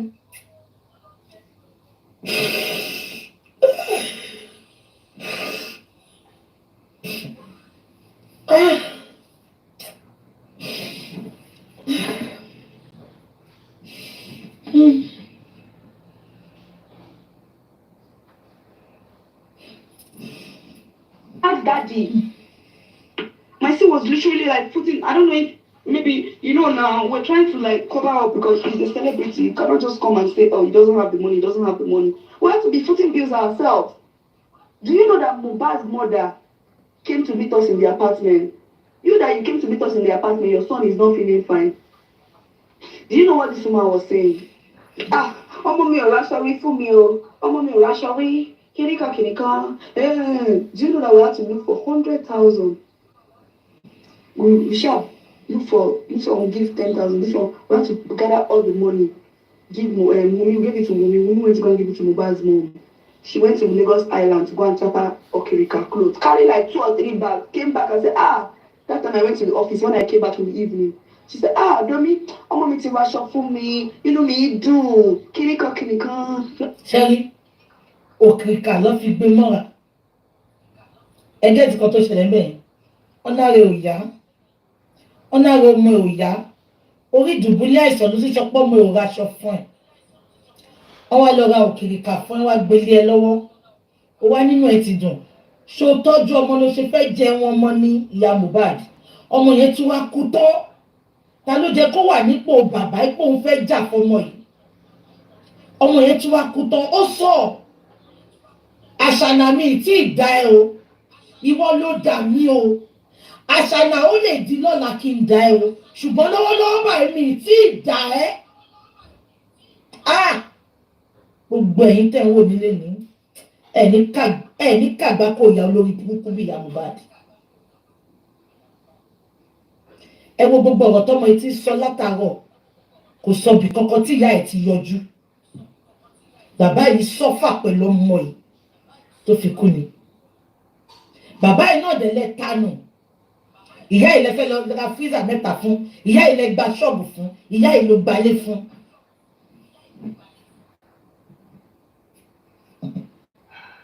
Blah, blah, blah. When I went to Mohbad's room to go and check on Mohbad, tears dropped from my eyes. If you see how this boy was lamenting, my head is spinning me. I'm not feeling fine. My head is hurting me. I need to treat my head. I need to go to the hospital. He kept repeating, I need to go to the hospital. Ṣẹ́gbọ́n, Àṣànà dẹ̀ jẹ́ kó yé wa pé Mohbad ò like hospital. Àṣànà ló pa ọmọ yìí. Àwọn kan dẹ̀ yìí gbé ọmọ yìí pọ̀n. Ẹ̀gbọ́n kan tó sọ, òun fẹ́ lọ sílé ìwòsàn. Àṣànà dẹ̀ jẹ́ kó yé wa pé Àṣànà, ṣẹ́rí, mo ń sọ kíní kan fún yín, wọ́n ti pa Mohbad. Ọkọ̀ pé nọ́ọ̀sì yẹn wá kó wá parí iṣẹ́ ni. Wọ́n ti pa Mohbad ti kú. Ẹ rántí pé nọ́ọ̀sì yẹn sọ pé èèyàn pupa ló fi òun, ṣé Mohbad pupa ni? Nọ́ọ̀sì tó náà ní kó wọ́n treat èèyàn, ẹ sẹ́ǹdì egbò kékeré sí. Ọmọ tó rí ẹ̀dẹ̀ ń dàrú ẹ̀ mú lọ hospital. Make it make sense. Ẹ gbọ́ mi ṣá. Kí ló má ṣàlàwọ́ pé Mohbad ò like hospital? Kí ló parọ́ débẹ̀ yẹn fún? Ó fẹ́ fi justify reason táwọn ò ṣe gbé lọ tó fi kú sínú ilé. Ó fẹ́ fi justify ṣẹ̀fẹ̀ bá béèrè pé kí tó ń gbé lọ hospital. Ó ní Mohbad ò like hospital. Ẹgbẹ́ ọ̀kan tọ́mọ yìí sọ. Take me to the hospital. Báwo lọmọ ìṣe sùn lálẹ́? By the time we are talking about hospital, these people are going to bring nurse to come and give him drip in the house. This is not a matter of drip. This boy is sick. Ṣẹ́gbọ́n, I said something is happening. Ṣẹ́gbọ́n, Mohbad sọ pé ó fẹ́ lọ hospital. Ó ná lọ mú nọ́ọ̀sì wá kó wa máa fún ní drip. Tí Àṣànà fi tí ara ẹ̀ gbọ́, tí Naira Marley pé UK pé wọ́n sọ pé no, ó need the treatment. Wọ́n lọ pé nọ́ọ̀sì wá kó máa fún ní drip. The same nurse náà lọ pé. So ọmọ lọ pé nọ́ọ̀sì yẹn kó wá fún drip yẹn because wọ́n ti plan ní gbogbo ẹ̀. Wọ́n ní ṣe wọ́n ti kọ́ sọ́ lóòótọ́. Wọ́n ní Mohbad drip ló ilé ló ti máa ń gba drip. Ṣé gbogbo yín wọ́n ti? Oh my God! Wọ́n ti plan ní kó ọmọ ìsílẹ̀. ìwọ tó ti sọ fún pé nǹkan báyìí ló ń ṣe lórí o náírà bá ní fẹ́ mi lọ hospital ó wá ní kọ́ máa fa drip sí lára so ó mọ̀ sọ pé kọ́ máa fa drip yẹn sí lára ìtorí ìjọ tó bá kú wọ́n lè sọ pé ìjọba yìí náà àwọn ò gbé lọ sí hospital drip náà fà sí lára kò like hospital ó dẹ̀ make sure pé òun sọ lóòótọ́ ṣe rántí ó ní kò like hospital. And he's lamenting that he wants to go to the hospital. And people are bringing nurse up and down every time. God's so good. My still had little money with him. When you don't see, say, these people, be like, say, these people don't want to answer us. We don't disturb them like, say, now we get the king. After Mubad, she make we go, make we go hospital. Say, yes, let's go. My see enter motor. I enter motor. We carry him. We said, followed us that day. But the first, okay, they said we should come back at that point. So I think they said the test, we have to do the test early in the morning. That we can't do the test in the night. That we have to do the test early in the morning, in the evening, in the afternoon. So we can't do the test in the morning, in the afternoon. We have to come early in the morning because of maybe doctors and all of that. They are not around, blah, blah, blah. We said, okay, we did the test at Agungi bus stop. There's a hospital at Agungi bus stop by your left-hand side when you're entering inside Agungi bus stop. The first bus stop by your left-hand side, there's a clinic here that they used to do tests there. We took this boy there to go and do the test. So the first day when we went there, like the second day I had to go to office. I didn't follow them. It was only my Sia Mubad that went. He was at home then. It was only my Sia Mubad that went. Then he went to do, that was the picture that he circulated. But doing all these things that was happening, they were fighting, different fights from nowhere. And imagine, èyí tẹ̀ sọ pé Naira Marley ló pàṣẹ ìgbọ́nsìn ọmọ ń go through gbogbo eléyìí ó dẹ̀ ń bàjà lójoojúmọ́ ẹ bá wa pè pé kí ni nísìsiyìí tó fi ń bá ọmọ ìjà because Mohbad tèmi ń wò yẹn is not a troublesome boy kò ní kó má lọ dókú ẹ ìtọ́jú ẹ̀ ló ṣe ń fi ẹ́ kọrin lójoojúmọ́ ọmọ tó ń gbé sílé gbogbo lẹ́kí ló ti pín transformer fún kò disturb ẹ but a máa fi orin a máa fi bá tiẹ̀ jẹ́ ni ọmọ tó láre òyà ó dẹ̀ ń bàjà back to back òun apátọ́ olórí burúkú ìyá Mohbad wá ń ṣe ẹ bá mi wá Naira Marley ìyá Mohbad ìwọ náà máa bímọ ẹ jẹ́ ká máa gbọ́ lọ. I was just looking at which kind of family, which kind of people be this? How did I get myself into messed up in all of these things? So that day that the mother came, the mother was not like shouting, "What up, mommy? Yeah, what up, mommy?" Immediately, the mother got to the staircase. Umi just said, "I told you that carry mommy. Why tell party what bed?" The mom said, "Shebi, what look for me? That's what I'm going to imagine." So she already went to the room. I get constitution. Oh, ti yé mi. Ẹ ti get constitution. Ìyá Mohbad wá sílé. Ìyá Mohbad wá ń pariwo pé wọ́n fẹ́ pa ọmọ mi. Àṣànà wá sọ fún Àṣànà wá lọ bá ìyá Mohbad níbi staircase. Ó lè gbẹ́nu dákẹ́jọ́ ẹ wo bẹ ṣe ń pariwo. Ìyá Mohbad wá dá lóhùn pé ṣebí wọn náà ló sọ fún mi pé wọ́n fẹ́ pa ọmọ mi. Ẹ wo game tó play bẹ̀rẹ̀. A lè blame ìyá Mohbad náà. A lè blame ìyá Mohbad. Nǹkan tó sọ fún ìyá Mohbad náà nìyẹn. Abẹ́ ẹ̀gbọ́n ẹja kí n tó sọ sẹ́yìn kẹ̀gbọ́n. She make we dey go hospital. Say yes, let's go. My see enter motor. I enter motor. We carry him. We said followed us that day. But the first, okay, they said we should come back at that point. So I think they said the test. We have to do the test early in the morning. That we can't do the test in the night. That we have to do the test early in the morning. In the evening, in the afternoon, so we can't do the test in the morning. In the afternoon, we have to come early in the morning because of maybe doctors and all of that. They are not around, blah blah blah. We said, okay, we did the test at Agungi bus stop. There's a hospital at Agungi bus stop by your left-hand side when you're entering inside Agungi bus stop. The first bus stop by your left-hand side, there's a clinic here that they used to do tests there. We took this boy there to go and do the test. So the first day when we went there, like the second day I had to go to office. I didn't follow them. It was only my Sia Mubad that went. He was at home then. It was only my Sia Mubad that went. Then he went to do, that was the picture that he circulated. But doing all these things that was happening, they were fighting, different fights. Different fights from nowhere. And I was just looking at which kind of family, which kind of people be this? How did I get myself into messed up in all of these things? So that day that the mother came, the mother was not like shouting, "What for mommy? Oh, yeah, what for mommy?" Immediately, the mother got to the staircase. Wunmi just said, "I don't know that Jare mommy. Why is them party one bed? The mom said, "Baby, what is up for me? That's what I'm going to imagine." So she already went to the room to go and call the mommy in secret that daddy Mohbad and mommy Mohbad wanted to kill her because they brought pastor. And the pastor said they should discontinue this relationship. If not, one of them will die. They told us in their past. Sebo. Bàbá Mohbad mú pastor wá sínú ilé yẹn. Sebo. Ó ní kó discontinue relationship yẹn. Ó ní tó bá discontinue ẹ̀. Ó ní kó nu wọn máa kú. Ẹ jẹ́ ká fẹ́ tó kù dọ́là. Ẹ jẹ́ ká filẹ̀ bẹ̀rẹ̀.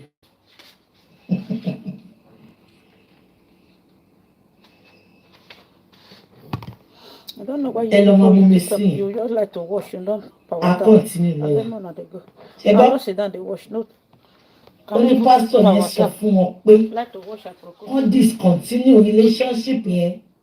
If not, ìkànnì wọn máa kú. You have been washing for more than 2 to 3 hours now. Gbogbo ọ̀rọ̀ yẹn dẹ̀ wá sí ìmúṣẹ. Wọ́n ti rí. Bàbá ọba